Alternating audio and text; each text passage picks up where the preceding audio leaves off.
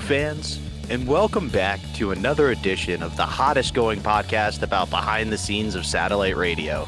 It's Tales from the Satellite with your host, Bobby Tamburo, and your star, the lovely, the intelligent, the on fire as of late East Side Dave McDonald, everybody. Thank you, Robert. And yes, Davey Mack's Tales from the Satellite, certainly on fire. Davey Mack's sports program, on fire. The Eastside Dave and Son Wrestling Show, on fire. Davey Mack in the morning on 95.9, The Rat, W-R-A-T, on fire. En fuego. That's Spanish. I have been sick for the past 3 or 4 days. I don't know if it's a cold. I don't know if allergy season has finally come and hit the Dave man hard. I don't know what's going on. I don't know if I'm possibly going to be dying soon, but I know I've been sick for the last 4 or 5 days. Has that made us stop in any way, shape, or form, giving you the brilliance? The answer is no. Not at all. On Sunday, we gave you one of the great Davey Mack Sports Program episodes of all time. And now today, we're prepared to give you one of the best fucking Davey Mack's Tales from the Satellite episodes of all times. But before we begin, I am going to extend a very temporary olive branch. It's a 1-episode olive branch, Robert. Oh, wow. You know these are very rare. In fact, this is historic. It's never happened before on Davey Mack's Tales from the Satellite. We've never, ever had a 1-episode olive branch, but it has to be extended. And here's some controversy right off the bat. I thought this was a pretty tame episode. Oh, boy. No tame. Okay, you can't tame a tiger and you can't tame a goddamn Davey Mack, especially when Davey Mack is still on the fucking Dayquil, daddy.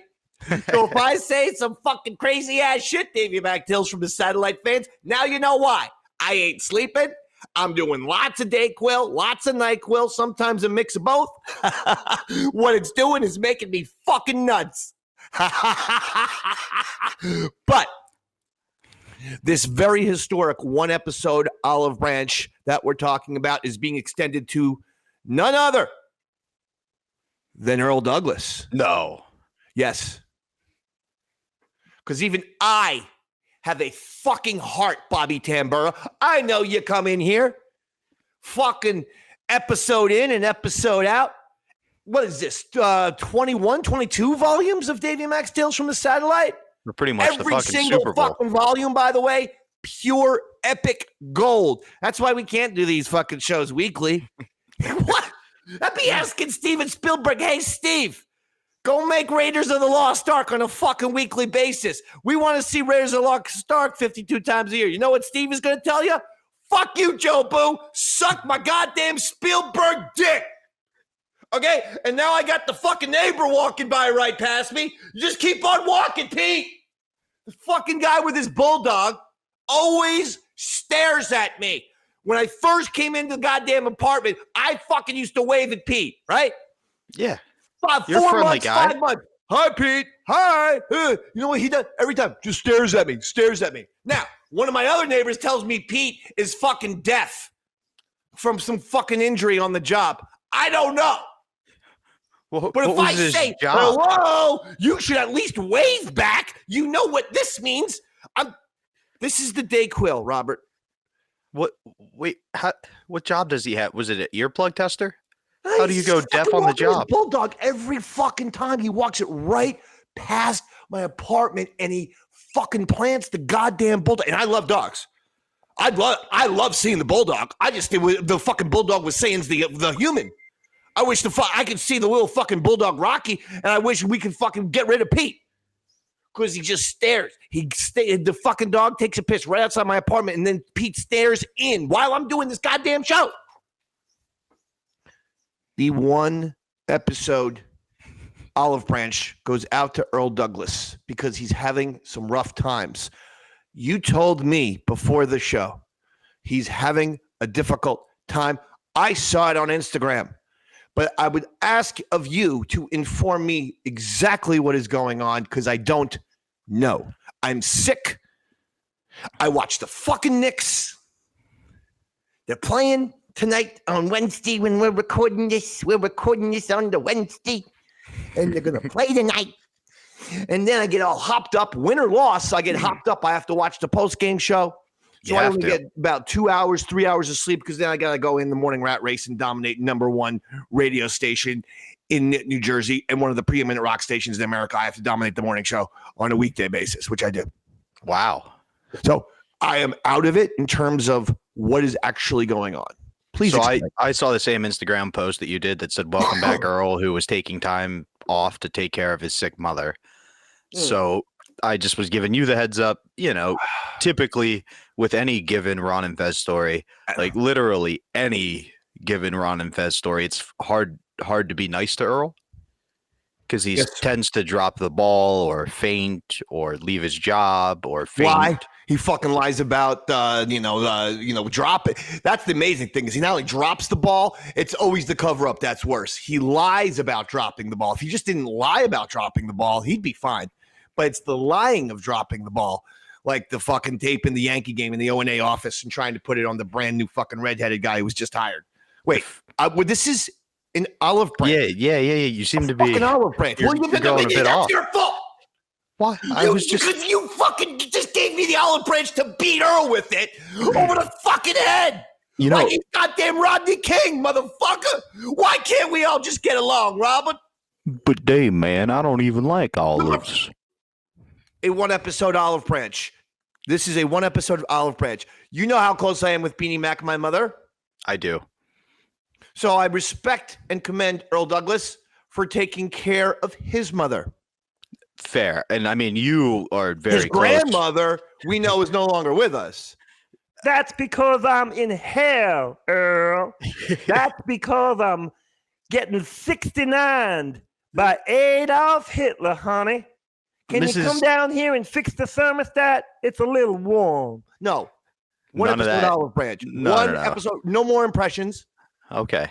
That was Earl's grandmother. But we're talking Earl's mother. He's taking care of, and our hearts are with Earl Douglas. We're shouting him out. I think he's back and everything's okay. Yes. I do want everything to be okay and sincere. Yep. And by the way, so I can give myself credit, wasn't it the last episode, the What If episode, where you asked me Mount Rushmore of Ron and Fez producers if I can't include myself? If you couldn't, yeah. Because we all know then if I was including myself, it would be Dave, and Dave. It would be four of my heads, just different eras. Crew cut, longer hair, beard, no beard. You get the point. Without myself, biggest gainer could be close enough to kind of look like Chris Stanley, so you could get away with it if he got mad. I had said Chris Pepper Stanley. I had said Al Dukes. But I had included Earl Douglas on the Mount Rushmore of Ron and Fez producers whose names aren't Dave, because I think that's the key. Ron and Fez, the greatest Ron and Fez producers of all time who are not East Side Dave. That you have to put that in. But I included Earl. I did that before we found out this news. All the credit in the world to you, but didn't you also follow it up with there has to be one of us we can all pile on and make fun of for dropping the ball constantly? Well, yeah, and okay, someone so that's less of a touching. if like there were like waiting for a subway and we see the fucking subway's going off the tracks and it's going to go up onto the platform and hit everyone, there's always got to be one guy you push. You push in and then he gets hit and then you guys escape. So I figure Earl, either pushing him in front of a train or pushing him in front of bullet fire, an explosion, just let him be the shield. Yeah. Absolutely. He's the one guy in your trolley problem. You're like, yes, hit that switch, please. Take him out. He's Save the Nick rest Fury. of us. Yeah, he's in charge of the shield. He's in charge of the shield. He's Nick Fury. I'll tell you, if that fucking guy came in, if he wanted to look awesome, just incorporate an eye patch. Don't even change anything about his look. If Earl comes in with a fucking eye patch and calls himself Black Earl Fury, the internet would love him forever, for the rest of his fucking life. That's an idea from me to you. You see how the fucking one episode Olive Branch works? I'll give you great free gold, Earl, for the remainder of this episode. I just gave you Black Earl Fury. You got to do that. Now, if he gives you that, if you'll recall, Nick Fury hangs around with that hot redhead, Scarlett Johansson, Black Widow. Would you be willing to repay Earl for his Safi days by being his Black Widow? I mean, do I got to get a dress? No, you could just be like you, but you would have to dress in all black. I'll do that. I'll do it for him. Earl, I don't know why it had to be her. Why couldn't I be Iron Man? I mean, he fucking hangs out with Tony Stark. All right. Sorry. Listen, I was just thinking Dave and sex appeal. So, listen, this is all the Dayquil talking, but the point is the one episode Olive Branch has been extended. Enjoy this episode, Earl. This is going to be a very special episode dedicated to you motherfucker. All right? We're here for you. We love to talk the shit, but also I like to be real. Like I'm always trying to be honest on this show and just have a fun time of giving a retrospective look at the greatest era of radio ever. Well, I can provide that with reality, a real take on things. But the one episode Olive Branch starts right now, Earl Douglas. So what's today's episode about, Bobby? Well, tonight, Dave, we have a heck of a story for Earl. It's a tale of two colleges, one best known for its own strain of herpes, one of the most ridiculous and intense of all times, and the other school known for taking away a scholarship from the only athlete on its football team to ever go pro, turning into a Ron Fez executive producer in a coffin. That's right. We're talking about how the Rutgers University versus the USF Bulls bet led to Fez Whatley spending an hour and a half in a coffin. Oh, it's the coffin. It's the goddamn coffin controversy.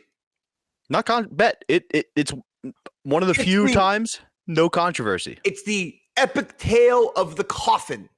Well, first of all, I love the coffin episode. There's a lot there. This was when Rutgers got Greg Schiano the first time. Schiano's actually back now, but they had Greg Schiano as the head coach, and somehow I don't know how he's able to make Rutgers like a relevant team every time he coaches. He coaches Rutgers, then he leaves for like the NFL or another position, then he gets fired there and he goes back to Rutgers, and then he fucking gets Rutgers right back into being a good team again. And this was Rutgers, dominating fucking Jersey, and Fez went with the Florida team. Am I right? The USF Bulls. That's right. And so the whole thing was whoever lost the bet was going to have to spend, I think, an entire Ron Fez show. Well, it didn't actually start that way, believe it or not. Oh, no? Rutgers. Yeah, they all go together. Rutgers will win tonight, 24-17. I guarantee it. And I'll put up something against Fez on this one. Let's see. You'll stay away from your wife for 2 weeks? No, you're a liar. Your bets can't be fucking gauged. And neither can Whatley. Well, I don't mind betting. I'll do hair versus hair on this thing. Okay. You've got a mohawk. Of course you want to shave your head. That would be like you getting a present. I'd be like, all right, loser gets a milkshake. And you have no hair, Dave. Well, if I shave body hair? I will shave all of my body hair. You can check my private... should do that. You disgusting fuck, because you're growing red, nappy hair. How about waxing? Wax him? Yeah. Look at his chest. This shit is okay, up. Mr. Bennington, $250. I will go to the bank right now and get $250 to I don't Fez. need your $250. That's true. Him losing $250 is nothing. That's like saying, all right, take the pocket lint out and hand it to the other person. He's got fucking more money in his pocket than lint right now.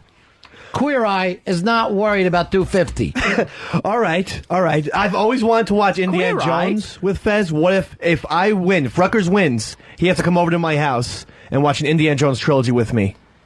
I'll make popcorn. He has to do that the whole night. How about that? That's good. If you guys want to do this, do it on your own time, because no one listening to this show cares about either one of you or your two bets. Am I right about that, Earl? Yes, you are. Now, Earl, 99% of the time goes against me. For him to back me up there. Thanks, Earl. Right. I'm just as confident that Rutgers will win as I am that Fez is going away in 6 months. All right, what about... You're an asshole. Wait a minute. Let's do this. Whoever loses, because you're both sick people, has to spend the weekend in a mental health facility. A mental health facility. Because I know this. Look how Johnny, look. They're both red-faced and scared to death. I don't like it. I know. We're not getting out. Once that door fucking locks, they ain't getting out. Neither one of you.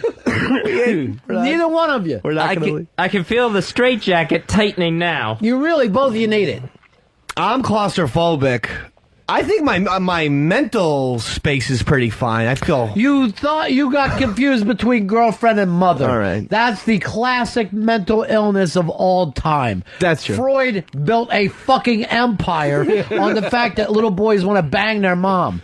The fact that it's 29-year-old men, he would be stunned. All right. You would make Freud throw up. That's how disgusting you are. It's something I have to work on, certainly, but it's something that I don't think I should be... To get out of your mind? I don't think I should... I need to be an inpatient for... So this is a little scarier to you than shaving your body hair or whatever. Yeah. Very much. I don't like that. Claustrophobia. Earl, which one of them needs to be kept in a mental institution? I would have to go with Fez right now. Yes! I am more sane than Fez, and I am fucking So proud. you don't care that you made me cry yesterday. You're trying to do it again. That goes to show that you're mental. You know what I love about this show? The executive producer never gets any respect. Zero respect for the executive producer. Everybody that's executive producer on this show ends up being with like that mean little girl from Kid Nation. I said Deal with it. last week. I'll say it again, and I hate to call a 9-year-old a bitch, but I will. She is a bitch. That's why you're going to end up in a mental institution. I hate her so much. Is it wrong to sit there and watch that show and just root against a 9-year-old girl? Yeah. You're both sick people. And just hope bad things happen to her at Kid Nation? This is why you're the two that need to be locked up. Shake hands. Loser gets locked into a mental health facility this weekend. I don't want to shake hands to that. Don't you believe in USF? Yes, I believe in USF, and I think they'll win. I know they'll win. Then shake hands. And if you believe it, risk the mental health place. It's too scary. Yeah, that's Honestly, I think you'd be getting the help that you need. Outpatient is not working for you, Fez. This is going on for a lot of years. Yeah, I mean, it's, You need But a I am dart patient. in your neck, and you need to be fucking strapped to a bed. Let the hallucinations come and go. Let it run through your mind. And then finally on the other side of it, you're going to be fine. What are you scared about? sounds awful. What are you scared about, Dave? I was talking to Fez. I know, but just the dart was You both belong in there. Fez probably a little more than you because you have Casey and he's on his own. No, I can't. I couldn't do that. But what if you came out better? Because I can't. What if you came back like this? Hi, everybody. Dave McDonald. Nice to see you. I'm ready to make a go of it. I'd just be too scared. I want to change. I don't want to change, I don't think. When it's time to change, you've got to rearrange. The Brady Six put it best. Yeah. It's a good song. But I don't know. I just think that I feel like I would be held there against my will for quite some time. And I want to be here with you guys. That sounds like a mental fucking patient. I want to be here with you guys. I would never be able to calm down an impatient. You belong there, though, dude. You're not. It's not working for you on the outside. Right. You've been on and out of so many fucking drugs right now. It's sometimes doing the show, you go away for hours at a time, and then I go, "What's up?" and you start crying. It's not what you expect a man to do. you need deep, deep, deep therapy. You need shock therapy. See, I wouldn't be able to do it. Wait, before you say anything, they put something in your mouth so you don't bite your tongue off. Ew. You get to bite down on that rubber thing in your mouth. I know, but that's going to taste terrible. I had to have one of those at the dentist one time. That's a dental dam. That's a whole different thing. And what you were tasting was your own breath. They don't put fluoricide in the things in mental hospitals. All right, so shake hands. Loser goes into a mental fucking resort. Mental resort. It's like a spa where your brain is getting massaged. I don't want anyone touching my brain, Mr. Bennington. There, you'll be lucky if they find yours. That fucking pea brain of yours is going to be hiding. No, I can't Earl, do that. are you? Do you have plans with your girlfriend this weekend, Pops?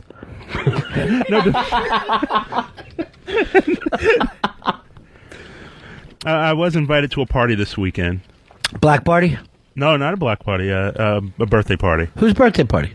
A friend of ours. Am I invited? You're invited. Are they in the mafia? You're invited, but this person didn't want their birthday plans on the air. Oh, great. What night? Saturday. Is it Donnie Brasco? Well, why a friend of ours? It's a good fella. It's a good fella. Now, is this, are we talking about, Baby Girl? Is that hers this weekend? No. When's hers? I can't keep up with all the adult birthdays. I'm not It's sure. too many adult birthdays. All right, where is it? Where do you think? Oh, always. I don't know who it is. I don't know. That sounds like you're not invited. Yeah, I didn't hear you when I was getting invited, and they were telling me to pass it along to Ronnie, please. And Earl was getting invited. I didn't hear your name Well, come up. whoever it inside. is, he's a jerk. Oh, maybe it's not a he. She's a bitch. Oh, I love it. Please go on Keep going. Go on one of your rants here. So I want to blow. and let me know when I should reveal. Well, did you just use the C word? No, Yeah, I don't know who it he just is. said I go. don't know He who used it the is. C word. Let me flip the card. Who is this? No, I did not mean that. I me flip did the not. card. I thought it was going to be someone else. I didn't know who it was. I did not. You're fucking mental. Wouldn't you feel better to mental institution? Now you have the perfect excuse. Bury me alive. I know he said the word cunt, but he was already. Didn't say that. I didn't I know. heard it. Wait, you know what I like? You yelled, bury me alive. They don't do that in a mental institution. Yes, I am your doctor. Listen, we're going to bury him alive over the weekend, and by the time we dig him back up, he should be fine. Everyone knows that I didn't know who was on the card. I did not know. I had a feeling like it was going to be Well, someone we'll of see. lesser importance. We'll see when you're in the mental institution buried alive. You can lay there in your mental coffin thinking about it. Now, Fez, God. did you have the same feeling that you get buried alive? You fucking two are the two sickest. Now, here's the difference, though, Fez. He's happy mental. You're sad mental. Right, yeah. Like, he's like mental, like the movie Harvey. He's like Jimmy Stewart in Harvey, where he sees a big rabbit, but he's having drinks and he's meeting people and he's on adventures. Where you're back in your apartment paranoid and fucking weirded out and thinking everybody's out to get you. You should have seen the glance you gave him today when he giggled when you thought the only lions were in Africa. Because you hadn't thought of a mountain lion before. He's He gets John his Nash. joy out of it. He's John Nash mental. Yeah, gnash your fucking teeth. No, so initially you guys wanted to make a bet. Fez already had a mohawk and a weird beard at the time. You were already a shaved head, so the shaved head bet was thrown out right away. Then you offered $250. Ron pointed out Fez has more money than lint in his pocket right now. $250 isn't shit to him.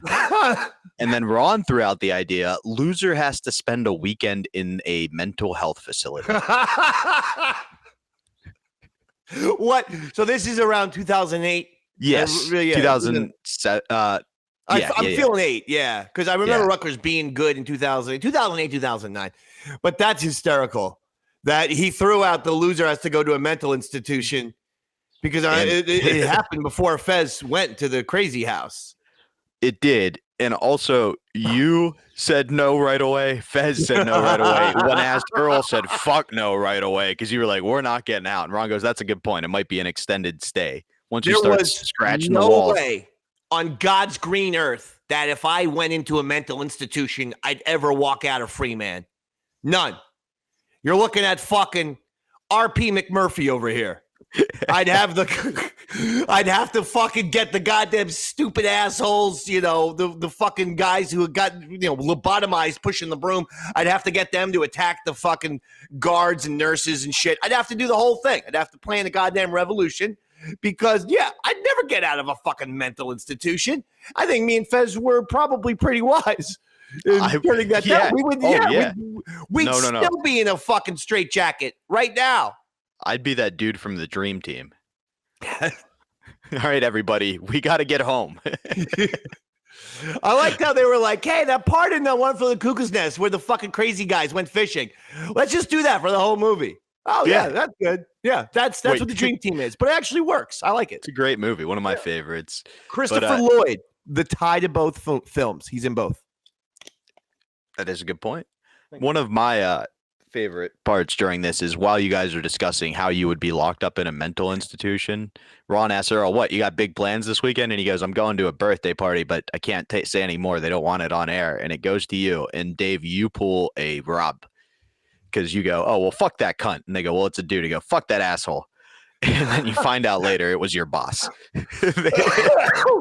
Which is totally a Rob thing to do. Like, oh, I didn't get invited. Fuck that person. And then you find out, oh, it was my boss. My bad. Fucking who was it? They didn't ever give all the details, but it was just one of those, like, it made it clear that it was somebody in charge of you and you were backpedaling quickly on air when they revealed the card. So if it's a birthday party, he was going to a birthday party for an XM boss? Yeah. So it must have been Wicklund. And then I think you called Don Wicklund a cunt. Well, I mean, and he is. I fucking said this is a goddamn Earl Douglas Olive Branch episode. I didn't say shit about Wicklund, that little fucking weasel, that little maggot, that little fucking cockroach. Trust me, when SiriusXM has 2 employees left, they will be Howard Stern and Don Wicklund. That little fucking cockroach will fucking survive the worst nuclear explosion on the planet Earth. And yeah, he's a little tiny man. He's the size of a Tic Tac. He actually, I think, is a tick. He's a human tick who just fucking goes on someone else's shoulders like a person with talent and just sucks, blood right from the back of their fucking neck. You have to kill fucking Don Wicklund by getting tweezers and go and then lighten the match and lighten him on fire. It's the only way to kill a Don Wicklund. And Earl Douglas is going to fucking Wicklund's birthday party. And Wicklund, you didn't invite me? I'm fucking Mr. Fun. Bobby, who doesn't invite the Dave Man to a birthday party?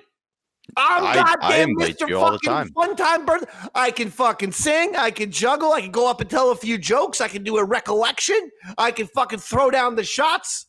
Yeah, they call you Davey Sinatra. You're the consummate entertainer. Jesus. That's got me pissed.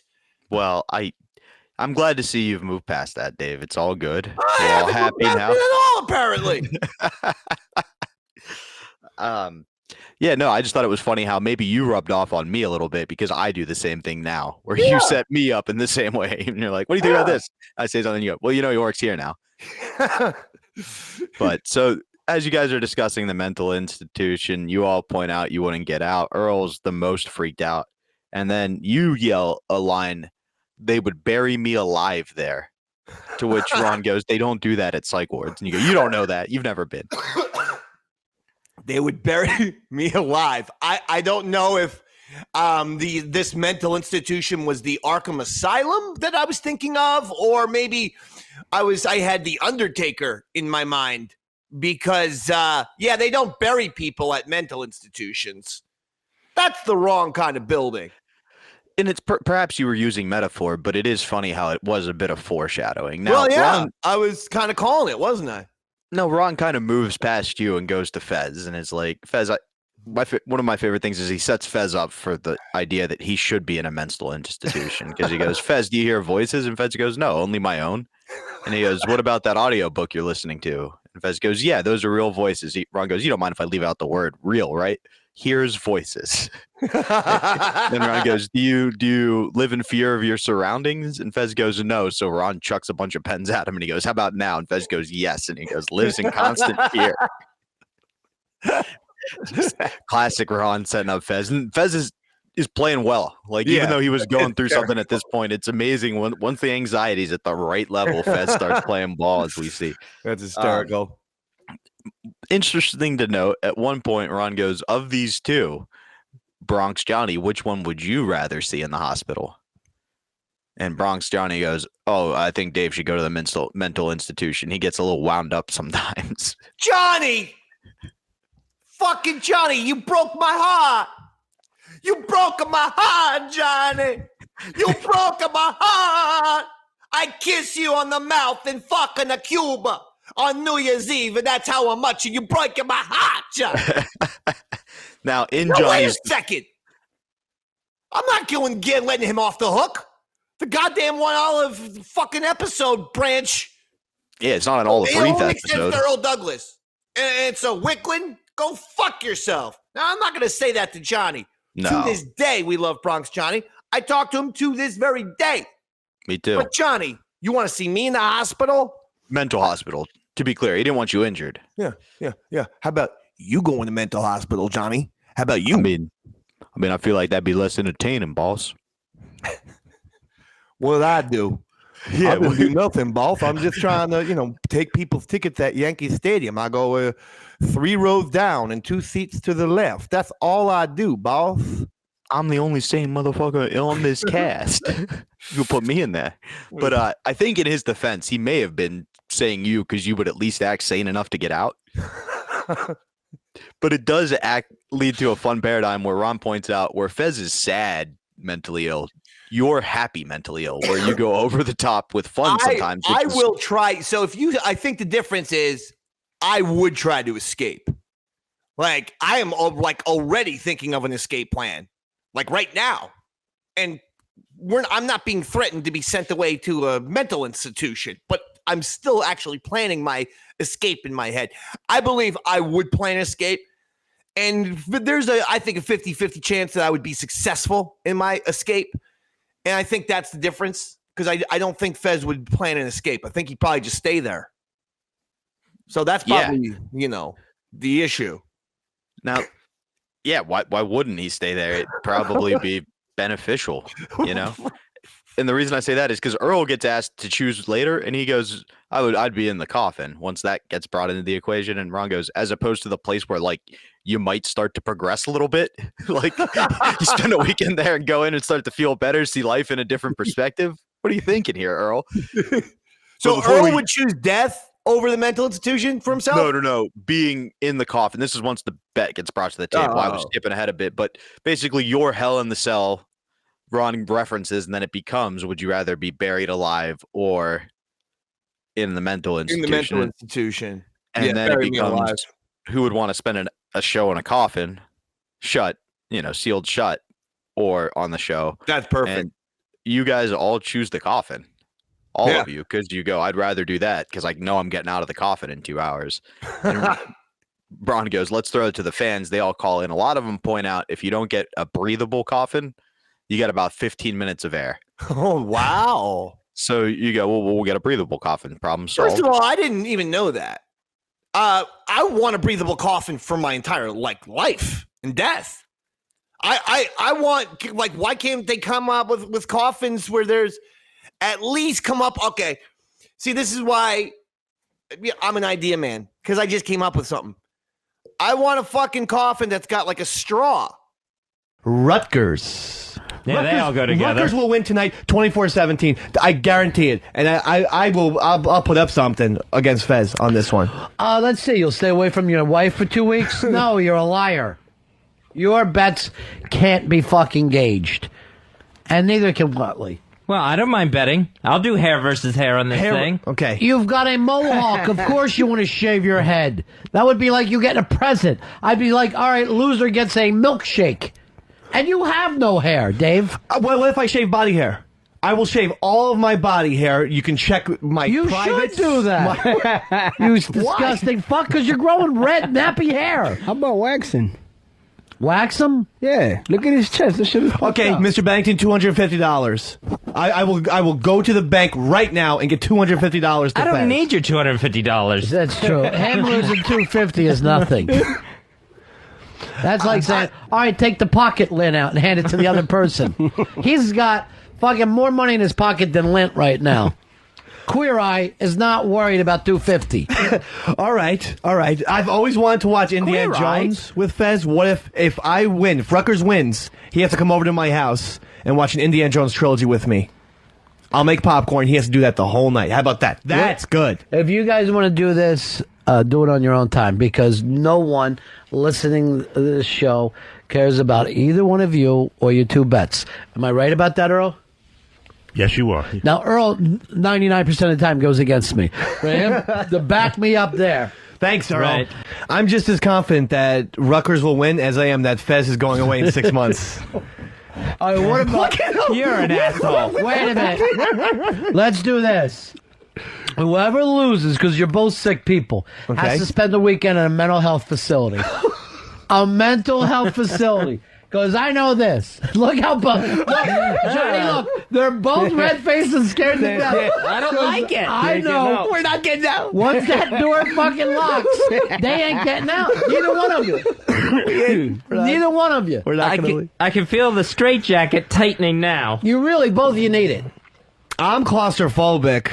I think my mental space is pretty fine. I feel... You thought you got confused between girlfriend and mother. All right. That's the classic mental illness of all time. That's true. Freud built a fucking empire on the fact that little boys want to bang their mom. The fact that it's 29-year-old men, he would be stunned. All right. You would make Freud throw up. That's how disgusting you are. It's something I have to work on, certainly, but it's something that I don't think I should be... To get out of your mind? I don't think I should... I need to be an inpatient for... So this is a little scarier to you than shaving your body hair or whatever. Yeah. Very much. I don't like that. Claustrophobia. Earl, which one of them needs to be kept in a mental institution? I would have to go with Fez right now. Yes! I am more sane than Fez, and I am fucking So proud. you don't care that you made me cry yesterday. You're trying to do it again. That goes to show that you're mental. You know what I love about this show? The executive producer never gets any respect. Zero respect for the executive producer. Everybody that's executive producer on this show ends up being with like that mean little girl from Kid Nation. I said Deal with it. last week. I'll say it again, and I hate to call a 9-year-old a bitch, but I will. She is a bitch. That's why you're going to end up in a mental institution. I hate her so much. Is it wrong to sit there and watch that show and just root against a 9-year-old girl? Yeah. You're both sick people. And just hope bad things happen to her at Kid Nation? This is why you're the two that need to be locked up. Shake hands. Loser gets locked into a mental health facility this weekend. I don't want to shake hands to that. Don't you believe in USF? Yes, I believe in USF, and I think they'll win. I know they'll win. Then shake hands. And if you believe it, risk the mental health place. It's too scary. Yeah, that's Honestly, I think you'd be getting the help that you need. Outpatient is not working for you, Fez. This is going on for a lot of years. Yeah, I mean, it's, You need But a I am dart patient. in your neck, and you need to be fucking strapped to a bed. Let the hallucinations come and go. Let it run through your mind. And then finally on the other side of it, you're going to be fine. What are you scared about? sounds awful. What are you scared about, Dave? I was talking to Fez. I know, but just the dart was... You both belong in there. Fez probably a little more than you because you have Casey and he's on his own. No, I can't. I couldn't do that. But what if you came out better? Because I can't. What if you came back like this? Hi, everybody. Dave McDonald. Nice to see you. I'm ready to make a go of it. I'd just be too scared. I want to change. I don't want to change, I don't think. When it's time to change, you've got to rearrange. The Brady Six put it best. Yeah. It's a good song. But I don't know. I just think that I feel like I would be held there against my will for quite some time. And I want to be here with you guys. That sounds like a mental fucking patient. I want to be here with you guys. I would never be able to calm down an impatient. You belong there, though, dude. You're not. It's not working for you on the outside. Right. You've been on and out of so many fucking drugs right now. It's sometimes during the show you go away for hours at a time, and then I go, "What's up?" and you start crying. It's not what you expect a man to do. You need deep, deep, deep therapy. You need shock therapy.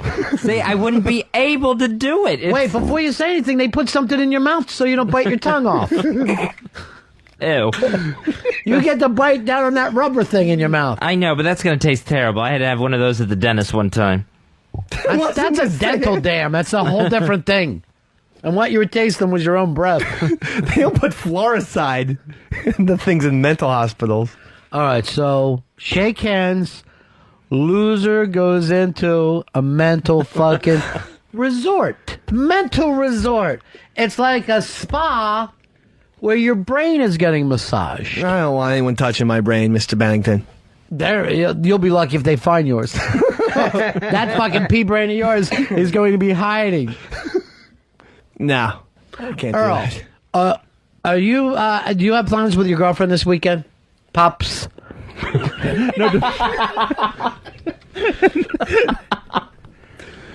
I was invited to a party this weekend. Black party? No, not a black party. A birthday party. Whose birthday party?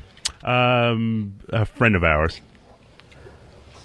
Am I invited? You're invited. Are they in the mafia? You're invited, but this person didn't want their birthday plans on the air. Oh, great. What night? Saturday. Is it Donnie Brasco? Well, why a friend of ours? It's a good fella. It's a good fella. Now, is this, are we talking about, Baby Girl? Is that hers this weekend? No. When's hers? I can't keep up with all the adult birthdays. I'm not It's sure. too many adult birthdays. All right, where is it? Where do you think? Oh, always. I don't know who it is. I don't know. That sounds like you're not invited. Yeah, I didn't hear you when I was getting invited, and they were telling me to pass it along to Ronnie, please. And Earl was getting invited. I didn't hear your name Well, come up. whoever it inside. is, he's a jerk. Oh, maybe it's not a he. She's a bitch. Oh, I love it. Please go on Keep going. Go on one of your rants here. So I want to blow. and let me know when I should reveal. Well, did you just use the C word? No, Yeah, I don't know who it he just is. said I go. don't know He who used it the is. C word. Let me flip the card. Who is this? No, I did not mean that. I flip did the not. card. I thought it was going to be someone else. I didn't know who it was. I did not. You're fucking mental. Wouldn't you feel better to mental institution? Now you have the perfect excuse. Bury me alive. I know he said the word cunt, but he was already. Didn't say that. I didn't I know. heard it. Wait, you know what I like? You yelled, "Bury me alive." They don't do that at a mental institution.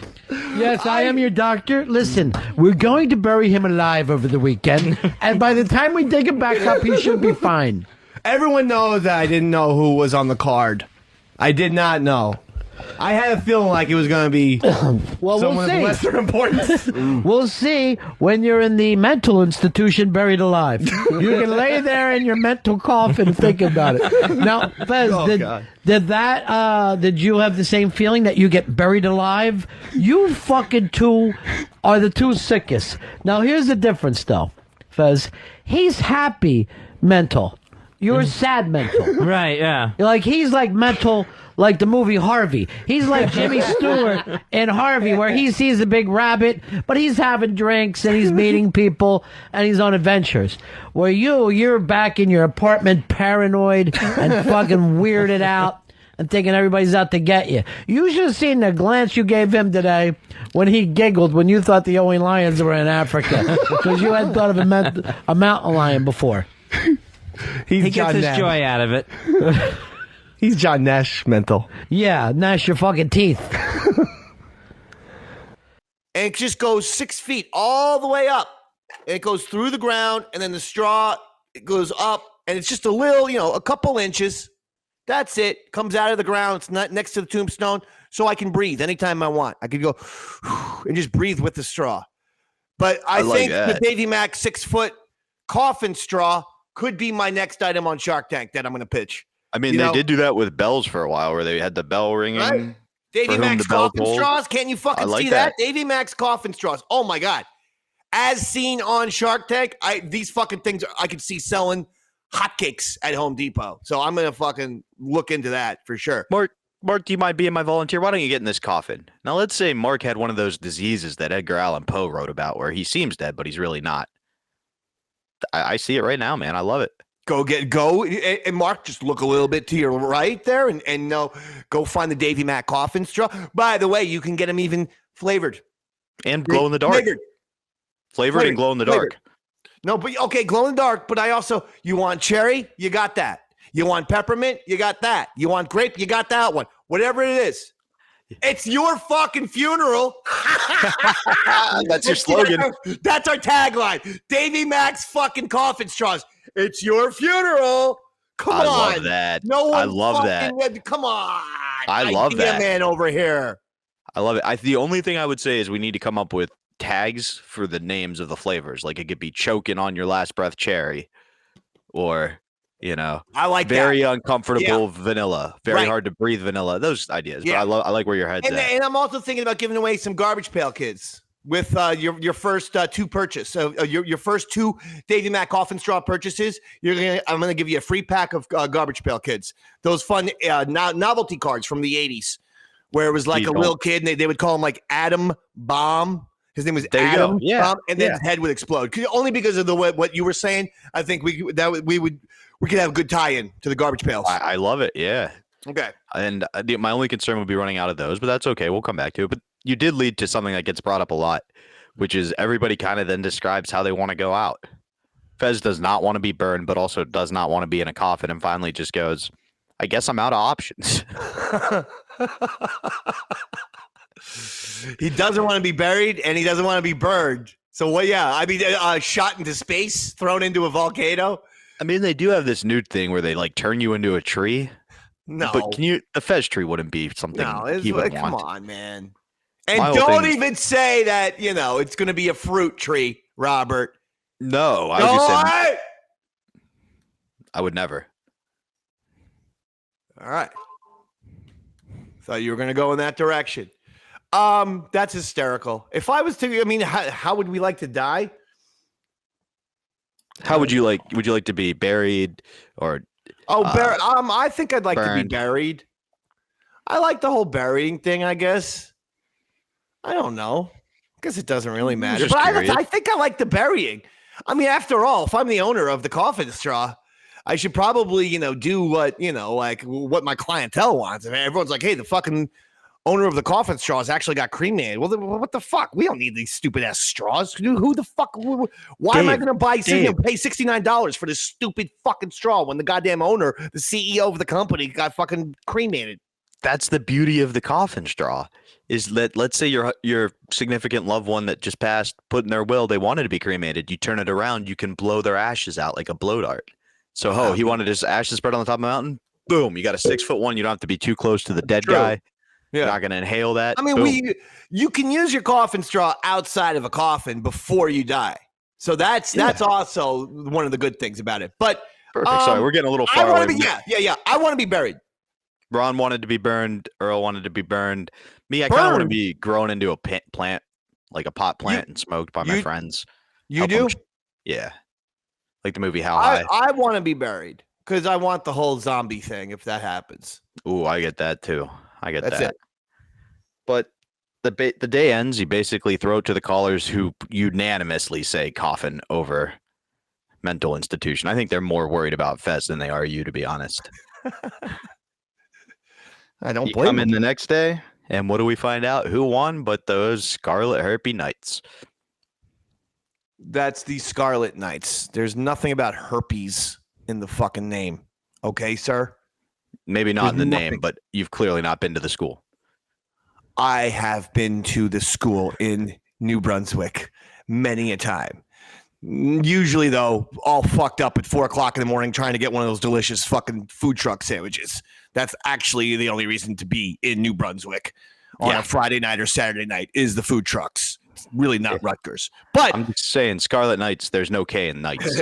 I remember that game, too. It was a great fucking game. And I remember being excited. So did we make the bet yet? Oh, you made the bet. You even gave Fez 2.5 points. So we made the bet of the loser has to stay in a coffin. Yeah. Okay. So we made that bet, and then fucking Notre Dame. I remember that being a close game, too, to my recollection. And It was not a good game, though. It was terrible football. Oh, was it? Very sloppy. Do you have Ron the keeps score? pointing out they won by 3. It was a You kept fucking good predicting game then. 24-17. 3 points. But not good football was Ron's point. Like, it was 2 bad teams that won slightly better. Oh, wait team a second. won. Wait a second. Come on. It's college. You know, sloppiness is a part of the fucking college sports. You watch March Madness. You watch college football. There's always crazy, insane, sloppy ass shit. That's part of the fun too. This game, I remember why we bet. This was, I believe, this game was on national television. Yep. And it was like a big fucking deal. Yeah, right. It was on ESPN, and that's why it was like all eyeballs were on this game. We didn't just randomly, yes, I'm from Jersey and Fez from Florida. So Jersey, Rutgers, Fez, Florida, UCF. But it was also because of the national media attention that the game was getting. Schiano, Rutgers, you know, they were in the top 25. And I think again, this might have been like a Thursday or something, you know, before the NFL was doing the Thursday games. I think this may have been a Thursday game. So it was like this huge ESPN deal. And that's why we did it, because it was a big deal, this fucking game. And then Fez, he lost. So time to get in the coffin. Well, before you get in a coffin, Oh, that's yeah, not an we got a easy lot. task for a one-day turnaround. No, very hard. And This was all Pitsy. how did he pull this off? How he pulled it off, to my recollection, was, and we love Pitsy, by the way, okay? I love Pitsy, but I remember this being something that was really, really, really difficult. And in fact, it was like, hey, Pitsy, did you get the coffin yet? He's like, I'm trying to get it. I remember coming pretty close down to the wire of Pitsy getting the coffin. I think he was just begging fucking funeral homes nearby. We'll give you a ton of shout outs. That's hilarious. That's all you can do. That's, you know, remember, I got these fucking shitty tattoos, right? Yeah. And the guy, you know, is a nice guy and stuff like that.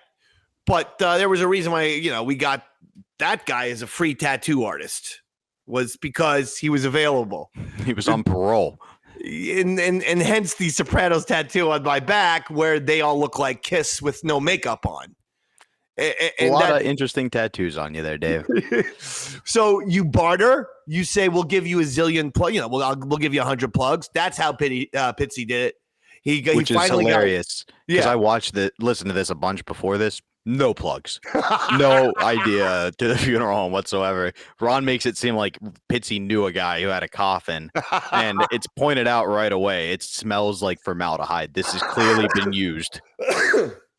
That's interesting that you say that. You know that when I was a little kid, I was friends with this kid whose family still owns. I'll just say their name, because actually this is a business that we have sadly used a lot. It's the O'Brien's Funeral Home. And it's pretty close to my house, actually. It's right down the road on Route 35. Wow. One time, my mom needed Mrs. O'Brien to watch me. So she said, oh, yeah, bring David over. David and Kevin can play for the afternoon. And then, you know, pick them up at 5. I'm like, okay, sure. You know where Kevin's mom had us play? In the fucking funeral home. With the smell of fucking formaldehyde and the goddamn dead bodies all over the place. And I'm sitting there. First, she made us do our homework. So how am I supposed to fucking goddamn do geography and learn the goddamn state capitals when I got fucking, Mrs. Campbell dead 8 feet away from me?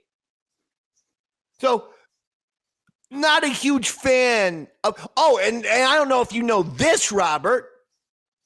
I bet you I don't. One of my odd jobs was delivering flowers. And of course, where do you fucking deliver flowers constantly, nonstop, multiple trips a day? The funeral home. And I would always have to break. So now as a kid, I got the funeral home and the formaldehyde. I got basically a fear of that. And then I had to deliver the flowers into the basement with the fucking more of the formaldehyde already.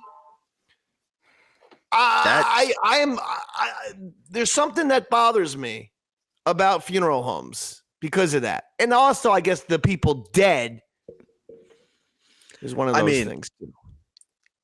Yeah, the dead people would be the main thing for me, but I get what you're saying. Yeah. And what's crazy is clearly this fear isn't just something you have, because it seems like every member of the Ron and Fez show is creeped out by this coffin. To the point where Ron goes, I'll give anybody willing to take 30 minutes off of Fez. Because you even point out, the minute they won, you were excited. You and Casey at the time celebrated.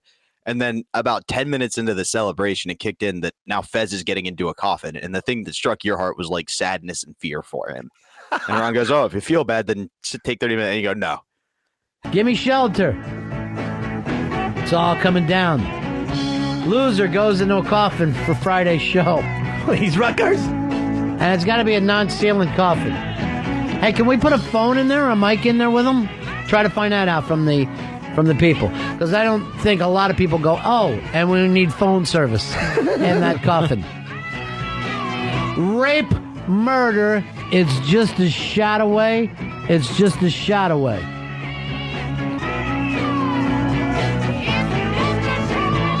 This might be as good as rock and roll gets. And I hate saying that to you, Earl. I know you're Soldier Boy, and you feel like that's the fun. You feel like that's the future. I'm worried that if you get in that coffin, whatever it is from the other side is going to come and grab you. I'm fucking terrified. If you open it and I'm not in it, I am terrified that you're a goner. I won't be in the casket tomorrow. There'll be Eastside Dave. No. Kane Undertaker? What's the... I'll tell you the truth, I don't care either way. One of you fuckers is off the show tomorrow. And that's a fantastic Friday for me. I don't know where to begin with you, Fez. Like you said, you've got work to do mentally, physically, and spiritually. That's a tall fucking thing. I can't imagine that you could do that on a day. That you're going to have to go away probably for 6 months. 6 months? Yeah. And you probably should be handcuffed when you go away, too. And handcuffed quite extensively. Why? And how do you get handcuffed more expensively than just handcuffed? We can't answer him back, Fuzzy. Do me a favor. And this is the showing of your insanity. Asking this motherfucker a question and expecting an answer. I'll tell you, everything in your life is so bad. Your telephone, I don't know whether you've ever called Fez at home before, so his telephone will tell you he's not home, call back and leave a message.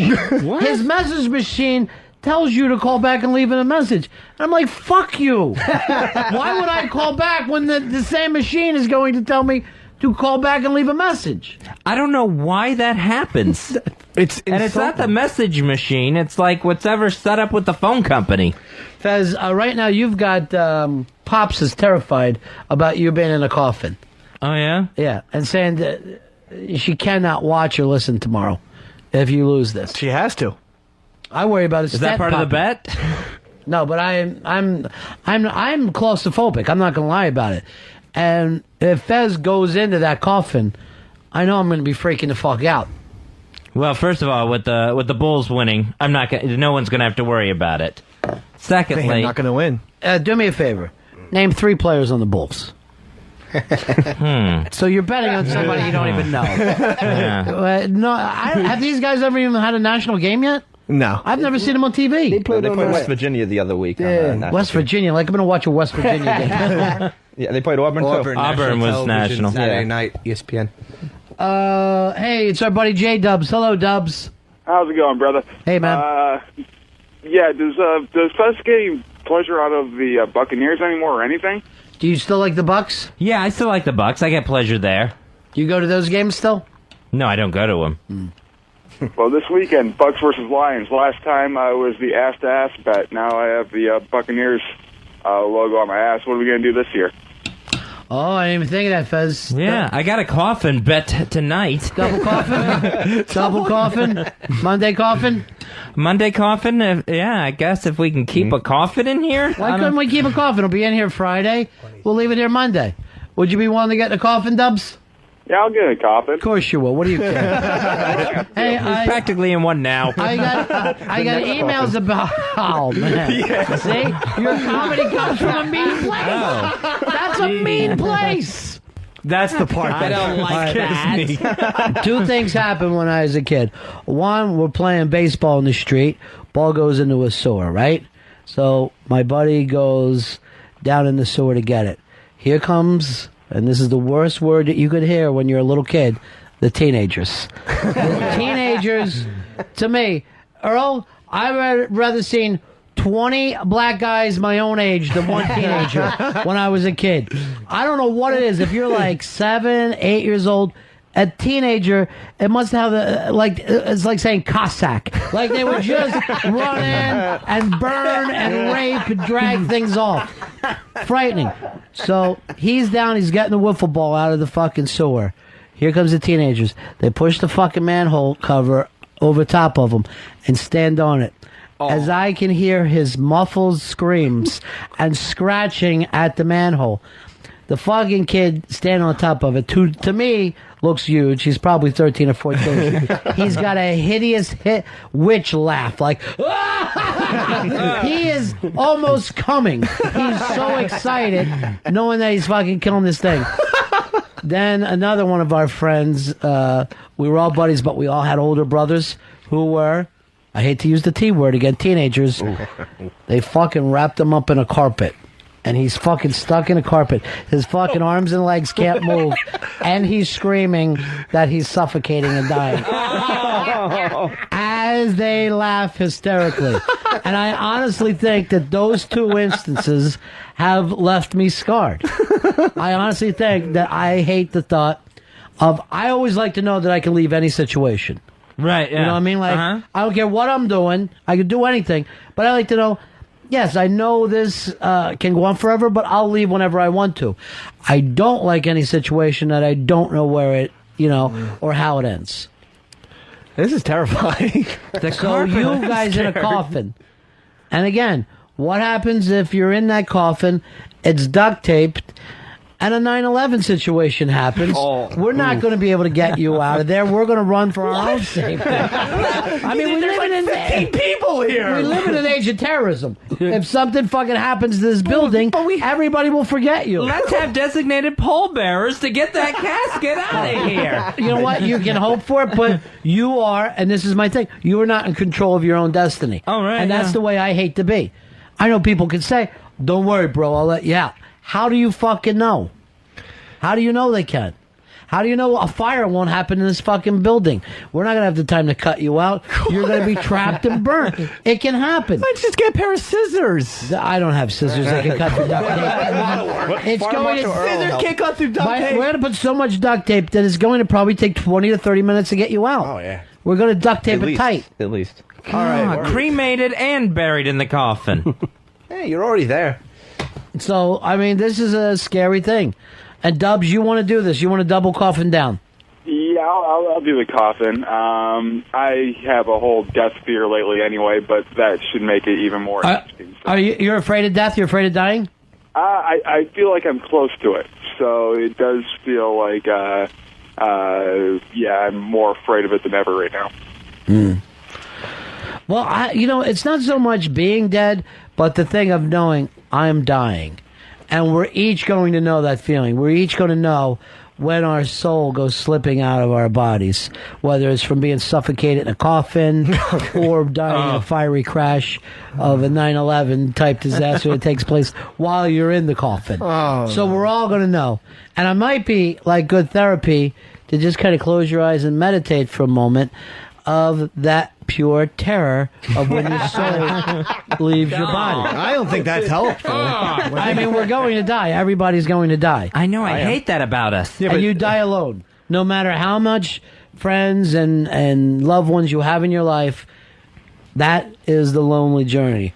That is that trip across the river with just you and death together.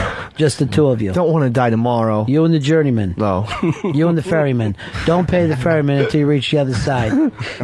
You could die tomorrow if Rutgers lets you down. Rutgers, you fucking have got to win this football game.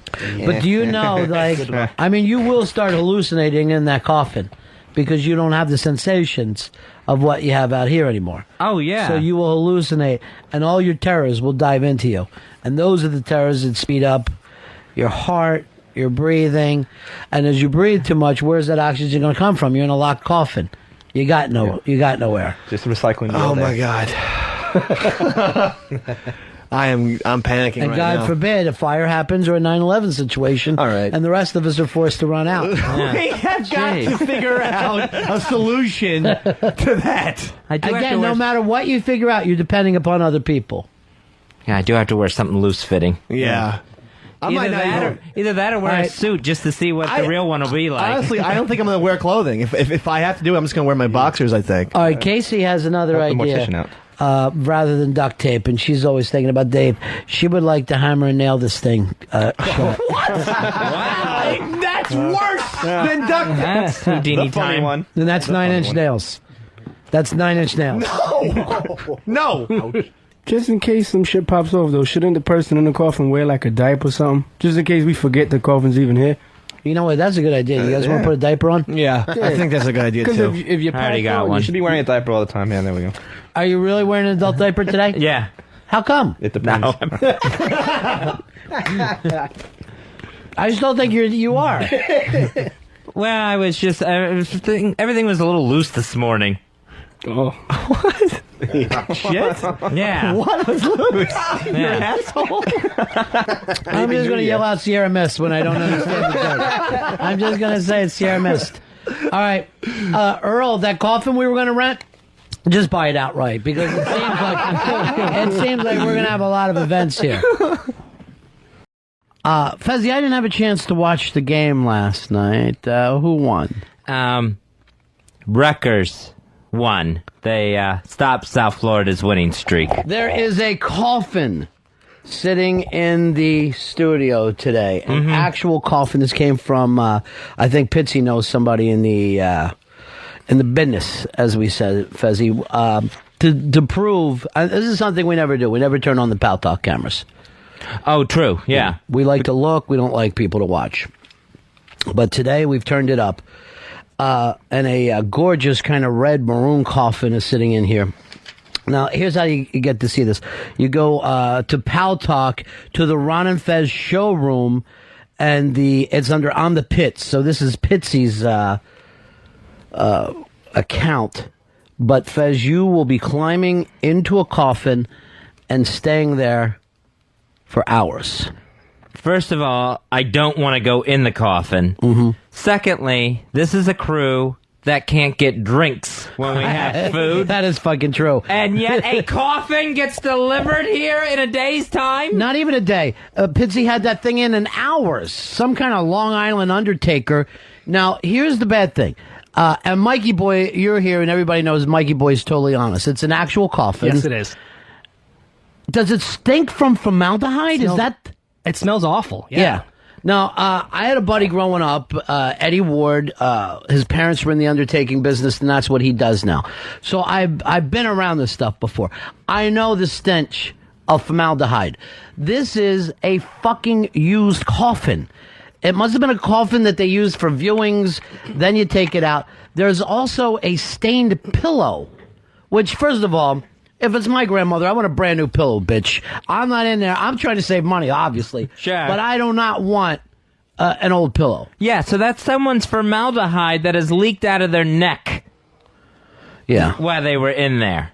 And that thing just reeks. I couldn't believe the smell of it. I got news for you. I'd rather lay down on a jizz pillow. I'd rather lay on a jizz pillow than a formaldehyde pillow. It'd be softer. Bill, you're on Ron and Fez. 29875, my brother. Hey, buddy. Ronnie, please lock the opening song In the Coffin with Fez. Enough already. All right, here's Ivan. Ivan, you're on Ron and Fez. Hey, Ronnie, I was, at first I didn't like Fezzy's openings, but if I listen to him for another week or two, I think I'll be ready to take it up the ass. Just even having that thought means you're ready to take it up the ass. Anytime you say, I think I'm ready, you're ready! Mike, you're on the Ron and Fez show. Ronnie, if Fezzy picked that shot, nail him in the fucking coffin, buddy. Yeah. You know what I'd be willing to do here, Fez? What's that? If you give up the music, I know you're executive producer. Yeah, I'm the EP, and I love doing the music every morning. By the way, you're the first person who appreciated the emotion I've ever met in my life. But if you give up the music and give it back to Pepperhead, I'll let him hop in the coffin for a half an hour. All right. Kind of a tag team. Pepper? Oh, hell fucking no. What? No, no. Not in that fucking box. You get the music back. You can keep the gay shit. I am not getting in that fucking coffin. I got news for you. There are several people here. Now, me, I am claustrophobic, Fez. And I don't know what sane person wouldn't be claustrophobic. I want the use of my arms and legs. I want my own freedom. That's what America's based on, having freedom. I like mine all the time. Sure. But, so I am a little freaked out that you're getting in there. And I got news for you. I was, and I hate to say this, cheering for the Bulls last night. I thought that they were going to pull it out, even when there was only 2 minutes left, because I figure Eastside Dave could get in that coffin. He's a little thinner. Slightly thinner. I don't think that has much to do with it. He has a stronger heart. Let him get in the coffin. So I'm nervous about that. But I'm only nervous because you're claustrophobic. Yeah. There are people on our staff that are freaked out just because it's a coffin. They honestly feel like the coffin is devil's work. Oh, yeah, it's a doorway to the afterlife. And Earl, you won't even come in here so far. No, I'm not going to even... I'm shaking right now. I'm scared Earl, to death. Would you take a half hour for your man Fez? No. Take a no half way. hour. I am not getting in that coffin. Come on, Earl. No. I'm not getting in that coffin. And yours is based on what? You think that you'll fall there into the underworld? I just freaking out. I don't want to get in there when I'm dead. I'm not getting near that coffin. I know. I have the same thing. I don't want to be in a coffin when I'm dead either. That's the whole thing. I want to be cremated. I mean, who wants to be burned up? I just don't want to know that my body is stuck in a box. It freaks me out. My throat's starting to close up right now. It might even be from the formaldehyde stink. I know, there's so few options once you go. It's the box or the fire, or you end up in one of those bodies exhibits where they put you on display from a taxidermist. All right, I have the Pal Talk room up, Fezzy, and it's blowing up so people can watch. Now, Dave, you know about this. You don't even have to sign up to come in and watch, do you? No, you can just go right to Pal Talk, go right to the Ron and Fez room. And I thought it was Ron and Fez showroom. Ron and Fez showroom, and then find I Am the Pits. All right, and when you do that, you see, all right, that's the picture that we have up on our computer? Yeah. That looks scary, and it looks scary as hell as a picture. It's very frightening, very ominous. Yeah. All right. I do not want to get in that thing. Now, who's in charge of that Pal Talk room? Is that HTG? That's, HTG created that room. Well, she actually wrote in there, good, Fez, get in the fucking box. Why would she write that? I don't know. And she's eating an apple, which I find to be just totally against everything we're trying to do here. I know, it's really inappropriate to sit there and snack while someone else is getting in a box. Remember, I told you I had that problem when people yelled at me at my uncle's funeral for eating a Butterfinger. Yeah. It's inappropriate. You know what? In hindsight, I should have eaten it in the back. I'm standing over top of it. I had it in my jacket. I ate a Butterfinger. I worry about my blood sugar. Or just sugar. You're a monster! What? I'm here. I'm wearing a clip-on. I just wanted a Butterfinger. Getting crumbs on the body. Earl, you won't do it. Come on, Earl. No way. A half hour. No way I'm getting Earl, that coffin. you get in for 5 minutes. I'll take a half hour off Fez. No, that's 5 minutes too long. Earl, you won't even do that much? No, Here's what nothing. Zero. I hate you. Here's what I like. People that... now, also, I'm showing you have no friends. Oh, obviously, Which yeah. I've tried to point out to everybody. I told Mikey background this, too. When trouble is in your life, that's when you have no friends. Mm-hmm. You have friends when you're the easygoing, everything's going your way, you're buying drinks for the room. Boy, do you have a lot of buddies. When you're in trouble, no friends. Yeah, and you brought this up yesterday, how you die alone. I'm obviously dying alone. There's not one person that would take 5 minutes for me. But you got those big mutton chops and that stupid haircut. Yeah, I hope the mohawk doesn't add too much height to me so I can't get in it. That would be a shame. Ugh. Dave, were you freaking? By the way, it was the worst game ever. 2 terrible teams playing a terrible game. It was a little sloppy. But it was Big East. I was, believe it or not, I was quite excited at first when Rutgers won because I won the bet. I feel like, Well, it could have went either way. Yeah. It was 2 awful teams doing awful work, an embarrassment to ESPN. And they're using words like slobber knocker and trying to act like it's going good. Smash mouth. But yeah, smash mouth. They can't even hold on to a fucking football. There's no plays. Drop back. USF's quarterback has one play. Drop back, scramble, throw the ball high and far, and somebody will run underneath it. It's not fucking football, it's dodgeball. And forward lateraling and just weirdness. Oh, the fake fucking gimmick play. When you're already leading, you know what I mean? You don't do that. Bush if league. you it's all Bush. So it's a hideous game. You had to be shitting yourself. I was, because we had a nice lead, and then SFU's coming back. USF. What's the difference? You're going to forget him anyway. So when they got to 30-27, I got extremely nervous. When Rutgers, hey, Coach Schiano, New Jersey Pride, Scarlet Fever running rampant. Yeah. And when they closed them out, I was jumping for joy. Then I have to admit, half an hour went by. Was Casey jumping for joy? She was jumping for joy. Of course, she hates me. I can't stand that Casey roots against you, Fez. And it's in everything. Yeah. And she was saying, like, She hopes I fall on the subway tracks every day. Well, I don't know if she thinks that, but she was rooting against you. We were both laughing and chanting, fuck him, fuck him, fuck. And, now, but I know, can I just be honest for a second? A half an hour or so after the game and after the buzz of being the sports king, I have to be honest, I really feel a little bit, I feel terrible. You know what that's like? It's like fucking your buddy's girlfriend, where you're like, this is great, I'm now on her, and then later you get that twinge thing. Yeah. And I looked that up, I Googled it actually. That's guilt. You can get a little guilt feeling from fucking your buddy's girlfriend and or wife. Yeah, it's one time I did it both. I had a 3-way with my buddy's wife and his girlfriend. And that's the way it felt, like we had just fucked Fez, like, really hard, right in the ass, because... Why didn't I feel good about it then? Because you couldn't feel his little dick going in that fucking manhole you call an ass. And that literally is a manhole. Please don't write the thing for my tombstone. This really will be like a funeral for you. Oh, I know. If anyone has anything nice to say while I'm in the box, I doubt that'll happen. Yeah, so and then like an hour went by, and honestly... Casey was getting a little bit upset, emotional. I was a little bit upset. I mean, not to be a pussy. I was kind of tearing up because Fez is an older man with a bad heart, and he's got so many problems. He's like borderline insane to begin with. Just stop trying to help him. If you want to build me up for this, you're going the wrong direction. Well, no, but honestly, basically what I'm saying is I really do feel bad.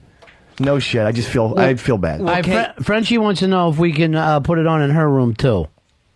You can't do. You can only do one room. Yeah, you can only do one. Sorry, French. I don't know how that works. You're out. I don't even. She's not out. Oh, she's still in, but she could pile in that other room. I guess. I don't know how it works. Join our room for one day. Yeah. What are the two rooms not like each other? They hate each other. All right. So I didn't know that. So will Casey come in and do a half hour in this box for me in the coffin? She said, she fuck feels that. bad. Her quote was, fuck that. You think we could even shut that coffin on her perfect titties? It couldn't happen. Okay, well, I am sitting here. They get mushed. No, I said the word perfect. Yeah, but titties about a man's Okay, wife. what should I say? Give me a better word. Like love bags? All right. You think we could shut that on her beautiful, perfect love bags? No, they'd mush. That was a bad suggestion. Mooch isn't a word, is it? No. Mooch is. Mooch is in Frenchie's room. Is he? Yeah. So I want him to be able to see. I don't know how it works. Earl, 1 minute in, I take a half hour off Fez. Please, Earl. Not 1 second. I am not getting in that damn box. I can't believe you won't give me a minute of coffin time. All right, I'll tell you this. I will take an hour off for one of Fez. You give me 1 minute, but it's face down in the coffin. No, I mean, come on, a bet's a bet. I'm definitely not taking 30 minutes away. I mean, a bet's a bet. But I don't know how Pitsy did it, but I think Pitsy actually somehow got a used coffin. Oh, absolutely. I think this is for the people who got cremated eventually that they put them on display. Yeah, Clearly, dead bodies have been in this coffin. I'm actually thinking that he fucking paid a goddamn gravedigger to fucking dig up a goddamn, like fucking Tom Sawyer, Injun Joe type of shit. He just paid some guy to go to the cemetery at midnight and dig up a fucking person and throw the guy out who was in the coffin and then just give that to the Ron and Fez show. Because it felt like, there had been a dead man in that goddamn coffin before we got our hands on it. I wasn't positive that the coffin hadn't been in the ground. No, and I mean, at one point, Ron uses one of my favorite lines where he goes, Pitsy, would you get your grandma a used coffin? Actually, you probably would, you sick fuck. And it just made me laugh. It's like even Fez is... I think that I'll give you a behind-the-scenes theory. Getting the coffin was such a difficult chore for Pitsy. I think the coffin was the last, dare I say, straw or coffin straw. Ooh. But that was the last straw for Pitsy. In that he was just like, I think he was slowly losing his marbles a little bit. And Pitsy's a great guy. This is not, we love Pitsy. Pitsy's another guy I actually still talk to this day. You know why? You text a Pitsy, you text a Johnny, a Bronx Johnny. You know who gets back to you? A Pitsy and a Bronx Johnny. Unlike some of these others, the Chris Stanleys of the world, you text, hey, how are you? Nothing for like 8 months. Not good, apparently. I go, when the fuck did he become goddamn Elvis Presley with the fucking no get backs, with the no replies? What type of bullshit is that? To be honest with you, if you look at Chris Stanley, he started looking at his career looking like Elvis at the end of Elvis's. And if you look at Chris Stanley today, he looks like he's going towards Elvis at the beginning of his career. He's just gotten better with time. It's crazy. He has. You mean physically? Physically and obviously on air. I mean, the amount of time he's been on air, it'd be hard not to get better. Although I'm doing a pretty good job of it with how much of a sidetrack I've got us on. So he's exercising. I fucking exercise every day. Are you saying that exercise is a reason for someone not to reply back to someone? If someone says, hi, how are you? Would you like to do an appearance on a show or something like that?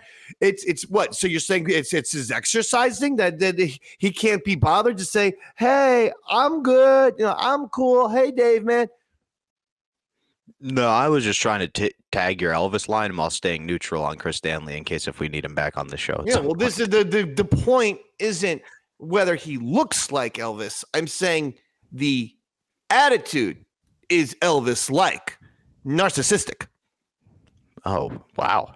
If you don't reply to someone, you then say, my time is the only time on the planet. And fuck your time and fuck you. That's the way I feel about these no get backs, man. I really do.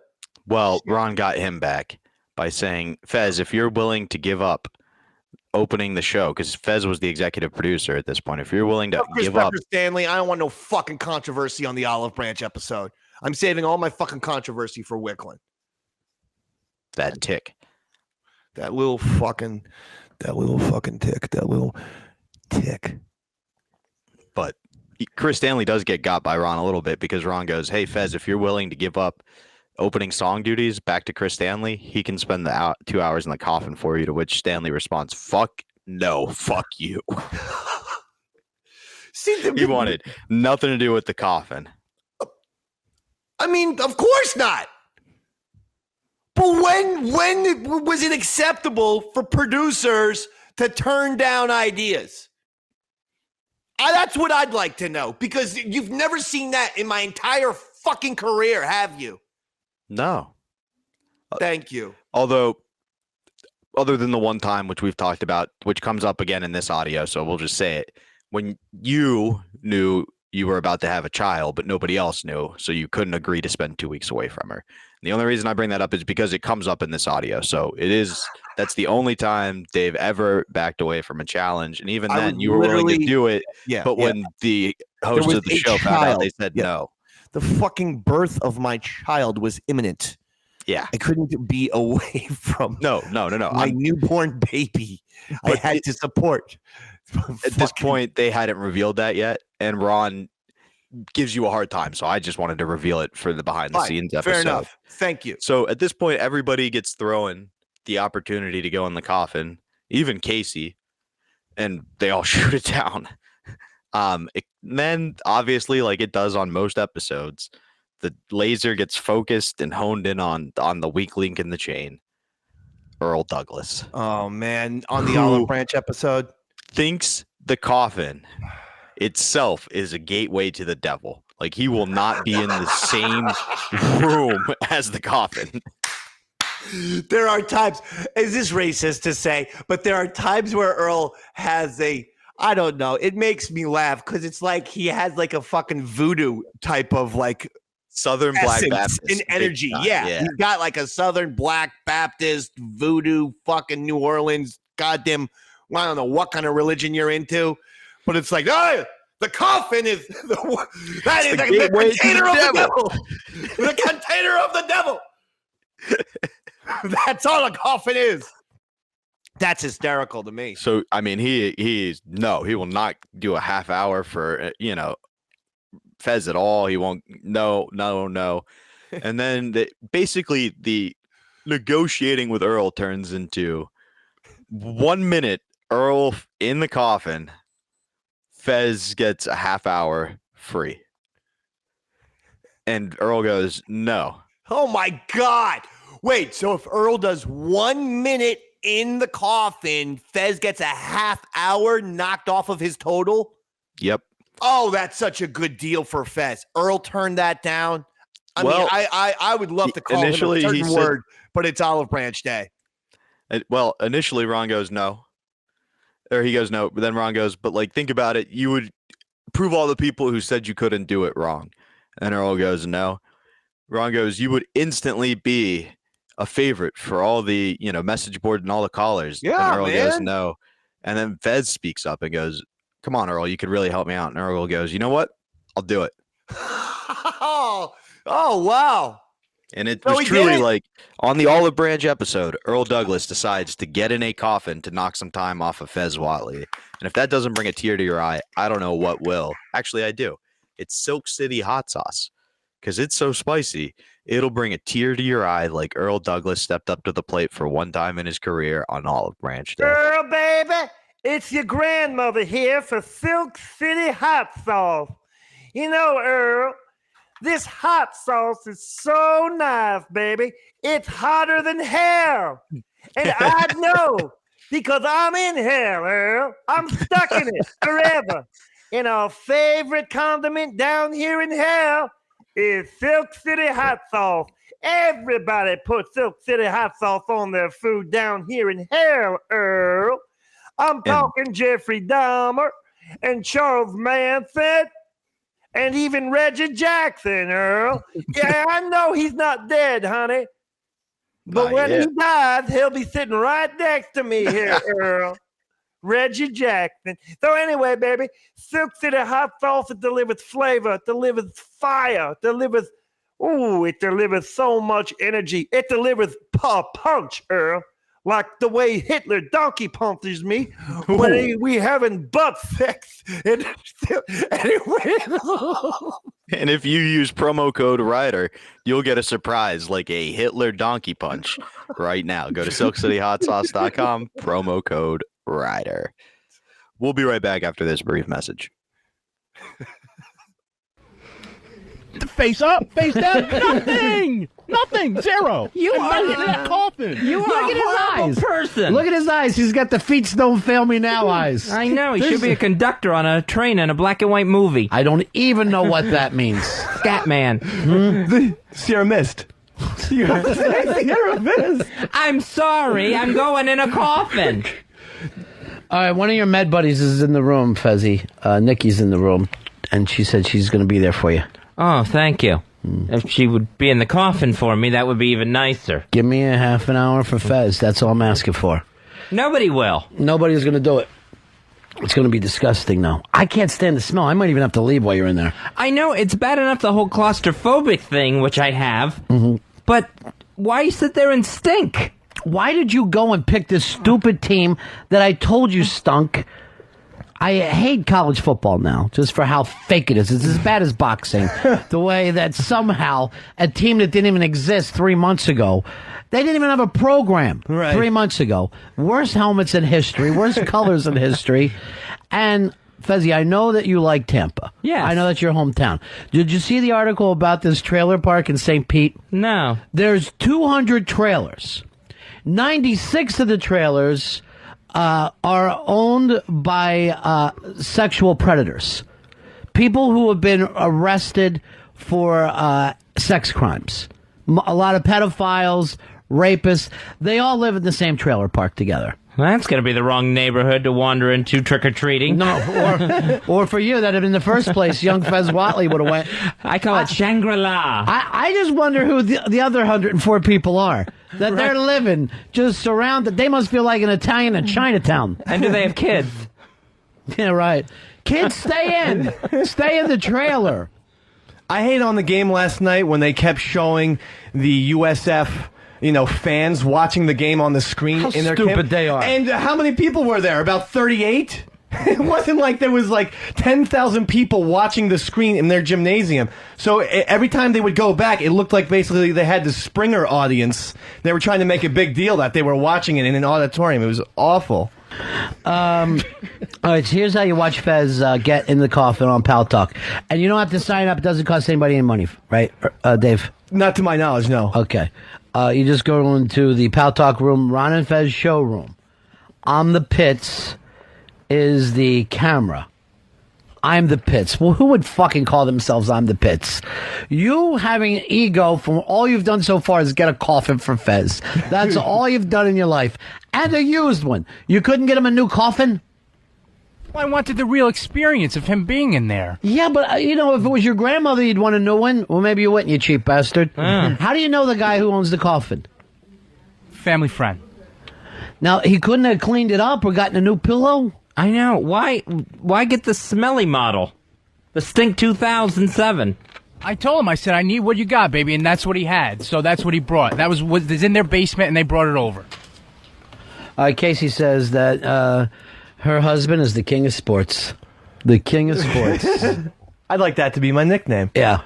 And she also asked if Dave could sit on top of the coffin like a king. That way you can't. No! Well, I don't want you trying to force your way out of there, Fez. So we will masking tape this thing. We got it. We're going to duct tape it. There will be claw marks on the inside of the lid.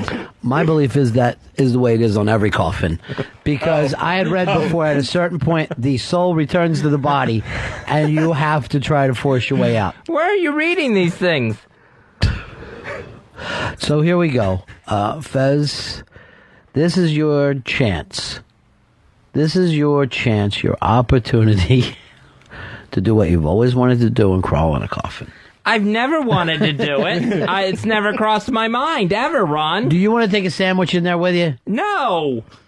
It stinks and I could choke. That's all I need is a Mama Cass episode inside the casket. Speaking of which, I'm looking at you and looking at coffin. You might have to go in sideways. It's not like a waffle iron. Because your dad called me one time and said that he was putting money down on a piano case. It's just wrong. And it's so hot in the studio now, I don't know how hot it's going to be inside the coffin. Obviously, it's going to be hot as hell in there. Yeah. If you want, we can hose you down before we put you in. No, because that's all I need is the mildew smell on top of the formaldehyde. John, you're on Ron Fez. Yeah, Ronnie. Yeah. Hey, didn't fucking douchebag Dave give Fezzy points yesterday? Yeah, 2.5 fucking points.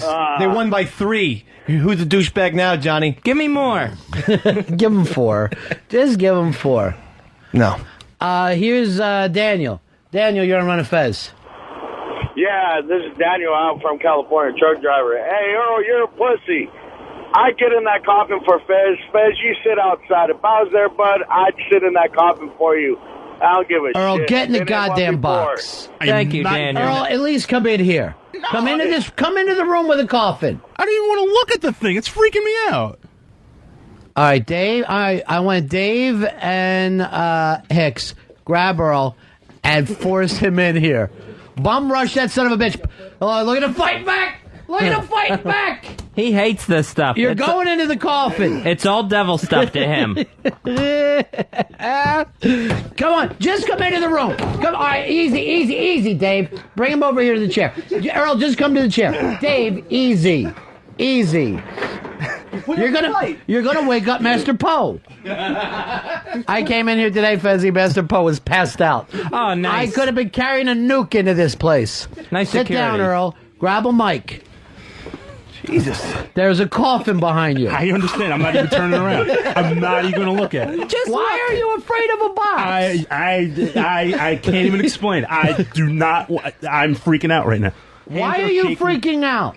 It's a coffin! All right, Hicks, do me a favor. Open the lid to the coffin so Earl feels a little more comfortable. Hicks, don't wear a red shirt next to the coffin. We can't tell which is which. Hicks is the one with sneakers. Oh, okay. Really bad sneakers. They're both as wide. All right, come on. We got it from the first point. Do you two guys want to know why we don't hear from Hard Rock Johnny? Why? A couple of fucking statements that Watley made. Because you would not drop it. And that's all he's known for. And seriously, he is our friend. And anyway, I don't want to get in that. I know, a couple sit-ups. And I'm very serious now, too. That's why he doesn't hang with us anymore. All right, what are you doing taking pills? Because I'm like hyperventilating. I'm dry heaving. I am freaking out from this. Why? What? Tell me what your fear is, and I can help you. It's a box with four walls and nothing to look at but darkness. It is freaking me out. Just think of it as a place you go when you die. Is that hideous? Yeah, it's awful. Isn't it? That's fucking formaldehyde. That motherfucking Pitsy brought a used coffin in here, and what cheap prick rents a coffin for his grandmother? My family, we buy. The whole experience must have been cheap because, again, look at the stain on the pillow. The old gal leaked out in there. I think everybody leaks a little, Fez. I'm not going to lie to you. Yeah. Oh. You can't keep that sealed up.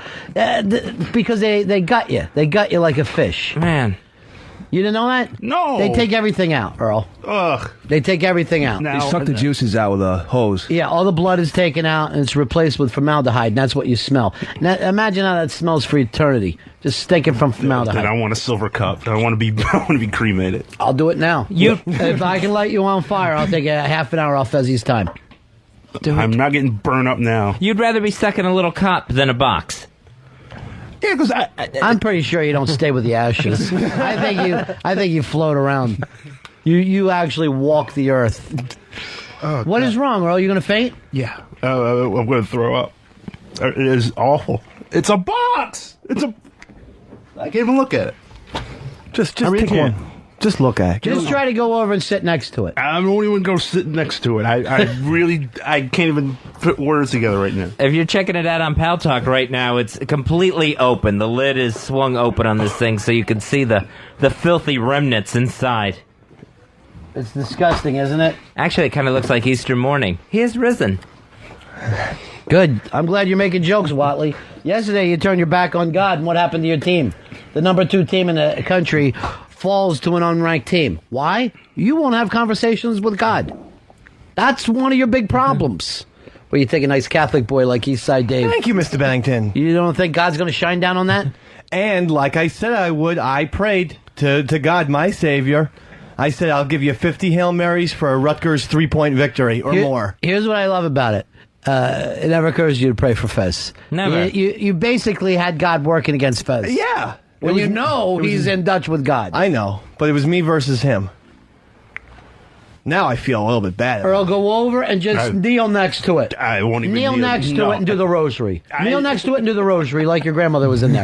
I didn't even do that. Here's the thing. When my grandmother died, I didn't even do that. I didn't go to the funeral. I did nothing. When Muni died, when everyone was doing the kneeling, I did nothing. I did not even go near that casket. One time we're at a viewing. I think it was, might have been a great-grandfather.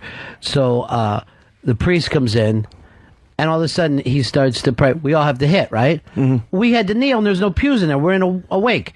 We have to kneel on the floor. He starts to go through the rosary.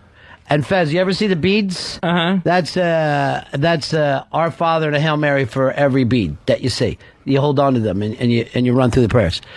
I look over at my brother. I go like this. What the fuck? During this thing, I actually had to say the term, what the fuck? It seemed like insane to me. Give us a pew. Something we can do for the knees. It must have been an hour and a half. No, it was a while. Finally, I just put a hand down and just fucking, it was basically leaning like, remember in football when they used to hate you for sitting on your helmet? It was that kind of deal. Get off your helmet! We're losing by 20, and you animals are sitting on your helmets. Earl, go next to the coffin. No, I will not even. Dave, get him next to the coffin. Let's go. No. Come on in here, Hicks. Just get him next to it. Earl, don't fight it. Just go nice to it. Go nice to it. Don't fight this time. No! Just get next to the coffin. Easy. There. Now you're next to the coffin. No, just look at it. Please, look at it. Earl, just sit. Just sit in the coffin. No. Please. The goddamn coffin! No. Get him in. No! Get him in. No! Get him in. No! Earl, just sit in the coffin now. Get him in. You're next to it. He's gone. Get him in. Kneel next to it. Get him in. Put him face first into the coffin so he can relax. Face first into the coffin so he... Oh, jeez, he's being dumped. He's dumped in a box. Oh, if this was a casket match, it's over. No, come on, that's over his head there. Look, you got him upside down. You got him upside down. All right, now he's down. What's wrong with him? Wait a second. The formaldehyde got to him. The smell got to him. He's just breathing heavy. Get him some water. He's just breathing heavy. Now he's freaking. Now we're trying to... Fez, it can't be about you anymore. It's got to be about Earl. Exactly. Get him up. Thanks, and Earl. nice. Get him some water. Get it on the back of his neck. He's fine. Water down the back of his neck. That was the example I needed going into this. Thank you for showing me that. Come back maybe over it won't here. be so bad. What is it, Earl? Get some water on the back of his neck. Does anyone have any seltzer? Mikey boy brought an inappropriate amount of seltzer in. What is it, Earl? I was freaking out. What? I couldn't breathe. I was just... Well, you can breathe now. Start. Earl, why do you faint at the worst times? What if someone was trying to put you in a coffin and you fainted? No, I want to just put this in context. This city has exploded because somebody put a noose 40 blocks from here, and we're trying to put Earl in a coffin. They're going to come here and burn this studio down. This is not a racial attack. Earl is our friend. We just wanted to lay him in a coffin. Oh, God. Earl, you faint so easy. Was it the smell that did it, or just that overexcited? It was all of the above. That odor hits you. It's worse in the coffin. All right. Can anyone smell Earl? He brought casket smell back over here with him. Yeah, don't bring your stink smell back over. Was it comfortable, though? No. A little bit. Comfortable. Why do you faint like that? And then everybody fucking gets nervous like it's going to, get in trouble with the bosses. This had a rush of... I was fighting to breathe. You are a fucking fainting goat. It's a coffin. Earl smells like dead people. Frenchie keeps texting me. There's no way to get a thing for both rooms. You can't I do just it. want to make everybody happy. Just You know how nice Frenchie is. For one day. Maybe just for one day. Will they let her in? Of course they'll let her in. Okay. I don't even know what it means. I don't know what it means, Fezzy. I guess she's out. I don't know. You're the one out. You're going to be in Oh. a coffin because you're a troublemaker. All right. First of all, here was the problem. You had him upside down, and then you were going to smash it on his head. Why couldn't you at least throw him in the coffin right side up? Now do you feel braver, though? Like you could go sit next to it? No way. I feel worse. Oh, my God. Earl, if you lay down in an open coffin, I'll take a half hour off Fez. Please, Earl. An open coffin. Please. Open coffin. No. Think about it. I thought about it. I thought about it. No.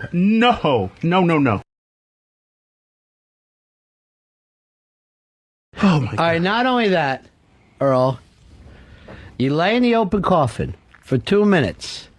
I take a half hour off Fez, and I don't say I don't yell at you for an entire month. I don't fucking I don't point out your mistakes for an entire month. No, I'm not doing it. That's going to take you almost to Thanksgiving. But I swear, if you don't do it, lay in an open coffin, open, I will ride you for the next fucking month like you were in boot camp. I'll call you mayonnaise for the next month. And I'll have you doing sit-ups while I squirt you with a hose. I'll take that chance. I'm not getting back in that box. It's not a chance. It's not a chance. He's going to do it. I do it anyway. It will be now done. everybody will just be paying attention. There's zero risk involved. Just open. I'm not going in that box. Open. Look at me. Look at Fez. You see he's terrified. Please, Earl. Oh, look at those hound dog eyes. All right, I'll put fucking Fez in there right now and fucking tie it off. Earl, come on, man. All right, please. take Fez. Take Fez. No. And he's going to have to pay now for Earl's sins. No. Put him down, face down. I don't want to face down. Let's go. Is that what you want, Earl? You want him face down or you want to stand up? Come on, Earl. Open coffin. No. Open coffin. Not doing it. Please. Open coffin. Will you do it, Earl? Not doing it. Come on, open coffin. Not doing it.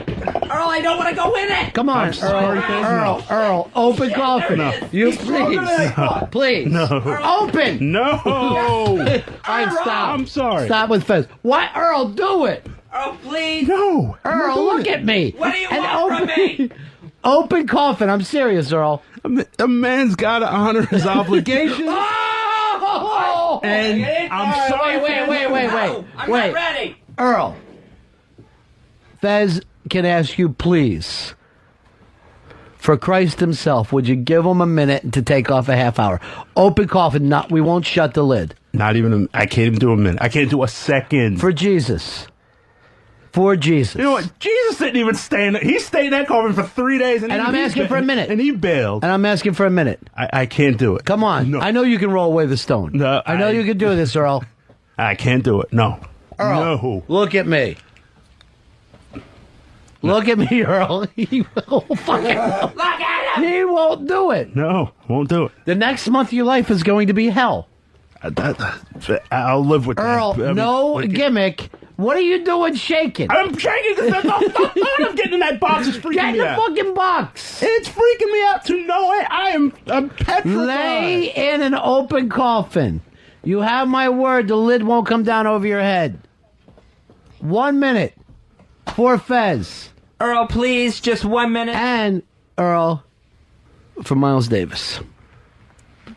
For the soul of Miles Davis, who we love. Miles' soul is fine. Oh, you know it isn't. You know it isn't. Come on, Earl.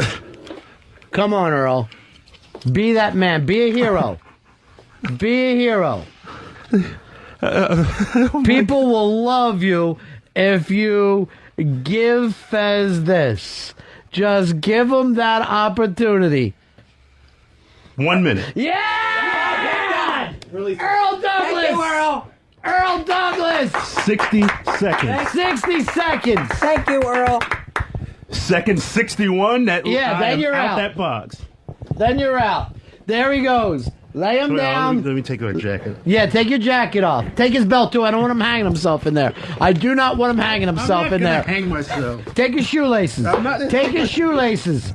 Just like he was going into prison. I'm not gonna Give me your shoes. But Earl, you got to put your arms over yourself so it looks like you really are dead, so we can get a picture for your parents. Thank you so much, There Earl. he goes. There's Thank the you, big Earl. man. Getting in the box. Thank you, Earl. I'm so proud of you, Earl. Open.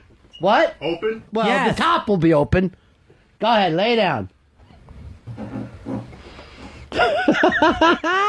He's fucking getting in. There he goes. You can All right. sit on Pal Talk right now.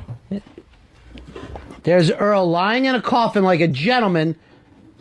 There it is. There he goes. Oh, God. Earl, you barely fit in there. All right, put the bottom down for him so he feels safe. Just yeah. Earl, lie back. It's not a kayak. I understand that, though, but I will. You will see a man lose his mind. Get a double paddle. Get a double paddle. Earl, just put the top up to the side a little bit, so we know that you know what you feel like. No. This is every zombie movie I've ever seen. All right, Earl, the 60. All right, now not over his head, just up so he's comfortable. All right. So he knows where he is. All right, Earl. Now, doesn't that feel comfortable? Is that nice? It doesn't. Yeah, put the top down just a little bit so he knows. What the end's gonna be like. All right, Earl, you ready to start your 60 seconds of bliss? What's it smell like in there? Dead. You don't want to drop that top, Earl? No. Where you can feel comfortable? We said open. Now, Fez, when you see him doing that, does that freak you out or make you feel safer? It totally freaks me out. It really is like he's being entombed. I mean, when the bottom lid over his legs closed, yeah, that was frightening enough. Just hearing that click. Now, I swear to God, this is, to me, and I know it's just something in our culture. This would mean nothing if it was just a box. Right. But the fact that it's a coffin is the scariest thing. Now, Earl, here's the thing. You're never going to get a coffin this expensive, too, so this is great for you. You want some picture for your folks? No, this will kill them. This will kill them. There'll be 3 coffins, mine and theirs, when they see these pictures. This is the way Muni wishes it had worked out. Oh, jeez. Why bring up Muni at a time like this? All right, put it down just a little bit so Earl can be so you can be comfortable, Earl, in there. So you can be comfortable and you know you're safe now. You're beating your fears. Stop fighting. He's very strong. Yeah, he is strong. He's strong for someone in a closet. All right, another 55 seconds, Earl. Is all you got to do. You can check out Earl in the casket right now. Pal Talk, the Ron and Fez showroom. We said open. It's open. It's way open. I'm on an inch open. I'm on an inch open. That's all. If you turn over, I'll face down. I'm not. And then you're gonna ass up. Let's go ass up. That's how they bury him in Europe, anyway. Yeah. Ass up. Yeah, you want to go European style, Earl? Well, gay European. Oh, yeah. Good one. All right, Fez, you think you can do this now? No. The more I see Earl in there, the less I think I can go in. Earl, you want him to sit on the top of the coffin? No. How come you fainted before and now you're able to lay in there? Look how you're beating your fears. This is fantastic. Beating my it's the fear of closure. That's what I'm fearing. Like you, the threat of I thought you wanted closure in your life. I swear this is the best I've ever liked you. It really is. I've never liked you as much as you are right now. Feeling like I could be seeing you for the last second. That's what I'm afraid of. Take his rings too, because I don't want him to lose. I don't want to lose those rings. I have no rings. Because they'll dig up the grave for those rings. He's dressed for a coffin. All right, let him out, and by that I mean push it down hard. No, I'm only kidding. No, let him. All right, let him out. Let him out. All right, he's fake. Let him out. Let him out. Let him out of there. Earl, you okay? Come on, you know. Let him out. Did he faint again? Earl, get out. If he wants to stay, fine. It's his choice. Earl, what part did you like best? Being in the coffin? Or when the lid hit your noggin? 0. Why, after anger, do you go to fainting? Let him out. Help him out of there. Come on. He can't get out of the box. Come on. Come on. Your undertakers are taking you out. Look, I got 1 foot in the box now. All right, if Earl can't do it for a second, how's Fez ever going to do it? I can't. There is no way I'm going to be able to get in there. Earl, what are you doing crying? Go cry in front of Pal Talk. Make him cry in front of the Pal Talk camera if you're crying. Look at the camera. Go over to the camera. Get my breath back. Look at the camera and cry.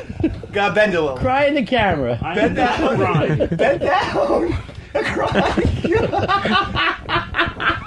Why are you crying? He's Everybody Everybody's on your side. You didn't think we were going to bury you. He's crying because he got in the casket and then didn't get the parade through Harlem. All right, so that would have been a jazz parade. You know how we all come back happy? New Orleans funeral. New Orleans style. How did it feel in there? Did it feel comfortable? Dark, dank, and cold, and it felt like death. I do not want to get buried. Sounds like his apartment. Yeah, I don't blame you. You were freaking there towards the end, too. Those guys You blame me? It's a bar. You want to get back in? No! Get back in just for a minute. No! Do another minute. For a minute. Do another minute. No. Please, Earl. No! I don't want to go in. Listen, no, let him go. Let him go. They're always ready to throw someone in the coffin. These guys. No. Oh, God. Earl, you just stink. I wish we You had do. You stink like formaldehyde. Smell like death. We are back. If you only knew what I'm gonna do to you, we'd be running out of here as fast as your feet could carry you. Your destiny belongs to me. If you only knew. Now, if you can tell me what that song is, I will fucking take my phone and I will Zelle you $200 right now. If not, you get nothing. Let's go. I want to guess. What was that song that I just sang as we came back from our beautiful commercial break where I hope Silk City's hot sauce stays as fucking advertiser. I mean, they haven't sent us any fucking money yet, so God love them. That's like but you never want Robert, can I tell you about how podcasts work? Don't tell people that. Don't say, hey, we have an advertiser who hasn't actually sent us a fucking check. I'm just kidding. They've sent us lots of checks. Every so often, Dave. I don't know if you know this. I get an envelope. All right, Guns N' Roses. What's the song? Guns N' Roses. Guns N' Roses? That's your final answer? Yep. You locking it in? No. If I tell you the album, if I guess the album, will you give it to me as a hint? Yeah. Was it this artist's final album? No. Okay, then no, I don't know. I thought the name of the album was called Pile Driver. Does that help you? Pearl Jam. That's how he ended up freezing on the sidewalk. He got pile driven. The WWF at the time, now known as the WWE, put out a couple albums just called the Wrestling Album. Now, that song was their big Live Aid song, and that was from the second one, which was just called Pile Driver. The Wrestling Album was unfucking believable. And I actually just wrote a story for it on WRAT.com. If you want to look at it, I got a whole bunch of the videos. But nice. I loved that If You Only Knew song, which, like I said, was from the second album. You had all these fucking wrestlers all standing, like on it, like a chorus, like the We Are the World. Okay? You've seen the fucking We Are the World video. Everyone was doing that at the time. Yeah, the fucking Chicago Bears Super Bowl shuffle. Like, everybody had to have a fucking music video where there was just rows and rows of people on bleachers. And that was the WWE one, was If You Only Knew. Jimmy Hart wrote the song. And I fucking love it. To this day, I still sing it. And for some stupid reason, iTunes won't allow me to purchase it. I want to give them money, and they won't allow me to purchase it on iTunes. If you don't have $200, just tell me you don't have $200. You don't have to ask me a quiz question about the second album the WWF released. If you only knew, no, but this is a good song. What I'm gonna do to you, you'd be running out of here as fast as your feet could carry you. This is the part I like. Your destiny belongs to me. Yeah. If you only knew. Oh, that's Jimmy Hart wrote a fucking really good song there. I don't know why I can't purchase it legally so I can keep on my phone forever. Anyway, we're back, baby. We're back for a while. Might have been a little more appropriate. But it's funny you said WWF. I'm going to call this episode the Controversial Coffin Challenge because I like the CCC thing. Hey, I like that. Triple C. What if you spelled them all with a K? No, but if we did CC and then there was a P, then we could do like a Russia theme. CCCP. Anyway. Controversial coffin challenge, please. All right. Anyway, go ahead. No, I like it. One of the fun things, it's funny you said WWF. Before Earl got in the coffin for Fez, one of the things he was doing to, egg him on as he started to do it was play the Buried Alive theme. Which, again, good on Earl. He came prepared. He was like, somebody else is getting in the coffin today. I'm not. I'll be ready. They're not fucking putting me as the low man on the totem pole today. That's funny. That's God funny. love them, yeah. Did you ever see the Kill Bill movies? I've not personally. I've seen enough of the clips and references, but this does come up, the 6-inch punch. No, not the 6-inch punch. Uma Thurman got buried alive. How'd she get out? Kill Bill Volume 2. And I think it's one of the great cinematic scenes in the history of movies. I think it's just such a classic, epic scene. Sometimes I'll just go back and just watch that scene every once in a while. I love that scene so much. In that scene, what is she doing to get out of the coffin? Well, okay, you're right. She's doing the fucking punch. No, the only reason I knew, to be honest, the only reason I know that is Ron's like, hey, Fez, when you get in the coffin, you remember that 6-inch punch I taught you? This is the time, buddy. Use it and use it for vengeance. So the only reason I knew is the Ron reference. Right, I forgot because yes, she gets in the coffin and then they flash back to her training. And so that's how we explain her getting out of the coffin. She's training on the punch. That's right. But I was thinking more of the escape itself. But you're right about this. Great minds think alike. You got to check that the Kill Bills out. There's no excuse for this, Robert. I got a plane ride coming up. Maybe I'll watch it. Please. So Earl stepped up for Fez.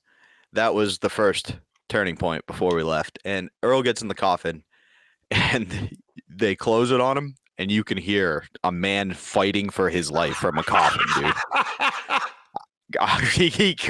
And then you just hear silence.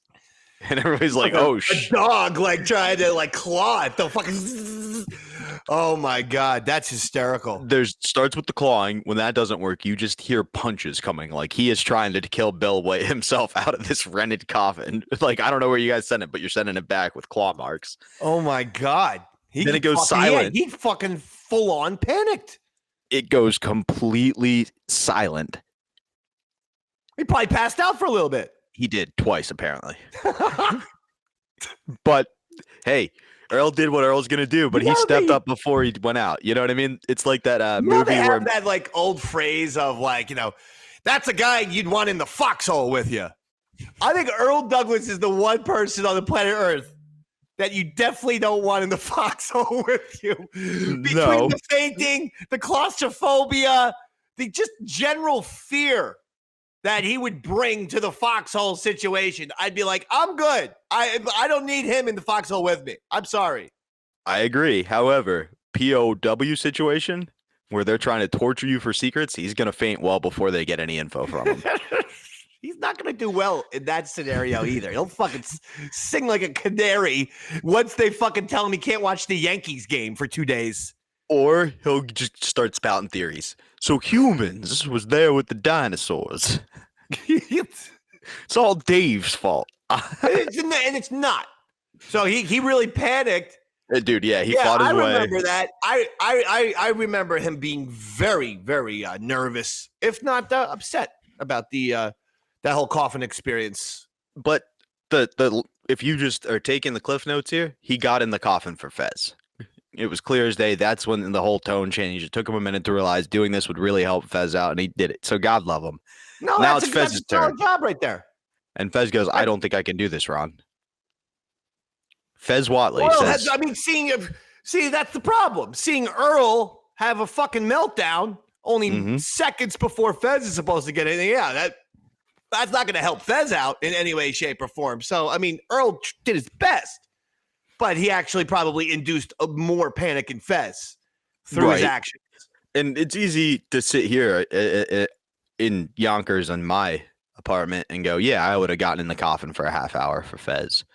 But I fortunately have never been faced with that. Dave, you weren't allowed to. You were willing, but somebody who was used to be important in your life said no because it might stress her out. So you didn't. And Chris Pepper Stanley made it clear as day Pitsy wasn't getting in there. Mikey Boy shows up. He's there to hang out and just kind of chat. And Ron leans to all of you and goes like, no one here will judge you, Fez. But honestly, Mikey Boy, will people be disappointed? Will the fans be let down? And Mikey goes, yeah. And he goes, I'm not being mean. I'm just being honest. And Fez goes, no, I trust you, Mikey. You wouldn't be mean. You're just speaking for the fans. Yeah. And Ron goes, you know what, buddy? Now, here's the weird thing, Fezzy. After the show today, you're flying back to Florida? Yeah. So you have two major fears in the same day. Oh, yeah. Basically, two coffins, one that happens to fly. Flying coffin, which when you think about it, that tube is not much different. No. And that's what the other passengers want. Someone who has the smell of death on them as they make their way down the aisle. You're not going to be able to get rid of that formaldehyde smell. No, there's no way. I would have to hang outside the plane to air myself out. You know what you need to do, too, when you leave? And Earl, you get in with them, take a bath of Listerine. Just I'll fill up a tub of Listerine and lay in it. Right up to your chin. Earl, when you were in there, did you try to jack off for a second? No. Tell me, because I heard something sound like... That was my fist hitting the top of the car. Oh, I thought you were jacking off. USF drops last night, so Fez is getting in the coffin. Now, if you go to Pal Talk, the Ron and Fez showroom, you'll be able to see this. Or you can go to the other room, and French will be in there. All right, Fezzy, looks like about that time. You're going to mosey on over. Ronnie, I can't go in there. You mosey on over and get in that room. I can't get in that casket. I can't. You saw, look, Earl got in the casket. It was nothing for him. He got in. He laid down. They shut the lid. He felt comfortable. He fainted twice. I can still smell the thing from here. It's going to be closed. I'm going to be in there for a couple of hours. Fez, Earl fainted twice watching 30 Rock. He faints. You can't go by him. He faints. Oh, man, I just can't do it right. Please do not make me go in there. I can't do it. Earl, where's Mikey background? I thought he was making the scene today. He's coming in a little bit later. Why don't you do this, Fez? You get in there. We shut the lid. 2 hours later, we let you out. It's that simple. I mean, I know it's that simple, and it sounds that simple, but the hard part is being inside it for 2 hours. I just thought of something, too. What if you have a heart attack in there? That's what I worry about. Yeah, I worry about that, too. I'm sure my blood pressure's pretty high right now. The only good thing is if, God forbid, you die, we got you in the perfect box for it. And you're on Pal Talk, and that takes care of the viewing. I'm just looking at it right now, and I cannot go in that thing. I can't see myself doing it. Would you feel better knowing that you're going to be duct taped in there? No, that wouldn't make me feel any better. Oh, I thought that would make you feel cozier. No, it's not going to make me feel secure in that sense. You know what you could do while you're in there? I'll give you a pad and pen, and you write a Fezatorial. Write a Fezatorial. This is my Fezatorial. Thank you. I'm not going to be able to even see in there. Oh, that's true. It's going to be dark. That lid's going to be right up against my face. All right. It's going to stink. It's going to be hot. Why don't you do this? I always believe in like a fantasy thing. You put yourself in the best role that you are, you know? And like a lot of times, like if you're getting dental work done, the whole time you're in there, think about the beach. You're out on the beach, you're riding waves, and all of a sudden your mind is so powerful, you will go there. When you lay in that casket, fantasize that you're dead and that there's dirt being thrown on top of it and you're going to be there for eternity. That's not a good fantasy. That's basically what's happening. I'll be in a coffin. You want to just go over and just be next to it so you know you can dive right in? I just want to forget about the whole thing. I just want it to go away. Everybody expects you to get in a coffin. I understand, but I mean, I think people would understand seeing this if they were in the room with the casket. They saw how bad it was for Earl. I don't see where I'm going to be much better. I'm totally claustrophobic. I can't stand the thought of that lid shutting. Did you think of any of these things before you made your bet? I really didn't think I was going to lose the bet. See, that's the problem. That's as far as the thinking process went. That's the problem with gamblers. They only envision winning. I swear to God, I've never even bought a lottery ticket without spending some of the money. While I'm sitting there, I'm thinking to myself, well, this is going to be great news for my parents, obviously. It never occurs to me. It's that there's a little bit of hope with every bet. That's what people who don't bet can understand. That there'll be a couple moments of of belief. I mean, there was times last night, even when, USF was down, where I still thought, all right, this is a wacky enough game. I'm going to come back and win this thing. I never thought about getting in that casket. Well, you did lose the game. I mean, I understand. I mean, there's going to be other games. There's pro games this weekend. You won't see him. You'll be in a coffin. Not the entire weekend. Oh. By the way, while you're in there, I found out we're all getting ice cream. Great. That makes it even worse. Now it's just painful as well as scary. Time for you to go, man. I can't go. I cannot, Ronnie. I can't do it, and nobody can make me do it. I can't go in. Dead man walking. No, I can't go in that thing. It is a mess. Yeah, it's bad. It's a casket. Yeah. But here's something. You're not going to have to stand up in there. You get to lay down. I'm basically saying you're going to get to do nothing for the next 2 hours. I know, but it's nothing like I'm dead. It's nothing like, I can't get out. Even if I wanted to get out of doing nothing, I couldn't get out of it. Once that thing's shut. Here we go, Fez. Stand and deliver. I can't even stand up to go near it. Earl, you did it. It wasn't so bad, right? It's horrible. What do you mean it wasn't that bad? Horrible or good? Horrible. See? And Earl has a healthy heart. Here's Jake. Jake, you're on Ron Fez. Yo, Fezzy, maybe you'd feel better if we gave you the Kill Bill advantage, a flashlight and a straight razor, man. I wouldn't give him a straight razor in there. I would not do that. I don't want the razor. I don't even know if I would want the flashlight where I was seeing myself in there. Why don't you try to punch yourself? That 6-inch punch I taught you. Remember when I taught you that? You thought I was being mean? Right. This is the reason why. I had no idea. You're going to be able to punch yourself out and then dig through the dirt. What kind of sick fuck even writes that stuff? Because digging through the dirt at 6 feet, I don't think you can do it. It's horrible. No, there's too much pressure there. Here's Wally in Northern Virginia. Hello, Wally. Hi, Ron. This is Wally from Northern Virginia Hills Cemetery, and just say the word and we'll send up the truck, just like you requested and paid for. We appreciate your business, Mr. Bennington. Oh, so funny, Wally. Good one. Adorable. Everybody thinks they can do this. Yeah, exactly. He's holding on the line. They are going to just freak. I know. Everyone thinks they're going to be our friend with one bad phone call. Where do they fall out? Yeah. All right, here you go, big man. I can't go in there, Ronnie. I swear, I'm just begging to you, as my friend, please, don't make me go in there. I can't do it. Fez. Yes? You don't have to do it. But, do you want to do it? Do you want to be the guy who pulled off the stunt? Why don't we do this? Take a break. All right. We'll come back and think about it. All right? Okay, that's fair. We'll do a quick break here. When we're back, it's coffin time. Ron Fez Show. Fezzy, it is that time to, as they say, pay the piper. You had the bet. The coffin is here. People are ready for you to hop in that coffin for the rest of the show. Ronnie, I don't see how I can do this. I mean, I thought about it during the break, and I just don't see how I can get in there. Think about the lid shut on you. That's the part that makes me not want to do it. Think about the lack of air. I don't like that part either. There's a lot of things, there's a lot of negatives against this. Yeah. On the pros and cons list, the cons are just overwhelming.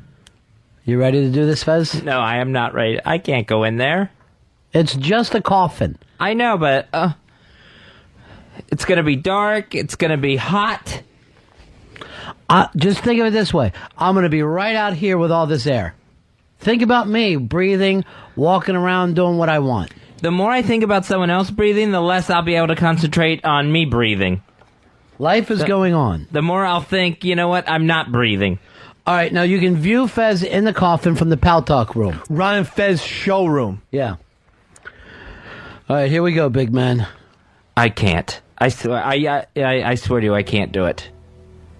You need a little help? You want me to have the boys force you in? No, I don't want Pepper and Dave shoving me in there like they did to Earl. Come on, big man. I just can't do it. I can't do it. Would like to do it, can't do it.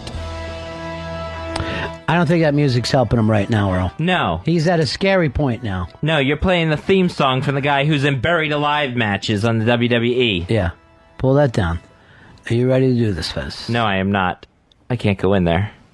I just can't. I can't make myself get up and go in there. Mikey boy, will they ever forgive us if he doesn't get in? No. Absolutely not. And that's Mikey boy. That's not me saying it. I know, and Mikey boy's really nice, and he's just being honest. Fez, you don't have to get in there. You don't have to. But then you're the guy who didn't do the stunt everybody was waiting for. Right. You can be that guy. That's where you are right now. You're at a crossroads. Okay? Mm-hmm. And you know, there's some people are like, and when this happened, they're like, Fez will not do this. He won't follow through. But here's the thing, ladies and gentlemen.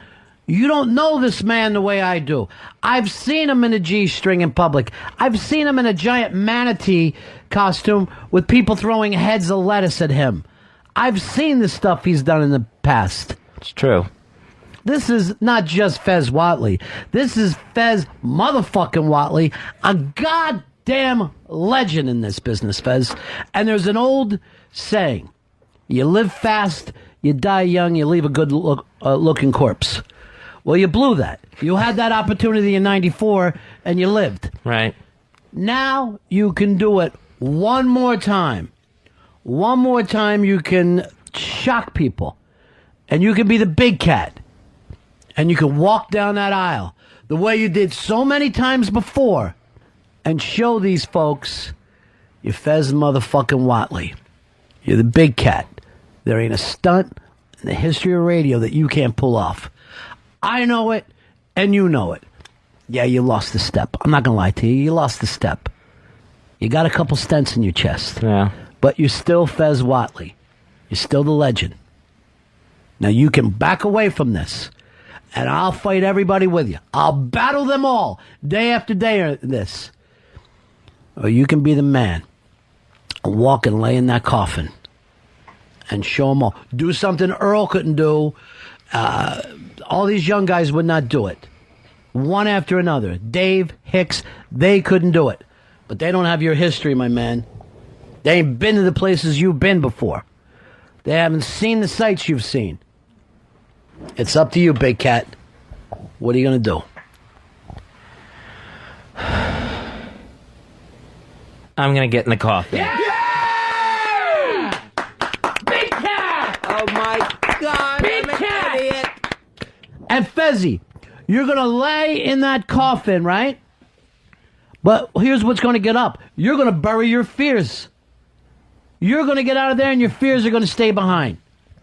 All right. There he goes. Now put on the Undertaker music now, and he'll walk proudly. Don't touch him, Dave. He'll walk on his own. He spits in the eye of death. He's the big cat. He's Fez Whatley. It is so damn hot. You know I what? know it's going to be hot in there. Strip it down, big cat. Strip it down. Does anyone mind? No, strip it down. Work for heat. Sure? Fuck David Blaine. Fuck David Blaine. Look at you. Fear is dead as of today. We bury fear today, Fez. We bury fear. Off comes the shirt. How about the shoes, big man? Yeah, totally. Taking off the shoes. Taking off the shoes. Get him a mic. Yeah, I'm just taking the jeans off, too. Get out of the jeans. It's just all too hot. All right, boxers and a wife beater. There we go. You know what? Take a second, lay down and acclimate yourself before we shut it. Oh, man. Acclimate yourself. Come on over here, boys. Be next to him. You're his pallbearers. Fez Whatley, laying in the coffin as we speak, facing his fear. And look at... Oh, it stinks. Oh, my God, it stinks. You know what? Here's the thing with boxers, Fez. You might not want to wear them that high. You might want to bring them down just a little bit. Get them off the armpits. Give your armpits a little room. And who tucks a shirt into boxers? He tucks his undershirt into his boxers. You don't tuck into boxers. I'm dealing with enough here. This is one of your social problems. Jeez. There's no point of wearing boxers if you're going to tuck in the undershirt. All right, here he goes. I don't even know how to get in. You know, just get in like you're getting into a coffin. Look, he acts like he's getting off a boat. Like he's got scuba gear on. I'm like, I gotta get into a pool or something. Oh, they respect you now, Fez. Oh my God! All right, easy. He's stuffing himself in there. I think a nad came out. Careful. He is stuffing himself in Be there. Be careful on Pal Talk. You know what? Have to pixelate it. Why we have a couple seconds? You want Hicks to take a razor to those shoulders and just knock some of the hair down? No, I'm fine. Thank you. All right. Just how does it feel laying in there? Oh God, it's awful. All right, turn and face the camera. They want to see your face. Hi, everyone. Oh, Funeral land. Look at the big cat. How you feeling? I feel awful. This thing is 10 times tighter than I thought it would be. Just think of it as a very tight coffin. Yeah. Oh, thanks. Look at you. It feels You're like doing that more than suit Earl. that I have to wear. Earl, how do you feel right now? This man who's twice your age has laid in a coffin. And let me tell you something. And this is the bravery of the big cat. He's going to be in that coffin sooner rather than later. So he knows what he's dealing with. Look at his little hand shaking. I know, it's awful. Come on, BC. All right, now what we're going to do is just close the bottom lid. It's just the bottom lid. It's weird knowing that this is the view everyone's going to have one day. Not me, of brother. me. I ain't even going to go to your funeral. What? I can't see you in a fucking crate. This is too much for me. Oh, God, that really does break my heart a little bit, because that is what they do. They always have the bottom of the casket done. So how's that feel knowing that the bottom's out, Fez? I don't like it. Yeah. Because, I can touch the bottom of the lid with my feet. Yeah. Should we tie your ankles together so you don't have to deal with it? No, don't do that. No. What are you doing with my mic? Oh, no, that was just the headphones. I didn't realize it was yours. I thought it was mine. Jesus Christ, he drives me nuts. All right. I know. I mean, can we at least admit the wrong person's in this casket today? Well, Fuzzy, you did pick the bums of USF. All right, take his microphone. Oh, man. And just relax, God, Fuzzy. it smells like a black guy was in here. There's no sense of it. Your last words shouldn't be racist. Put the fucking mic up on the stand there. And we should be able to hear you from in the coffin. Now, the people on Pal Talk know that he is laying in an actual coffin. That's so creepy. That's the creepiest thing I've ever seen in my life. The corpse just waved. The corpse. What are you supposed to do? I don't know. There's etiquette. His eyes even look dead to me. All right. Don't say that. Well, you kind of look dead. All right, Fezzy, I'm going to have Pitsy just take the top of the box. He's not going to do anything yet, but just know that he's there. Don't even pull it up too far. How's that feel to you, Fez? It feels awful, Ronnie. Put the fucking mic on him so we can hear him. It feels awful. It is the worst feeling in the world. All right, just take your time to breathe now, because you're not going to have a lot of breathing later. Oh, man. The breaths are going to be bad. All right, so take your time, acclimate yourself, and know that you're going to be lowered into the ground. All right, Fez, how you feel now? Have you calmed down? No, it's like boiling up inside of me. And the crazy thing is, the only way to hold your arms in here is across your chest. Oh, jeez. That's the only way to do it. There's no room to have them any other way. See, that's my problem with caskets. You need a little room. I'd like to have enough room and a TV in there. All right, we're going to start and put the top up over. Just a little bit, Fez. We're not going to lower it yet. Yeah, don't shut it yet. Don't shut it yet. I'm not ready for it to be shut. You got a choice to make here, Fez. You got two options, and gives one of the greatest pump-up speeches. Like, I don't know, I don't think Ron's ever coached sports. It's never been on the record, but he could have, if somebody ever goes down and they need somebody to give an intermediate halftime speech and you're not available, Dave Bennington could step up. Because he basically goes, Fezzy, I got your back. If you want out of this, people are going to give you a hard time forever. But I will fight side by side with you, all those people. I'll tell them, fuck you, Fezzy does what he wants, Or you can step up and do it, man. It's your choice. Whatever you want to do. And Fez goes, I'll get in the coffin. Oh, Jesus. And Fez gets in the coffin. Fez gets in the coffin, and that's a scary scenario. I mean, so how many hours? It's 2.5? I think it's an hour and a half it ended up being, because it was supposed to be 2 hours, and then Earl's fainting bought Fez a half hour. Now, if you do the math, he does a minute, you do a minute, Pepper does a minute, everybody does a half hour in the coffin, but that wasn't. You guys were not doing that. Yeah, no, yeah, because then we wouldn't have any time. Yeah, exactly. There wouldn't be a payoff. And this is cool because this is in the midst of being accused of not paying off bets between you and Fez. Thank God. So it really is just telling. And Pitsy did his part. Earl did his part. He did. Peppers. It did that shit coming down to the wire, and Pitsy did. So Ron gave Fez a microphone. Am I right about this? So yes, Fez has a microphone as he gets in the coffin. Yeah, right. And there's the way it's set up. There's a speaker so he can hear what you guys are saying. Honestly, though, that's kind of funny. Like, in addition to the Davey Mack coffin straw, I think I would like a little speaker and like a little microphone and maybe even like a little TV in there. Maybe I got to upgrade. Like maybe the coffin straw is just like thing number one. Because honestly, that's great. He's got like a little speaker in there. Ron said the same thing. He wanted a TV in his coffin. Yeah, like it's a brilliant idea. Just put on the best highlights of sports. It does seem nice. For me, the show Psych would be a good option. Yeah. I want all of these amenities, is what they're called. I want all of these amenities in my fucking coffin. So Fez has the mic. So he has a mic. He gets in, and then you guys duct tape him into the coffin. Yeah. Now, what's cool here is obviously everybody's making jokes and kind of teasing Fez a bit, but the overall tone is really supportive. Like you could tell everybody's kind of rallying around Fez here, which is cool. He was in a bit of a funk. This one was just if Earl has some phobias, I mean Fez blows him out of the water. Oh, for sure. And Fez's claustrophobia way worse than Earl's. So obviously spending time in the coffin for an hour and a half, that's a lot. And that is a lot, actually. Absolutely. What's crazy, and we'll see this throughout. Let me tell you something. I just thought of this. I had arthroscopic surgery on my right knee. Mm-hmm.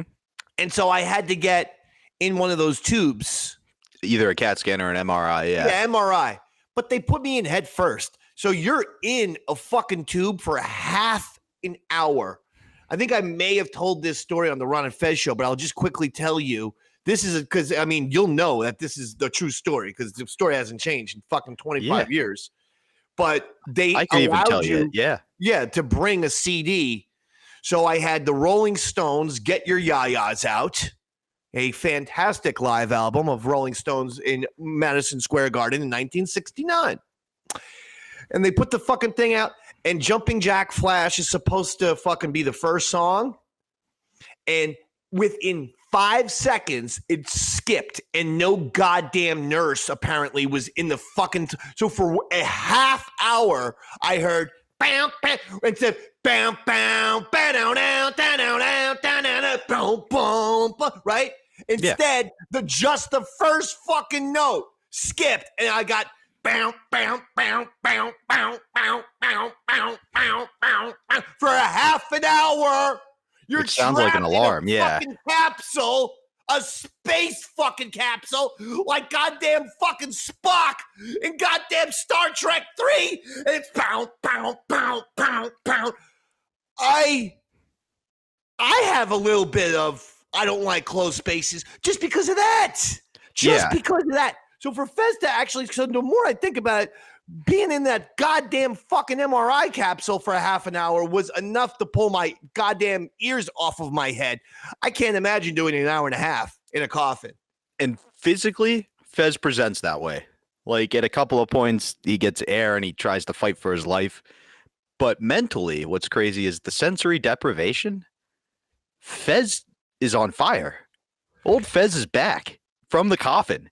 Like it's never know, it's man. A weird mental state. Yeah. That's what I was talking about earlier with the anxiety honing and sharpening his skills. Like he's sharp. He was always great with any kind of gimmicks. Let's be honest. So it's just that it's tough to do a gimmick a day, but anything where that's going to be a gimmick or any kind of event, any kind of getting dressed up, any kind of getting in a costume, any kind of making his appearance look funny or this or that. Those were made for him. Obviously, Absolutely. He was phenomenal in any type of gimmick that was going to happen.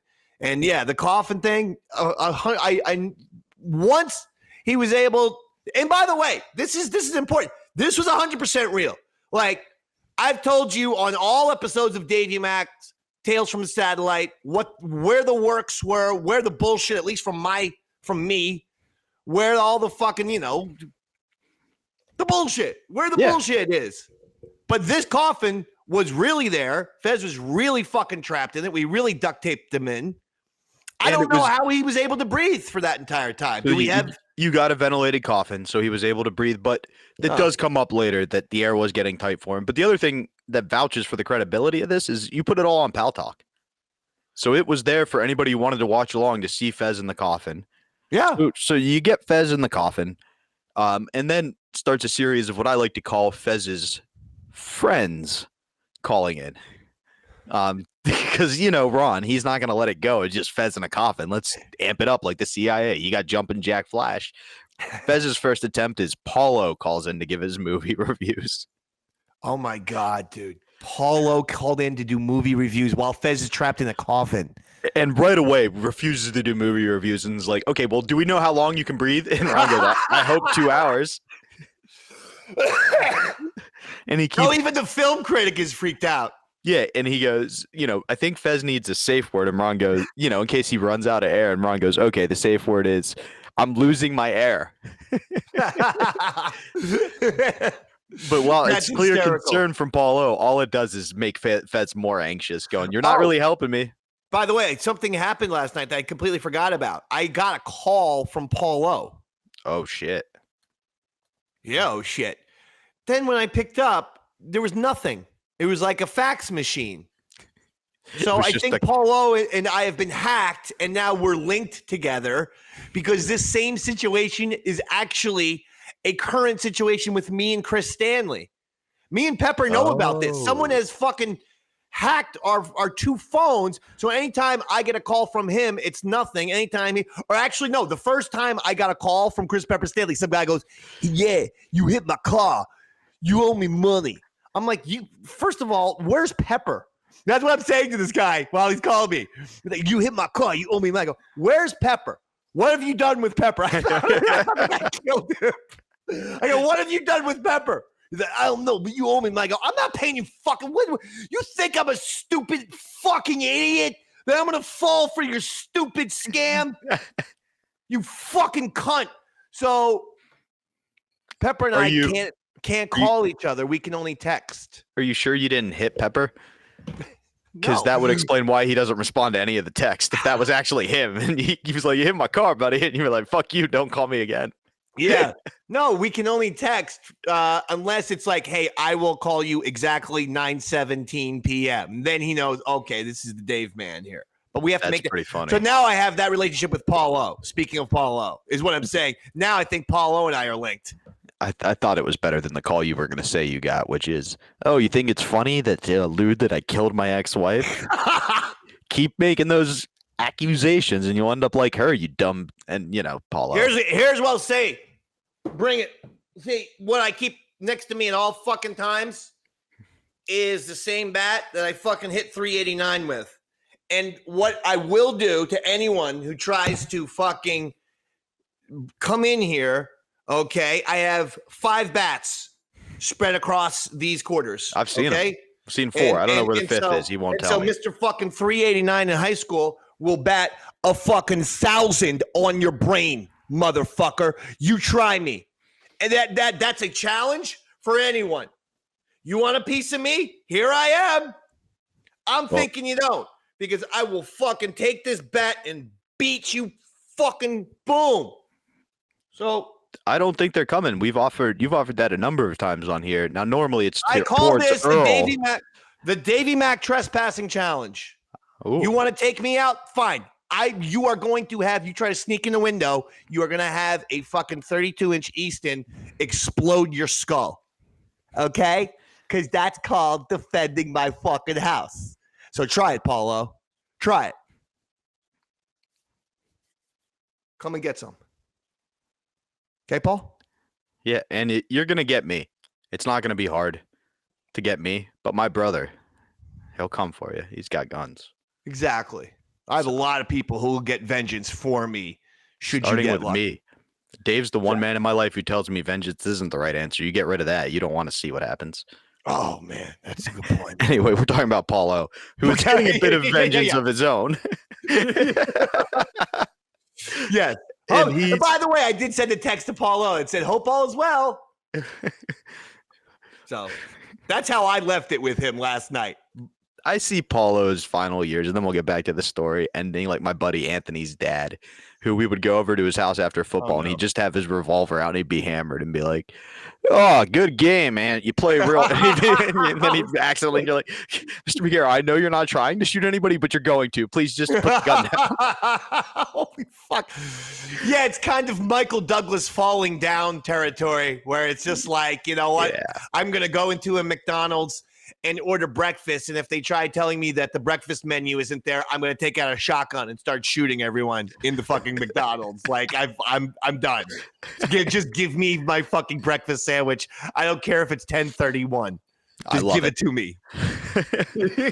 Statements like that might be why Bronx Johnny said you're the one who should spend the weekend. There have definitely been times where I've been like, you know what, today's the day. I'm going to take this car. I'm going to fucking drive it right into a fucking, I don't know, something. I don't care. I love it. Anyway. So Paulo does this part because his first story is about vampires, and where they sleep is in a coffin. And like all the stories kind of lead into being in a coffin. One of them's about being buried alive. One's about, and he does a good job. At which point, Fez starts to catch fire. Fez is attacking Paulo now, shooting him down, making jokes. He's one of the guys. Like Fez is, it feels like almost DC Fez levels. Oh, nice. So it's very entertaining. And then Fez does my favorite bit of all time. In the midst of a nurse calling in concerned about his air, they go, "All right, check-in time, Fez. Fez, how you doing?" Silence. Uh-oh. And then Ron goes, "Pitsy, get him out. Pitsy, get him out." And Fez goes, "Oh, sorry, just didn't hear you." Which was his way of like, all right, you want to tease me? I'll tease you, motherfucker. Yeah, he Let's was play playing this back. game. He's playing. Which, Watley Posse strikes back. You got to love it. He's playing back, so he's having a good time. He probably found it very comfortable once he got used to it. Once you got used to it, maybe, it's nice and cool. Like it's temperature regulated in there, The big key, too, is knowing that you're not getting out. Like, you can't move. I remember you described it on air as the point. He had to have his arms across his chest. It was the only way for it to be able to shut, like a dead guy. He couldn't have him by his side or anything. So like, he just got into that meditative state. But Merce calls in and panics everybody because he's like, you got to get him air. If he's starting to get a headache, and Fez goes, I got a bit of a headache. You got to get him some air. So Ron opens the top half and goes, all right, Fez, we're going to open the top half. You got to promise you're not going to try to fight or get out. And Fez goes, I promise. The minute it opens, you hear him fighting for his life. I think he hit Chris Stanley. I think he was grabbing you. Like he was just, and Ron, he goes, shut it. So you shut him back in real quick. I remember the arms coming out. He got the arms. It was actually like a horror movie. It was so similar to a fucking real life horror movie where some crazy monster is about to come out of a coffin. I actually remember the arms coming out like that, like cinematic. It's like, oh, shut the lid, quick, shut the lid. Like it's fucking Alien or something, and you have to like shut the door on the or Jurassic Park when they shut the door on the dinosaur. It had that type of vibe. Shut it! Come on, he's getting out. Now, in Fez's defense, right before that happened, Ron goes, let's just see. Do we have 8 guys around here? And the team was like you, Bronx Johnny, Mikey, Pitsy. From the Pitsy, Than was there, and one other person, maybe Pepper. I don't know if I said him already, but whoever it was, he goes, let's see if you could actually lift and be his pallbearer. So you guys all lift up Fez from while he's in the casket, and he's screaming, don't drop me. Don't you drop it. God damn it. Don't drop it. And, doing it, selling it. But you could tell he's genuinely freaked out. You guys put the casket down, and apparently Than had to go puke because it was so physically straining. That's how much energy a typical Opie and Anthony producer exerts, that doing 30 seconds of exercise makes them vomit. I want that on the record, by the way. Yeah. The one who quit because doing comedy and radio at the same time was too much. couldn't handle carrying a But now he casket. does neither. Well, you said it, not me. I wasn't gonna. Well, go there. I mean, No, that I get is it. the truth. Yeah, he's a video game tester. Guess we won't be getting the new GTA, but that's okay. Don't give a fuck. I was in it, brah. I've been in Grand Theft Auto and I've been in Red Dead Redemption. Yeah, you're looking. If you're just new to this show and you're like, who the fuck is this guy? I'm a fucking star. Is who I am. And while Stan might be testing Red Dead Redemption, you're looking at Perry Rose, actually the guy in Red Dead Redemption. You're in Perry the game? Rose. God, how cool. Perry Rose, right here, Red Dead Redemption 1. And as far as fucking Grand Theft Auto goes, look up the Martin Sirius show, where you're going to get me, Smithy the Stunt Boy, on the Martin Sirius show. Another fucking big-time star performance in a big-time rock star video game. Thank you very much. Now you're talking about superstardom. That's me. It's crazy how arguably their two biggest names, you're in both. And then they have a bunch of other titles that you're not in, but they aren't as big as those two. I wonder what the common denominator is. Exactly. Rockstar. You want the fucking positive momentum back? Fucking Davey Mack. Yeah. And Rob. If you only knew what I'm gonna do to you, you'd be running out of here as fast as your feet could carry you. Your destiny belongs to me. If you only knew. All right.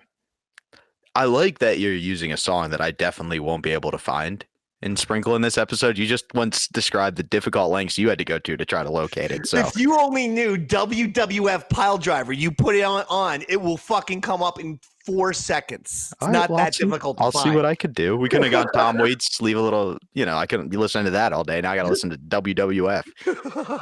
It's a good song. A bunch of roided out retards. You can't even talk, let alone sing.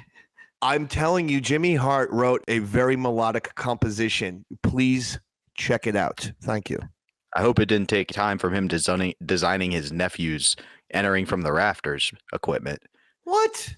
Isn't that the Hart brothers?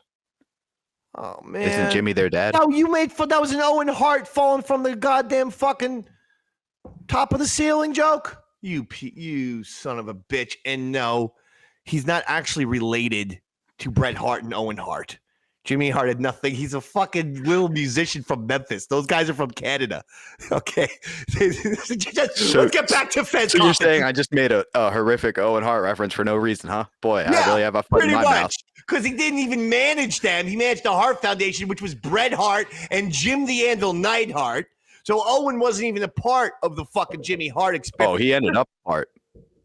You're showing a lot of bravery here, Fez. You're shocking a lot of people. Oh, man. They said you couldn't do it. Of course, you know what Casey and Dave said about you. Well, you're showing them both. Yeah. Those, what they did with their bet.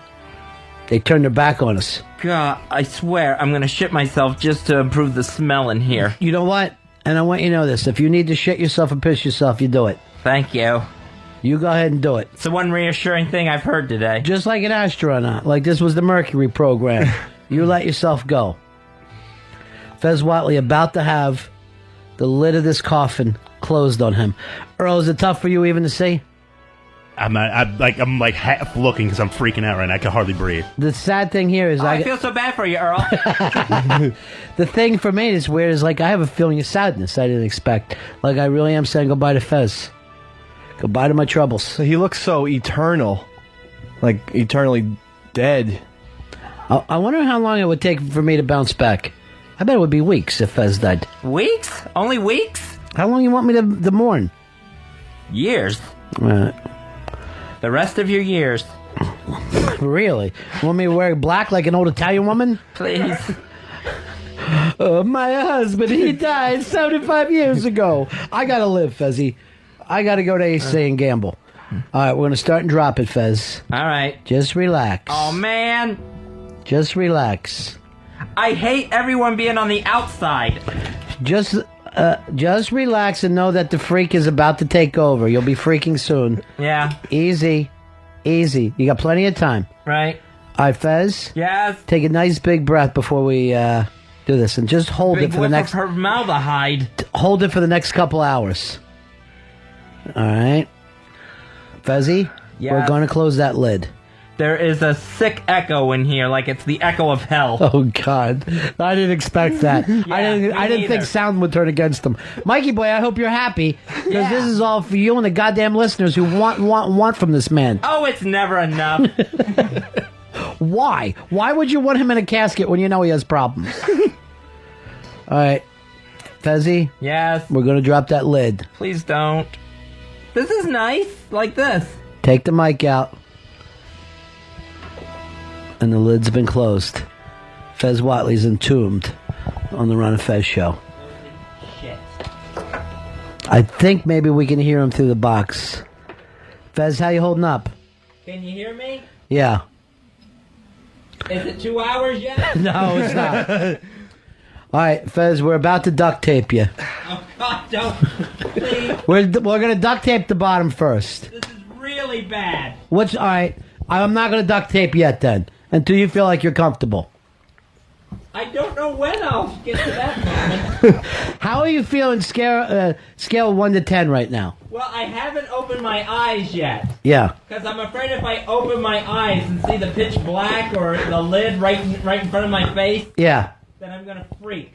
Here's the thing. It's so hard to hear you through that coffin. I never thought that would be a big problem. But we thought about putting the mic in there, but then the wire would keep it open. All right, Fez, we got the duct tape, and we're just going to duct tape the bottom part. So you can still put open around your head.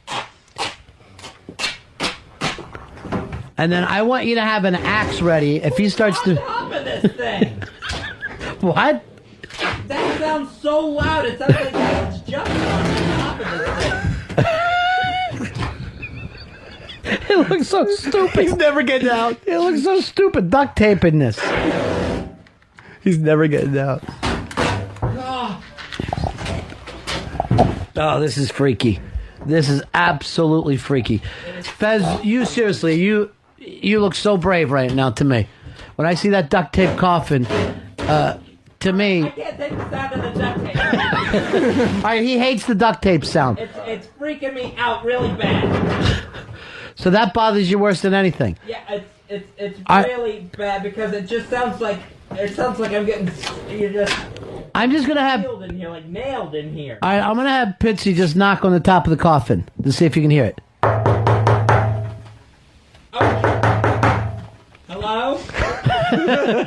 Duct tape. All right, we're gonna duct tape the top now, Fez. No, it's as loud as the knocking is out there. Yeah. 10 times as loud in here. All right, are you paying attention to your breath too to make sure that you get enough air? No, I'm sorry. I just want to use it all now. Yeah, no. All right, this will be the last piece of duct tape that goes over you, Fez. All right, now you're duct taped in. Do you feel? God. Oh shit. Does it feel good or bad? It feels bad. What do you like best? Just try to focus on what you do like. I'm glad I'm not in my jeans. There you go. Perfect. Yeah. All right, we got a plus. We got a plus, Fuzzy. And whatever these linens are in here that I'm laying on, Yeah. it's like burlap. Mm. It's like being in a really itchy MRI. Well, here's the thing, Fuzzy. Most people don't worry about feelings, so I don't think that they're really ready for that. You're different than most corpses. You're alive. All right, I just freaked out. What happened? All right, you know the bottom half where my legs are? Yeah? I didn't realize, you know how it has two lids? Yeah? There's like a big divider Yeah. between the two lids that's like right down, almost right on me. Mm-hmm. And I made the mistake of opening my eyes, and I saw that divider there, and it just made this thing even smaller. It is, I'm not going to lie to you, it's tight. It's very, very tight. But you're doing it, Big Cat. You're making it happen. What's the time? You've really only got about an hour and a half to be in there. Oh my God. And that's not bad at all. It's not good either. It's not good. You need to take your mind off it. Maybe if you talk a little movies with Paul O. From the legendary Ron and Fez studios in a predominantly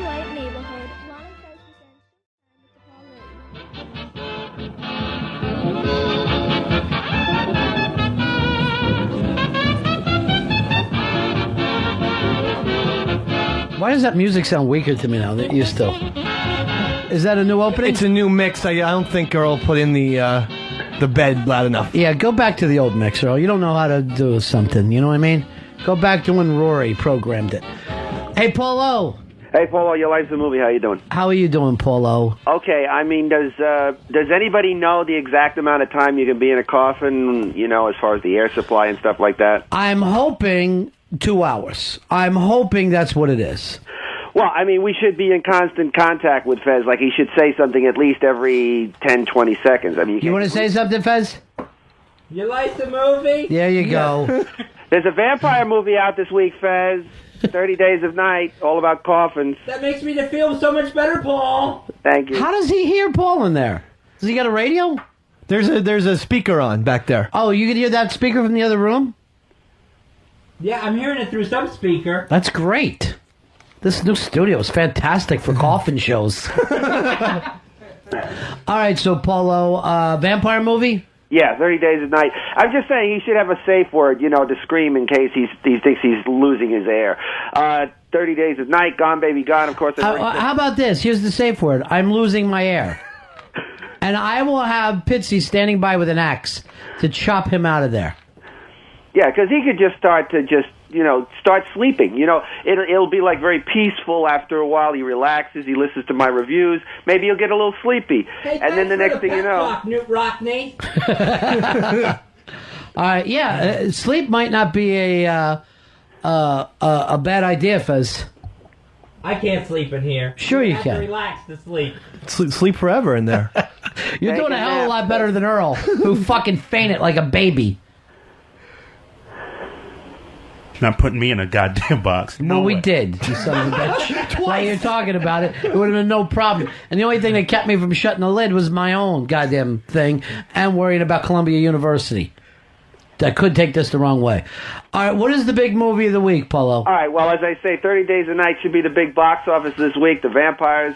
You got I never even heard of this. 30 Days and Nights? Yeah, Josh Hartnett. He's up in Alaska. The whatever happens with the eternal night comes by, and the vampires take advantage. All right. So any good, Paul? Yeah, it's just your typical Tampa vampire movie. How many coffins would you give of it? 1 out of 10. Out of 10 coffins, I would give it for a Halloween time. I'd have to give it a 6.5. 6.5 coffins for 30 Days and Nights. You want to see that, Fez? Who's going in the half coffin? Vern Troyer. See, you're better. You're already becoming the Fez we remember. You're renewing yourself. You're Count Dracula. Dracula. Oh, is it awful in here? There is no room to move. Well, where would you want to go? You're in a coffin. Well, I mean, like, I can't bend my legs or, move my arms any other position. I sit next to you. You barely move during the course of this show. You're like Jabba the Hutt over there. You're doing great, Fez. I'm proud of you. I'm freaking. And the listeners are proud of you. And I bet you come out of there and you don't need pills anymore.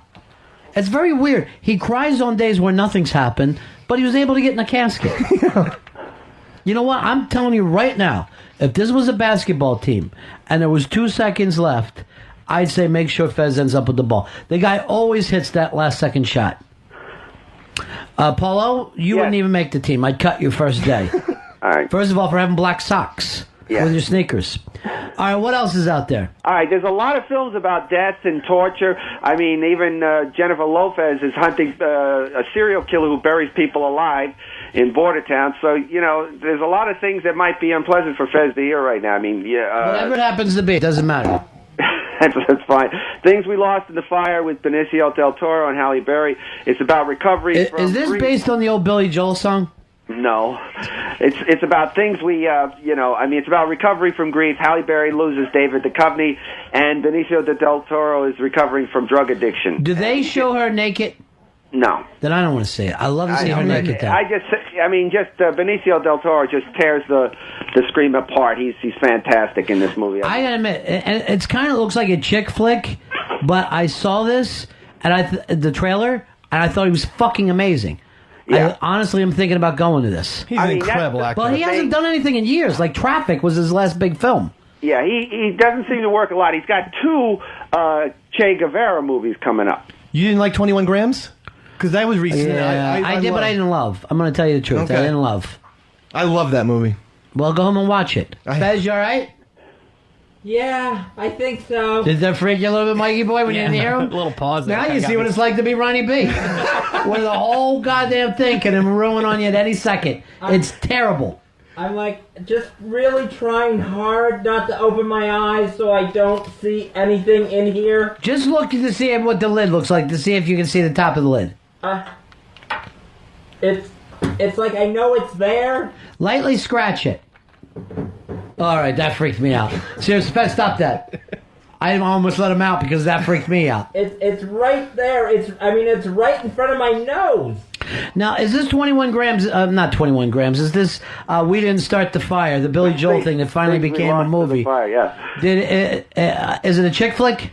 It's really, the only reason to see it is just to see his performance. I mean, because he really does a master class in charisma. I mean, he just, pulls out all the stops as far as acting. I agree. I think he's such a great actor. And I think she's beautiful. I don't care how many bad movies she does. Well, she's amazing. Not a good actress. Who cares? I don't care. Monsters Ball, she was good. And what about when she said David Justice hit her? She's a fantastic actor. She got half his money. He used to beat me. Just because they gave her an Oscar doesn't mean she's a good actress. She was good in that movie, though. That was a damn good movie, a great sex scene. Yeah, it's a great sex scene, no question. Well, that's what she should do. And I even liked her in that other movie where she took her top off with John Travolta. Swordfish? Yeah. Yeah.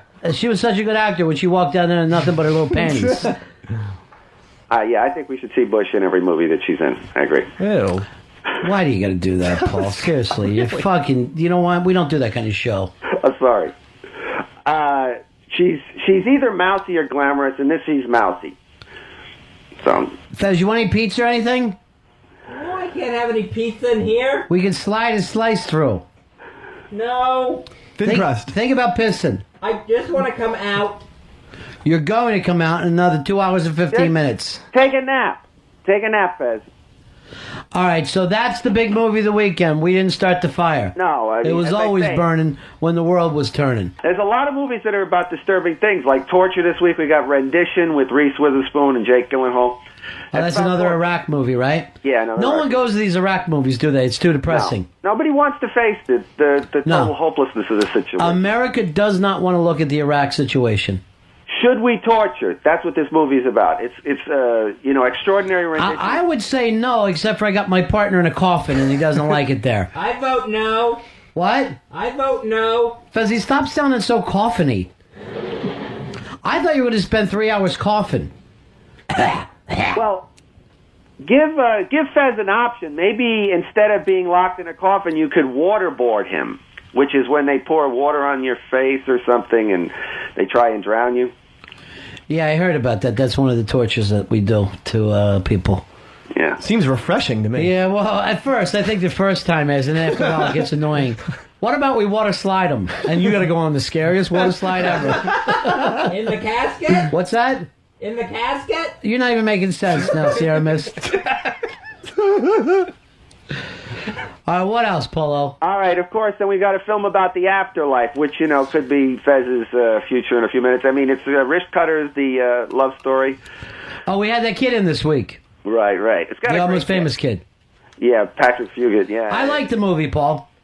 I liked it, yeah.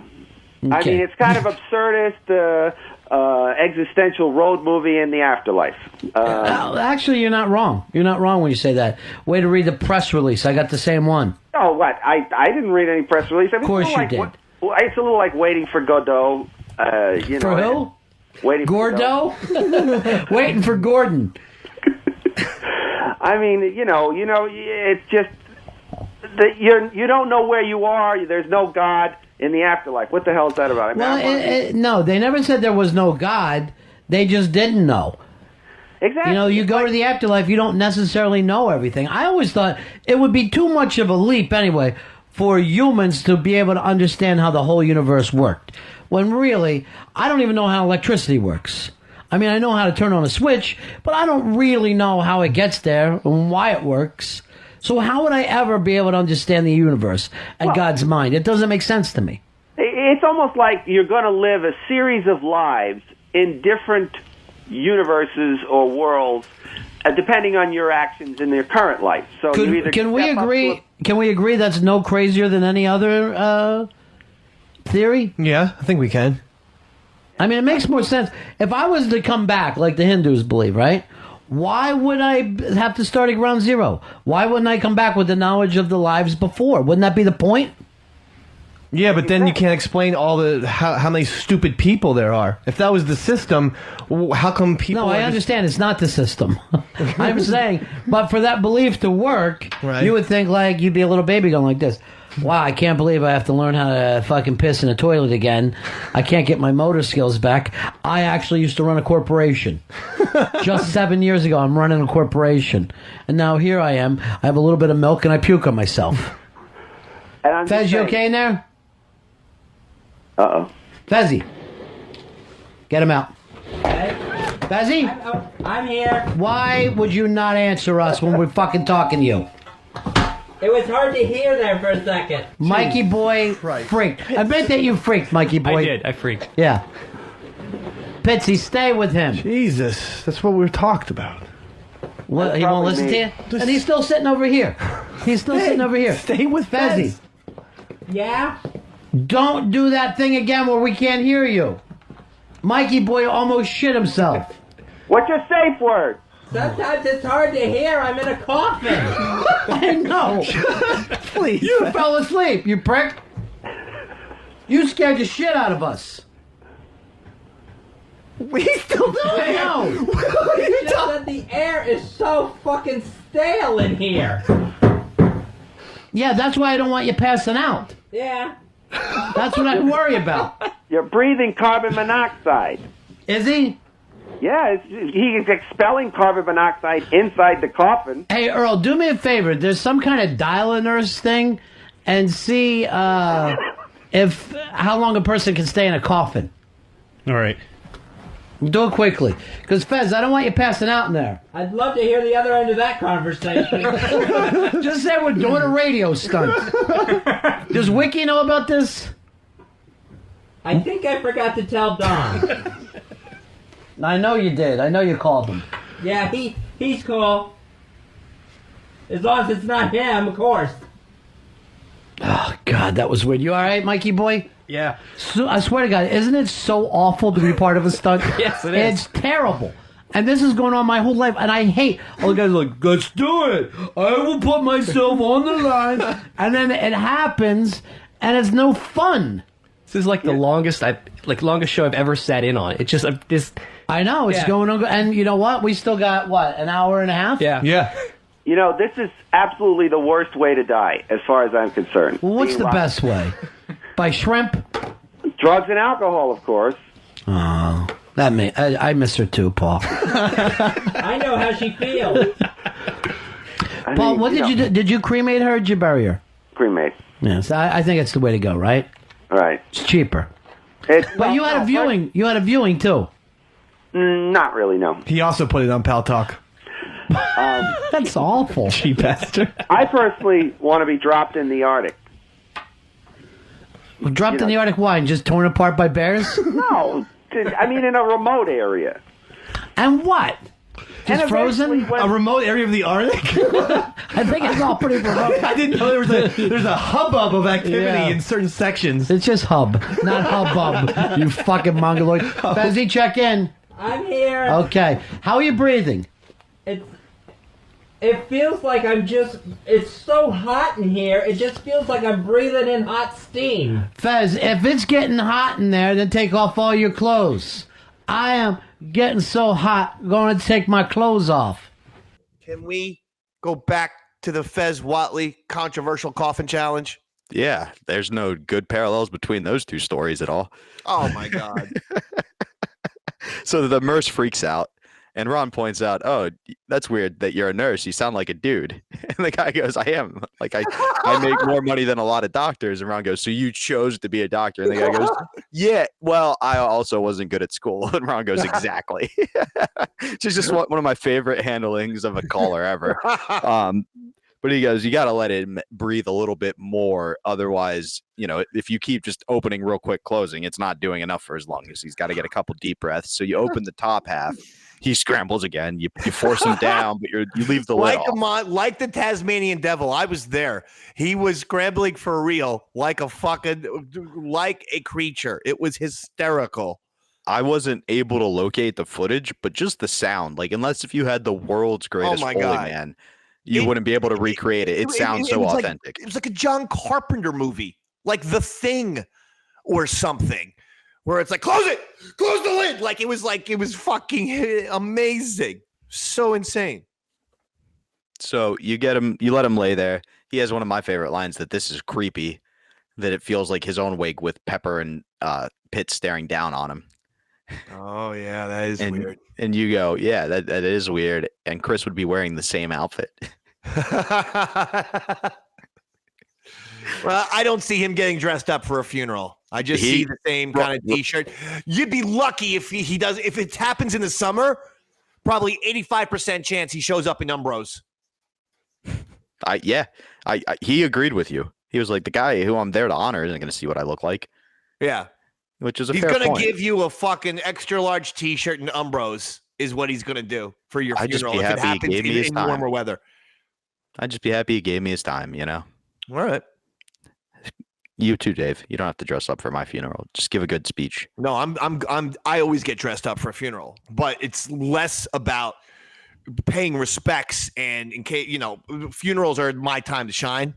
Yeah. So I like getting dressed up because oftentimes there's some ladies there at funerals. Oh, for sure. I'm just being honest. And when you look presentable, and then when you look like, and maybe you make a little joke, but then you go like that, they go, oh, he's handling this very well. He's strong. This man, David. And look at that tie. It looks very, very new. So yeah, I always dress up for funerals, but for shallow reasons. Well, I get that. And to be honest with you, we're pretty good friends. So what I'm going to do is throw you a real bone, and I'm going to have you host the whole thing. So you can do a bunch of those jokes and sad faces and just really get a good vantage point of the entire audience without looking creepy. I want to be up and down, though. I don't want to be up for, 5 minutes, 6 minutes. I just want to get up, do like one thing like, hey, remember when Bobby Tamburo went into his Salman Rushdie phase where he fucking looked just like Salman Rushdie? Remember that? Anyway, hey, our next fucking Bobby Tamburo eulogist is Roy Harder. Roy Harder. Put it up for Roy Harder, everybody. Roy Harder. Yep, that's exactly what I'm envisioning. Right, the only responsibility you have is to find certain people, look them in their eyes, and go, "This is your fucking fault. I hope you know that," and then leave. Yeah. All right. I'll give you that list after the show. It's a long list. I actually have it written on my mirror, so I look at it every morning. Know who I have to prove wrong. Oh my God. Maybe I should go to that mental institution. Yeah, you need mental help. Now, what about Fez? Is he coming close to completing this thing? He's about there. You guys decide to take a break. Let him breathe a little bit with the top half open. You come back from break, and comedian Jamie Lissow decides to join the show. He was a fan at the time, and it's kind of cool because he's blown up to be pretty big. And he was just a fan who had a show at Broadway that Ron brought in and let co-host the show while Fez was in the coffin. He makes the joke to Fez. He goes, "Meet my new co-host, Jamie." And then Fez goes, "Hi, Jamie." He doesn't even fight. He's just, "Hi, Jamie." Yeah, he doesn't say, "What do you mean, new co-host?" Huh? He's giving up. "Hi, Jamie. How are you?" "I'm in a coffin, Jamie." That's hysterical. That's hysterical. By the way, I feel like I'm powering through it. As everyone I know, I've coughed a few times, and I apologize, but I'm sick. But I feel like we're powering through for you. God, the Davey Mac Tales from the Satellite audience, and I believe this is yet another excellent episode. I just want to say that. I apologize for the coughing, but apparently my allergies are here to stay until I get on the fucking Allegra or the Claritin, okay? So there I get that, man. I get But that. leave And me alone. everybody's thankful. No, everybody's stepping up today. We kind of had to make some last-minute pivots, but I think this has turned into one of our best episodes. So don't stress, Dave. This is your flu game. This is your flu game. All right. So Jamie Lissow's in. Yeah. At which point Ron goes, "Why don't you go, hey Pitsy, why don't you give Fez the Prince Charming treatment?" What does that mean? Oh, go kiss. He's got to kiss him? I was going to ask you, what does that mean? Because Pitsy goes over and goes, "Okay, hey, wake up, Sleeping Beauty." And Ron goes, "That's not what fucking Prince Charming does." No, Prince Charming kisses her, right? And they point that out, and Pitsy kisses Fez. And then Ron goes, that's going to suck all the air out. All right, close the top half and open up the legs, and I'll give that a kiss. And so for the remainder of this, the bottom half is open, but the top half is not. So he's locked in like this, but he can move his legs. And Fez just goes, this feels weird. It makes no sense. We can close the lid on top of them, but we're now the legs are exposed. Now, yeah, exactly. He can kick. So fucking insane. Now, as Fez pointed out, this is a group of producers who can't get drinks when they order food, but Pitsy somehow got a coffin in 24 hours. Between that and him kissing Fez, that's more of a shot at Earl, and it is the Earl Douglas Olive Branch episode. Oh. But I will say this. When you're a producer, okay, this is just general comment because it's the Earl Douglas Olive Branch episode. When you are a producer and you're getting food for the talent or food arrives, the first thing you need to be thinking about is what are the guys going to wash this food down with? You got to get your Cokes, your Pepsis, your Sprites, your 7-Ups. Even water, something so that they can be on air. It's the only medium where the drinks are the priority. Water. See, we would get pizza. I'm not fucking having pizza, delicious pizza with the water. I need a Coke or a 7-Up or something.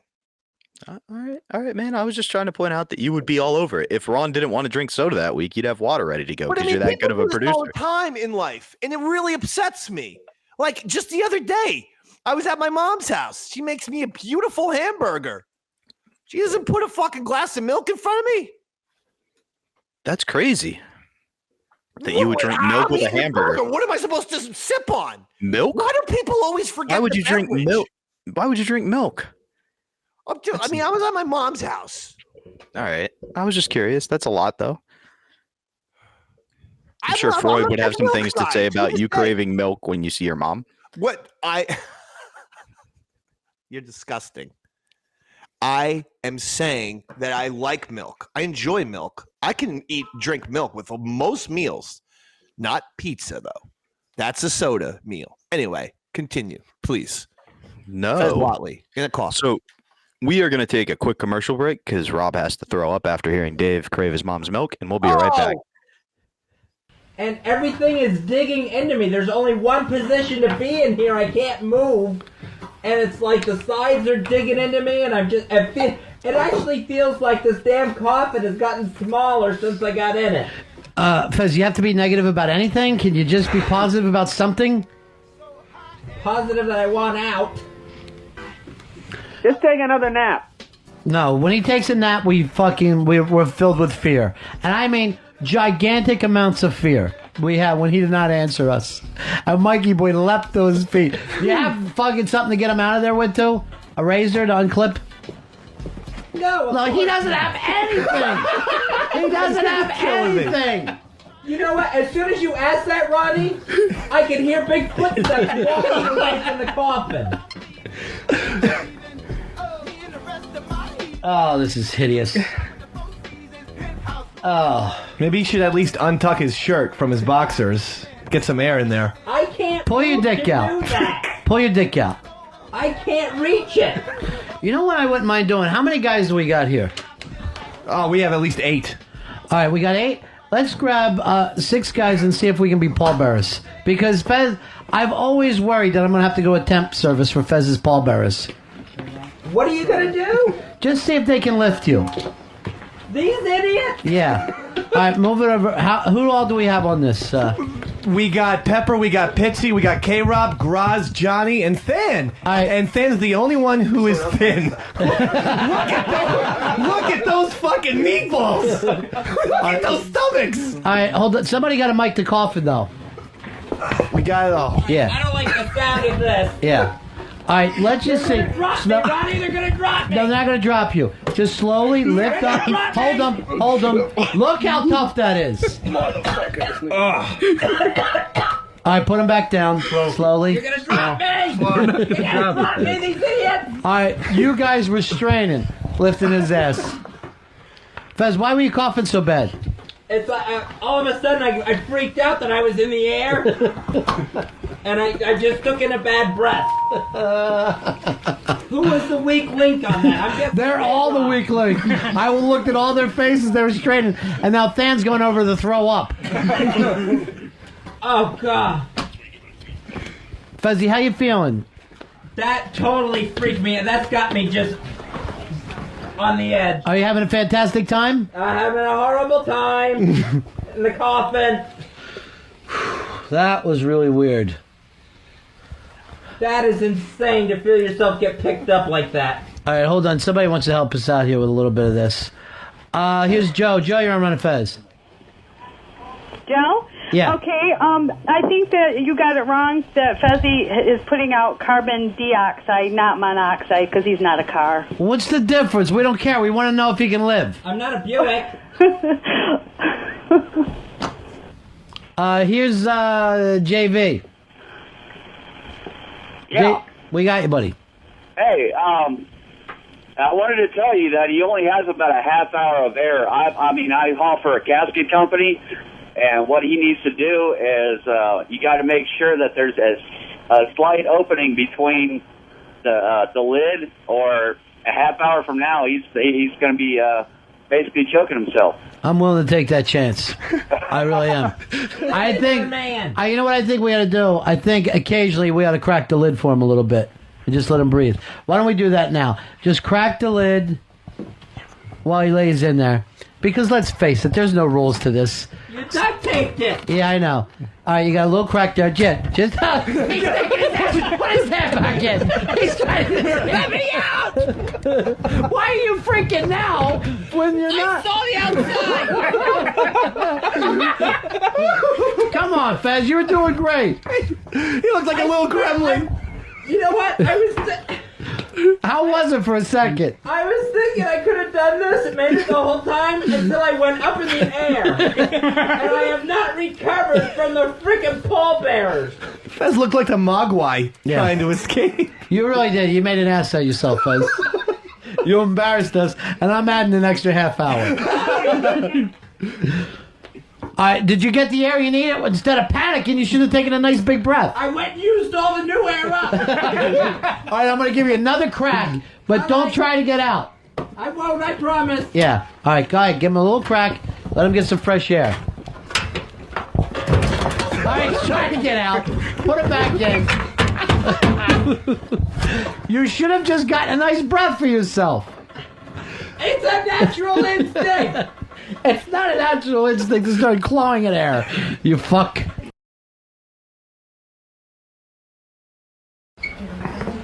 All right, is that Jamie? All right, bring Jamie in. This is my new co-host, Fez. What? Jamie, welcome to the show. Hey, thanks, man. Where are you playing? I'm playing at Broadway. Broadway Really? Comedy Club. Yeah, it sounds like I'm saying I'm playing Broadway, but they just changed the name of the Improv to Broadway. Oh, Yeah. it's not the Improv anymore. Yeah, it's actually off Broadway. It's like 53rd and 8th or some shit. Yeah, oh yeah, I know where that is. Yeah. I didn't even know that was an Improv though. Yeah, it was. I think it was. I don't know if it was affiliated with like all of them. Yeah, it might have been a little different. It's an improve, is what it is. A chance to come in. Well, Jamie, welcome. You sent us an email and you wanted to sit in a little bit. You're a touring man. comedian. Yeah, I love the show. Huge, giant fan of the Ron Fez show. Well, I'm sorry you can't meet Fez. He's in a coffin. I heard Did that. you not notice, Jamie? I heard that on the way up. It's awesome. I really thought when he didn't answer, something was wrong. We kind of panicked here for a second. Yeah. Because he has a tendency to have heart attacks. I felt like an asshole. I was actually concerned about my own appearance on the show when he didn't answer. I thought it would affect my coming on. Yeah, they were like, sorry, can't do the show today. Fez died. It is raining and shit. Well, you know? still, can anybody just plug this during the best ofs? I'm playing Broadway. Fez, choking? What? Are you choking? No, I'm not choking. I'm just coughing. Do you want a little a chance to breathe? Hold on, Jason. Jason, you're on Ron Fez. Hey, how's it going? Yeah. I'm a ICU nurse, and eventually, if Fez doesn't get actual oxygen, all the carbon dioxide that he's breathing out, he's going to become what's called hypercarbic, and eventually just slowly go to sleep and suffocate to death. All right, first of all, you're an ICU nurse. You sound just like a man. That's the part that totally weirds me out. And I think that you women are wonderful. You do great work. But as long as we don't let him go to sleep, he's fine. Well, no, not really. He'll eventually just go to sleep because his brain will be so starved of oxygen that he'll just lapse into kind of a coma kind of condition. What if we give him the occasional breath of air? Well, eventually, but if you crack it open, he's got to take a bunch of really deep breaths. All right, Fezzy, we're going to crack it open. Take a bunch of deep breaths. All right. And don't try to panic and get out. Just take deep breaths. Stop it. All right, stop it. Take deep breaths. Say hi to Jamie. Hi, Jamie. How are you? Hey, Fez. How's it feeling there, really, Fez? It is awful in here, Ronnie. All right, now I just saw the lid. I just saw the inside of the lid. Why don't we keep it open just for a little while like that? Because I don't want anything happening to you. You want some water?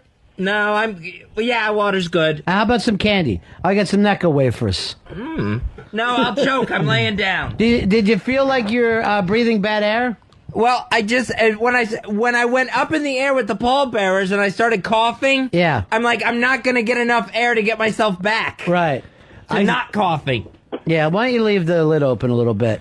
I saw Fez eat 4 boxes of Red Hots after the show today. Is that what he was doing yesterday? His carbon dioxide has got to be off the radar.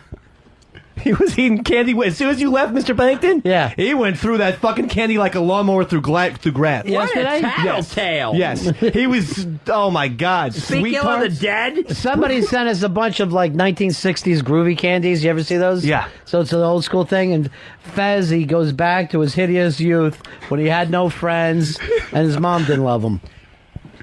My friends were the Chico sticks. Yeah. How you feeling now? You feeling okay? Well, I'm feeling a little better. It's cooler, and I'm getting some air. I've got a massive headache in here. Yeah. But I think that might have been when they set me down too hard. Yeah. If he's got a headache, who said that's usually a really bad sign. Oh, is that still the nurse? Yeah. What does she want? If he's got a headache, that's not such a good sign. You know what? Why can't a nurse ever give you fucking good news? You ever notice that? They're always telling you bad things. I got a headache too. What's that mean? Brain tumor? Nothing. No, you're good. Why don't you do an extra 2 years to become a doctor like every other guy? Yeah, but I make more money than doctors. Yeah. All right, what kind of money are you making? I make over $100. Yeah. Well, no doctor's ever been in that neighborhood. Oh, geez, 100. Yeah, but they have to pay for insurance and pay back an immense amount. So of debt. you're I a don't have to do nurse that. by fucking choice. Yeah. You've made a financial decision to become a nurse. What bullshit. Well, that and I'm a little bit simple and did a lot of pot at school, so. But do you also can you get a lot of cock in that job? You make sure a lot of guys when they're passed out, you can blow them.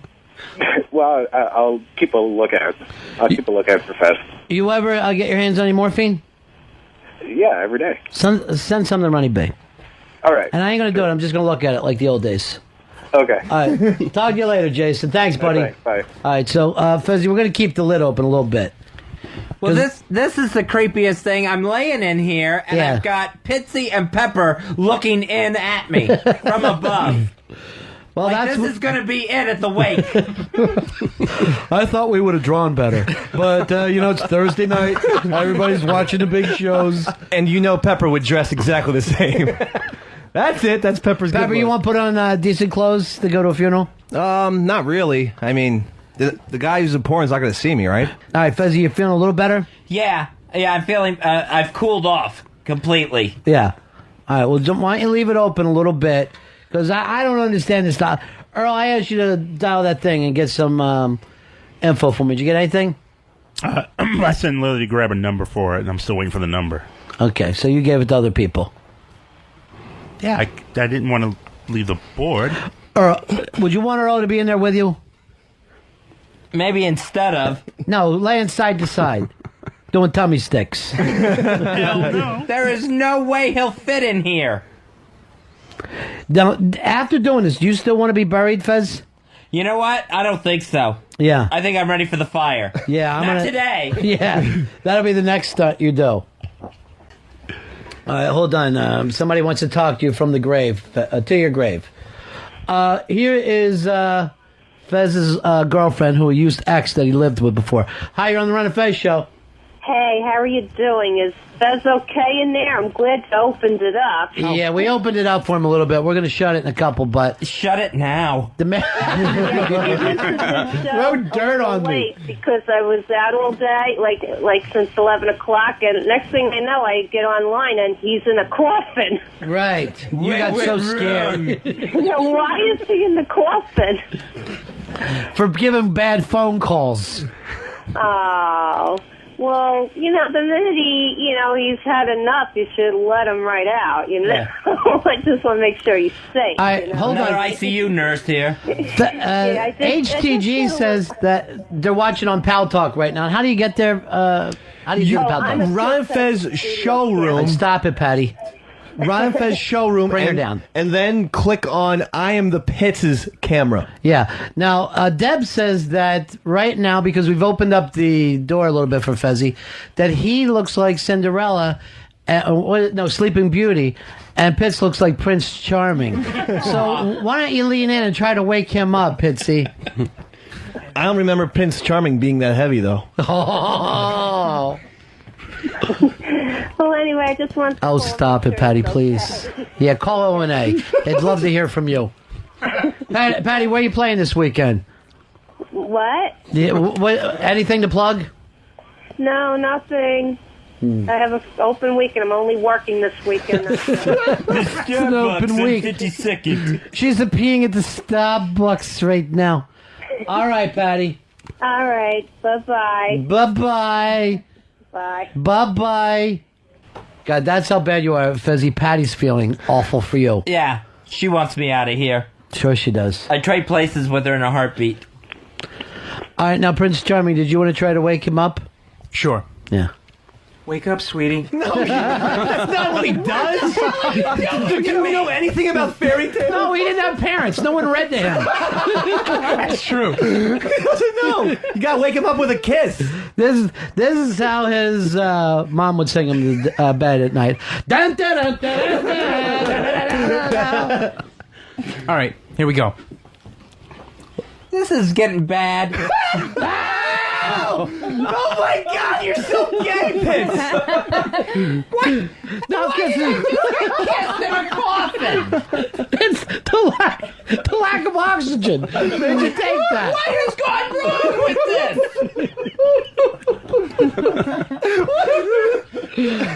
Pitsy, you were I swear to God, Fezzy, you're doing so much better. I might keep you in this coffin. No! I really want... I mean, I cannot move my legs. I can't move side to side. I guarantee you his dick just moved, though. Oh. You want to kiss the other half of the dick? He will.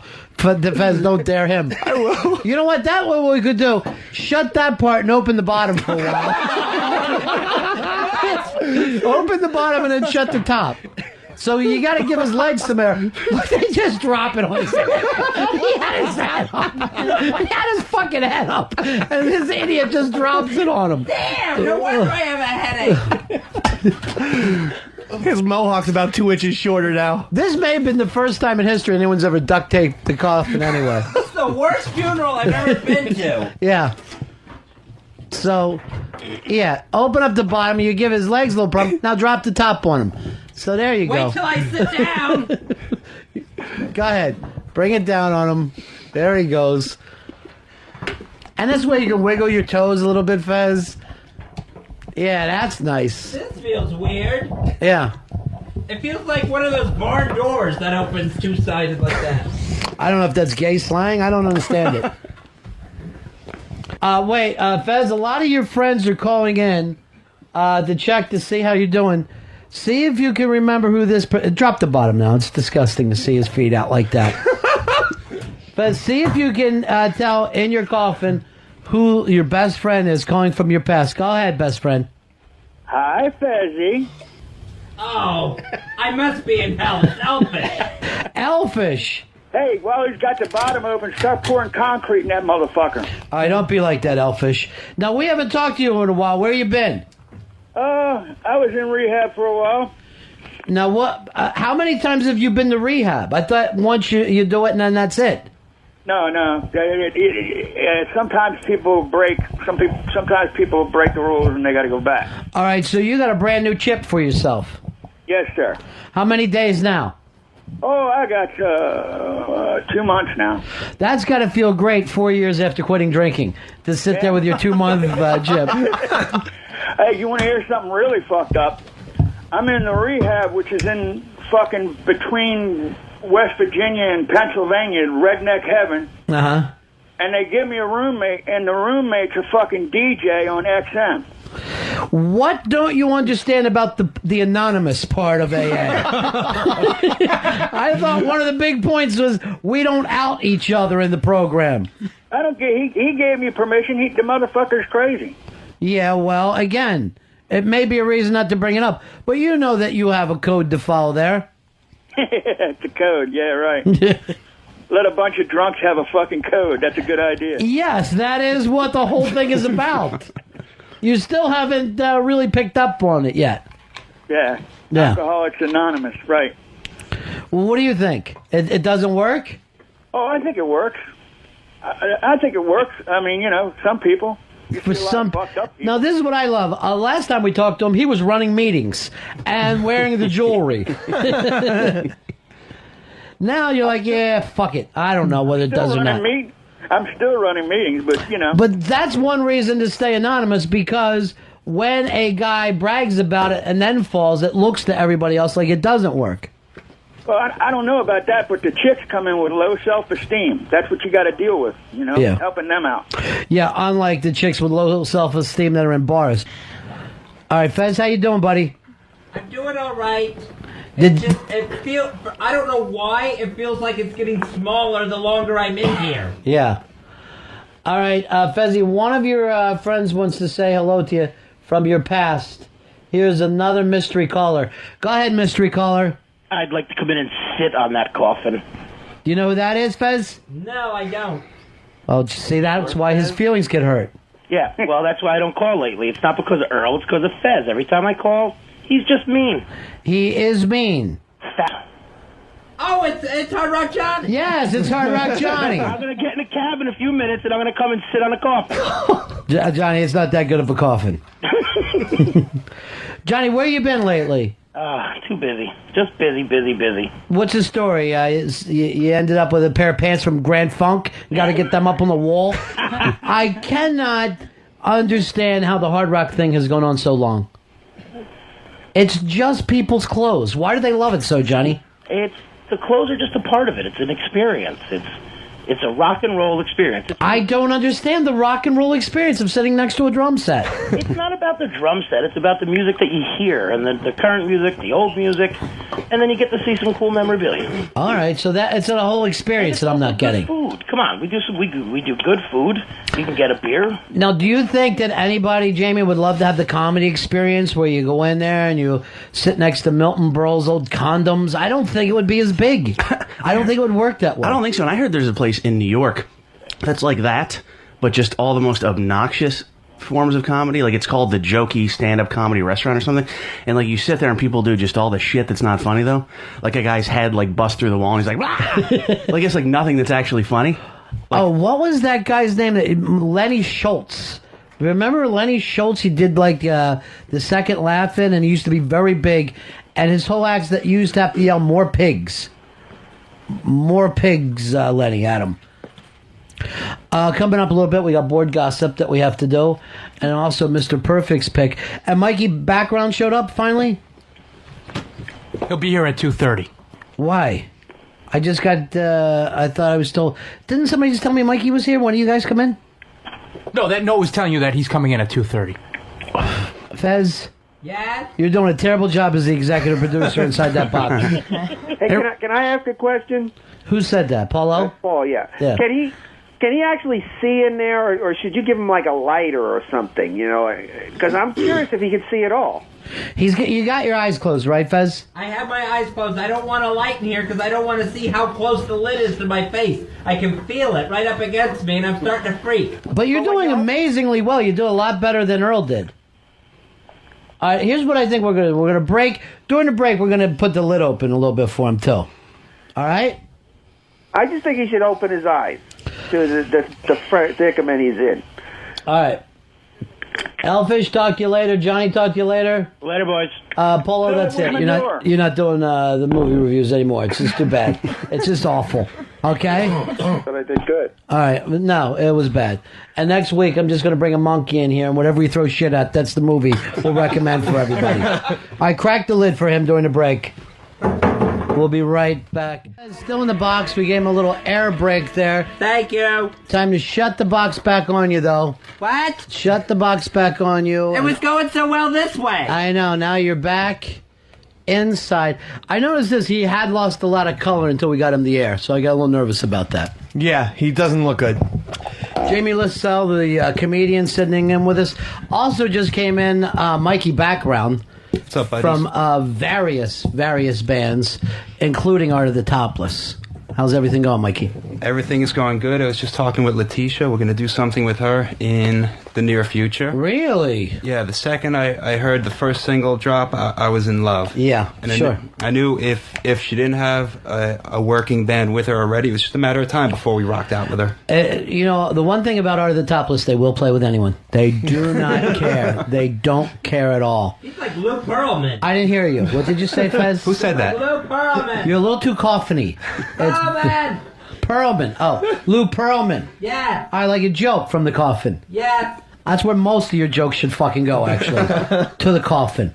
This wouldn't even really be a bad set, Jamie, if you want to, close with this tonight. Well, we've got the coffin, I think, till tomorrow. We'll bring it out on stage. You can climb into it and do an hour. That'd be great. I would love that. Is it awful to do comedy? Fez? Yeah. Just making sure you're alive. I like to check sometimes to see if you're alive. Is it almost time to get out? You got an hour and a half. Holy shit. You know what? If we put enough masking tape on that, you really never have to worry about it. But do you feel like you beat some fears today because you were terrified? You know, I mean, the air brakes helped. I heard that from Ford. They're the first company who said air brakes is the way to go. But for some reason, it's getting like smaller and smaller. I thought maybe I would get used to it. Mm-hmm. But no, it's not happening. Not happening at all. No. All right. Well, I brought up the boards. I hate to complain. No, I know you. I know. You're grumpy on days that you're in the casket. Again, I shouldn't even be talking about the boards when it's time to do board gossip. I'm going to check it with Fez. Fez, you okay? Yeah, it's starting to get to me, Ronnie. My leg's kind of shaking and stuff. It's like kind of dawning on me that I've been in a casket for a long time. Fezzy, right now you got 10 minutes. You think you can do it? Yeah, I can do 10 minutes. Is that you trying to pound your way out? Yeah. There really should never be a casket with tape on it.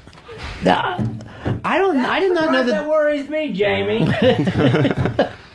I love the fact he can tell who each of us are. That is amazing. We just met. He is good in a casket. He really is.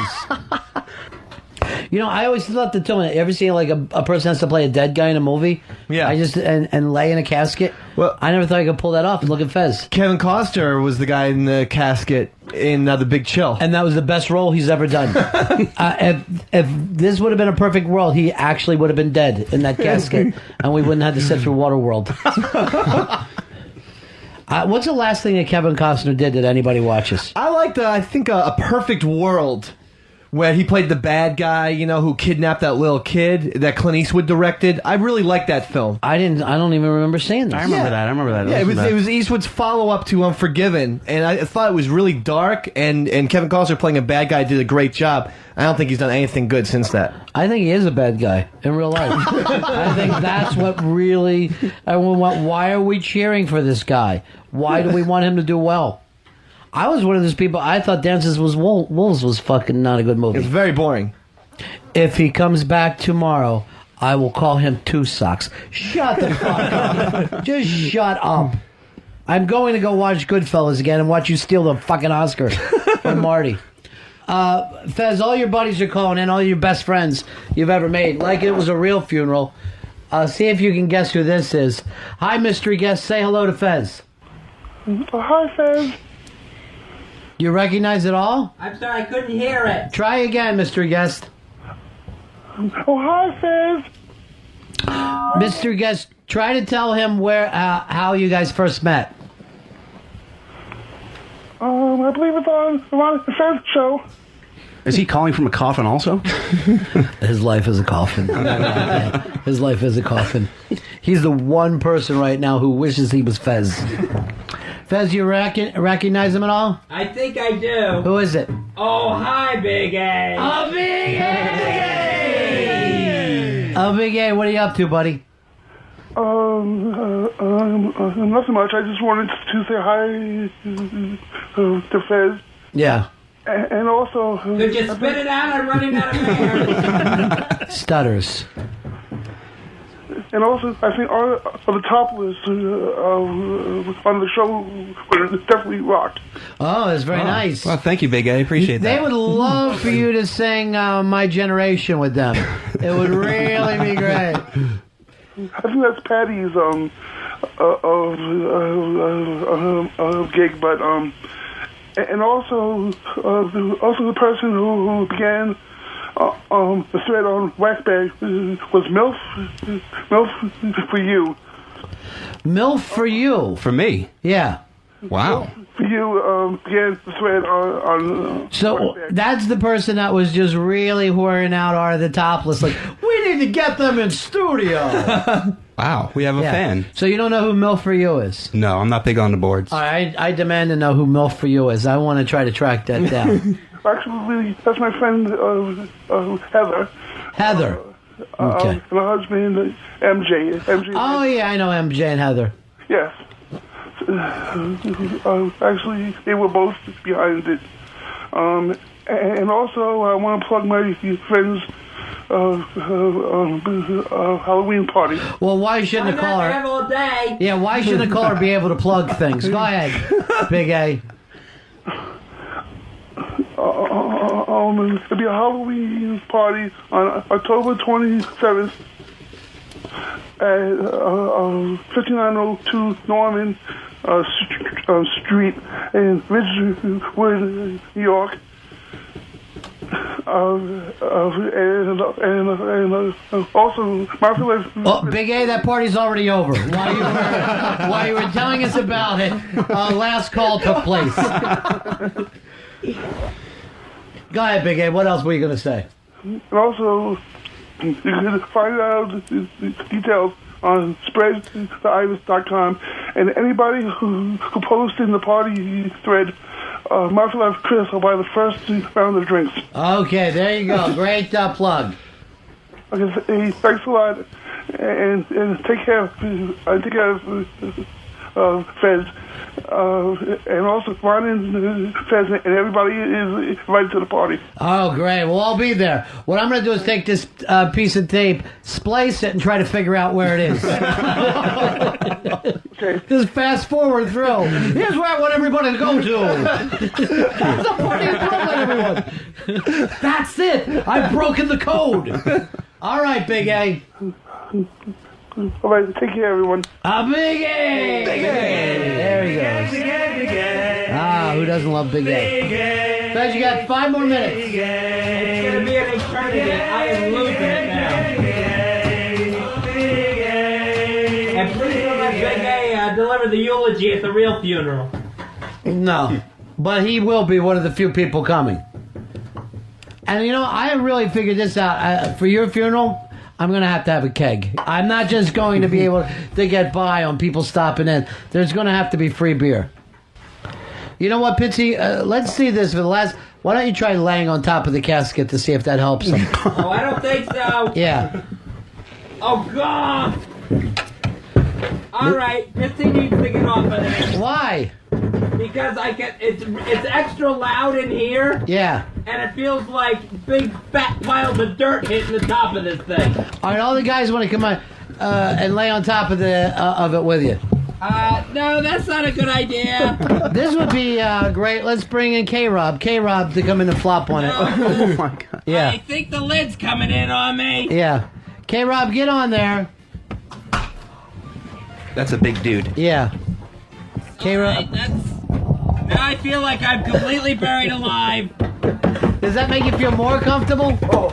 Don't bang back. All right, Fez. Here, you know what? We really are at the point. Fez is a big success. Yeah. Come on out of there, Fezzy. Let him out. You made it. Yeah. Oh my God. Oh, that was bad. Yeah. Holy shit. I don't think I can get out now. What's wrong? The legs aren't moving? No. Holy crap. Get up and walk them a little bit. Oh, man. Fez, that last part with everybody on top of it. Did that help? No. Okay, then I was wrong. Oh, God, I'm the first dizzy. to admit I was wrong. Oh, am I dizzy? Holy shit. Tom the cop's here, Fez. Wave to him. There he is. I must be in heaven. That's how long you got here. Tom came out from D.C. Plug Jamie's gig. Jamie Lissow will be at the Broadway Comedy Club tomorrow night and tonight, located at 318 West 53rd Street. There will be 2 shows each night, one at 9 and one at 11 p.m. For tickets, call 212-757-2323 and check out JamieLissow.com for more information. Come by and see us anytime, Jamie. Cool, thanks You're a lot, always guys. welcome. Mikey Background, MILF for You was promoting doing an Afro show with your band, so I hope that's worked out. RonFez.net, Mikey Boy runs that for us and does a fabulous job. What else we got to plug? The next Unmasked tapings will be on Thursday, October 25th. Susie Essman and Gallagher will be the guests for this special 2-for-1 taping starting at 12:30 p.m. at Comics Comedy Club in New York. So if you want to be a part of the audience, email at xmunmasked@gmail.com. And don't forget High Society tomorrow night. I want to thank the kids from FBA listening thread for sending me the box of cigars. I'll enjoy them over the weekend. Great folks over there. Fezzy, how you doing, big man? I am never been so glad to be out of a casket. If that makes any sense. I think you lost a little weight in there. I really do. I think whoever was sitting on it has put on some. Well, that could be any of them. His shirt's still tucked in. He had a big crew. His shirt's still tucked in. I still can't get enough air. Like now, this big studio, this brand new studio, it now feels like a casket. The world will feel like a casket to you. I know, everything's too small. Well, you did Including it. this shirt. You did it. People doubted you, but you made it happen, big man. And you had special regards. Somebody wants to say something to you. Bring out Homestar Runner. That's the end of my show.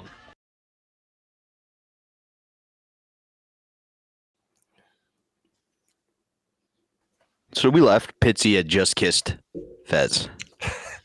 Prince Charming. He Prince Charming him, and now Fez is... and he kissed his shins too. Apparently he kissed both the top and the bottom of Fez. No, I think Ron was implying to blow Fez. I don't think Pitsy actually ever kissed below, if that makes sense.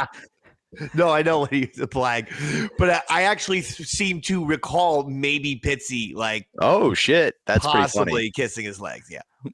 Well, with those two in mind, would you say this was Pitsy's greatest moment of radio? Yeah, I mean, greatest moment of radio. Yeah. No, I mean, it was probably his best job as a producer in that he got a coffin for us. I mean, yeah, that's pretty impressive. That was the main thing. I mean, let's not forget Ookie Cookie. He confessed on the Ron and Fez show that he and his friends used to get in a circle and jerk off on a cookie, and the last one to actually jizz on said cookie had to eat it. This is something he fucking told us that he really did as a teenager, and I was fucking horrified then, and I'm disgusted now. That's why I'm able to remember it, but it's also why I'm friends with Pitsy. I was going to say, you stay friends with him? I am friends with him. And this is some of the most disgusting... That's why Brock's Johnny answered the way he answered earlier, Dave. That right there is the only reason. If you were ever curious, it's that friendship. It's like, I know, it's like Pitsy's childhood sounds like a combination of like Stand By Me and Leaving and Fear and Loathing in Las Vegas. It's like fucking creepy as hell. You got in a circle, jerked off on a cookie, and the last one to jizz had to eat it. Hence the name Ookie Cookie. No. But that confession to me is one of his highlights or lowlights, I guess, depending on. I mean, I enjoyed your recounting it. I don't know if I'm going to seek it out to listen to on my own, but kind of like you described when you were in the MRI machine and the 1-2 sounds played, it was really annoying. That's a form of CIA torture. And I think that's where Ron got his inspiration for what happens to Fez next as the parade of phone callers continues. Now, Paulo's still on the line the whole time. He chimes up once in a blue moon, and Ron goes, Paulo, is that still fucking you? At one point, Paulo goes, he wishes Fez could have a drink and do drugs down there. And Ron goes, we all can't go out that way, can we, Paulo? We miss her too. He's just giving him a hard time, which is great. But the first other next person we'll say is a man who went to Graceland with Fez Whatley, and that's Elfish. Elfish! Yep, I'm going to Graceland. Elfish is a very unique character. Very unique character. Elfish, did you ever see the radio movie Talk Radio? Did you ever see that? No, I'm familiar with the TV show. Oh, you should watch it. If you're in the radio business, it's a fun movie to watch. I like watching movies about the business that I'm in, but you don't get a lot of great radio things. You get Woody Allen's Radio Days, right? I know people are supposed to hate Woody Allen these days, but he's not in his face. He's not in the movie. He narrates it. It's a great movie. You got Good Morning Vietnam with Robin Williams as Adrian Cronauer. I love that one. And this one, Talk Radio, directed by Oliver Stone, starring Eric Bogasian, whose name and number are in my cell phone, along with Cyndi Lauper and a couple of other celebs. Eric Bogasian stars as this shock jock guy. And at one point, he brings in this really odd, fucking strange, almost unsettling fan. Like there's a listener who's really crazy. And so he says, well, come into the studio. And that guy goes in the studio. If you've seen Talk Radio, that's what Elfish looks like and the vibe he has. Wild fucking blonde hair, sunglasses, fucking a weird kind of, like he's a Southern rock star / maybe a Southern huckster preacher, on TV who gets lots of money from, very odd presentation, that Elfish. Is he still alive? I don't know. Okay, I don't know either. I hope he's not dead. But he was in and out of rehabs, right? I mean, like I said, if you go see the movie Talk Radio, watch the part where Eric Bogasian brings a guy in there with glasses who's fucking crazy. That's actually Elfish. It's the same person. Well, he calls in from what he describes as a rehab somewhere between West Virginia and central Pennsylvania. And then he goes, what's crazy is there's an XM DJ here too. And Ron goes, that kind of violates one of those 14 steps, doesn't it? Who do you think it was? Oh, we can't spoil that, can we, Dave? Because it's coming. Okay, good. Because he goes, nah, he's kind of crazy. He said it's cool. And so Elfish annoys Fez a little bit. And then a big fan of Fez's calls in next. That's, of course, Andrew Gold. Big A. Big A. He plugs a Halloween party that no one can really understand what the plug's for because people keep interrupting him, and it's just irritating Fez. And Fez is being catty but funny from the coffin. Well, who's the XM guy? I want to know. Hang on. That's the last call before we let Fez out of here. Okay. Sorry. All right. It was, I didn't, that, no. I know you didn't know that. That's why I was like, I'll just give it to you. Then Stalker Patty calls. Ron refers to her as Fez's former roommate. Good luck, Fezzy. I wish I could be in the coffin for you, Fezzy, but that's bad. That's against God. Yeah, I never thought this coffin would bring out so many superstitious people. This is bad juju. Yeah, I mean, it really shows different cultural lines too. For me, I don't think it would be a big thing. Yeah, that said, if everybody around me was acting like it was, maybe I would too. I don't know. Interesting. But the last caller who calls in to give Fez a pep talk is J-Dubs. J-Dubs! Who was on the beach after he had gotten fired from XM for the thing that kind of ended him up in the place. And he was open and talking about it. But... Oh, wow. Yes. And J-Dubs. Oh, wow. And he was in rehab next to Elfish. Oh, according to Elfish. Now, it may have been J-Dubs just heard that and playing along, but if that was the case, God love him. That's just showing he's a good radio host. I believe he's back now doing something. Is he really? I think so, in the DC area. Who was the other guy he was always with? I don't know. Anyway, I we forget. saw them at the Fez Fest. Yeah. Again, they were saying they were doing stuff. Chad Dukes. No, he is helping Chad Dukes' show as well, but there was another guy he was with. Either way, he's back. Good for him. We're happy for him. No, we yeah, like J-Dubs. absolutely. Love J-Dub. And he plays the bit well, and I like talking him. about how he loves I like drinking. Chad Dukes too, actually. Yeah. Well, that's hysterical that J-Dub's called in like that. With fucking Elfish ratting a guy out on being at rehab, Alcoholics yeah. Anonymous. Yep. He did that second part.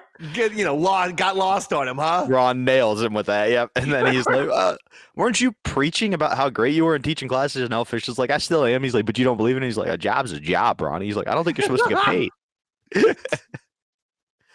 So that guy's a unique character, man. Fez succeeds.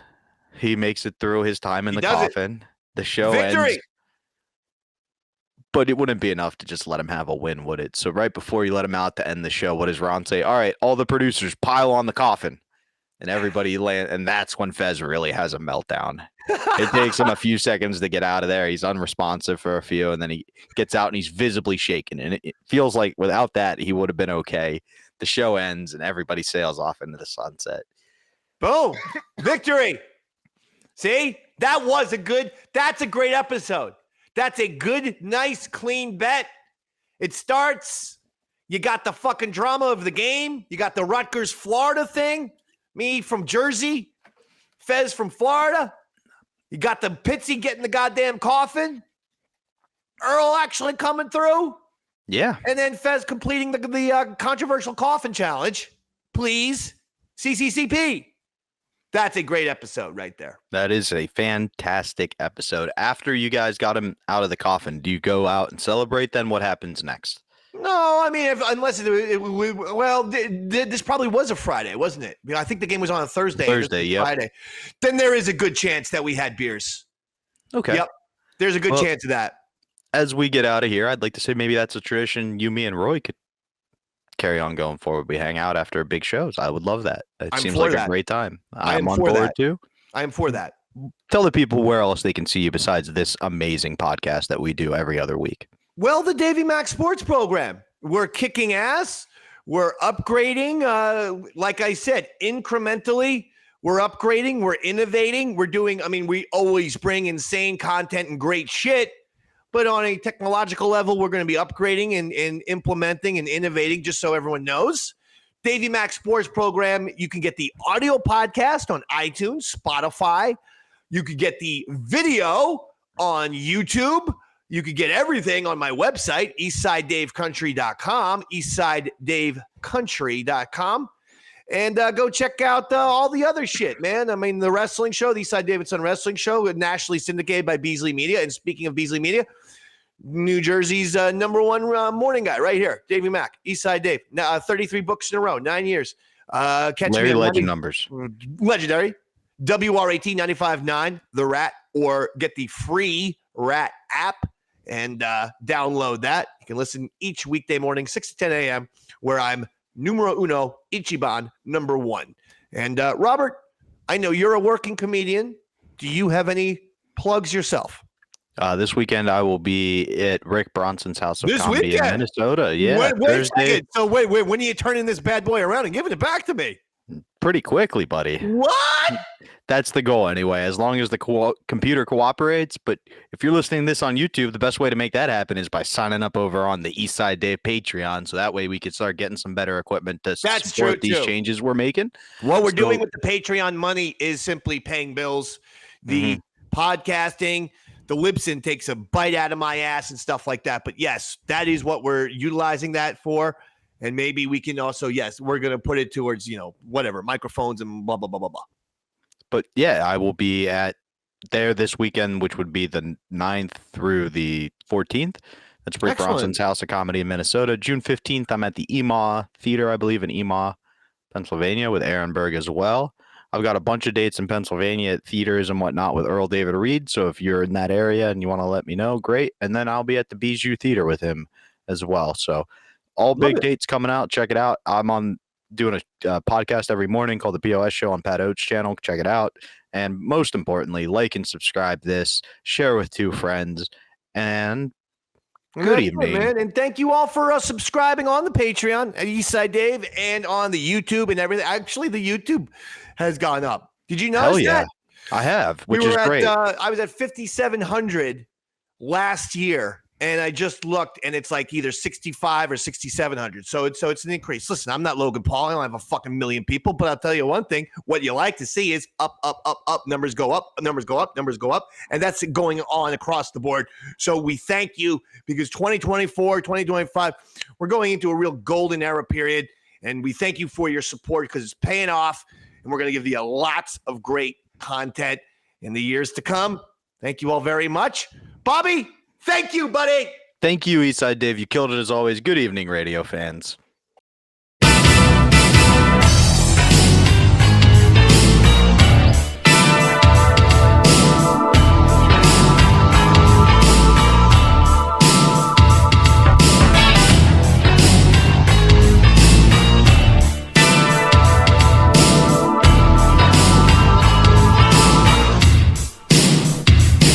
I've heard a lot of idle chatter. That really doesn't matter to me.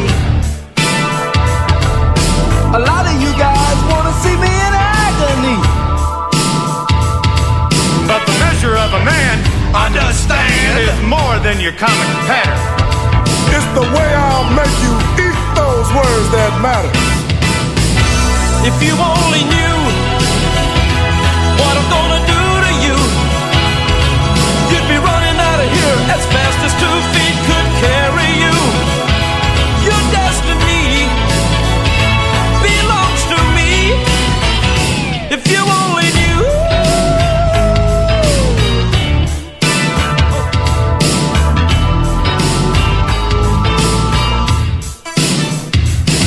I got some real bad news. And it may involve your body.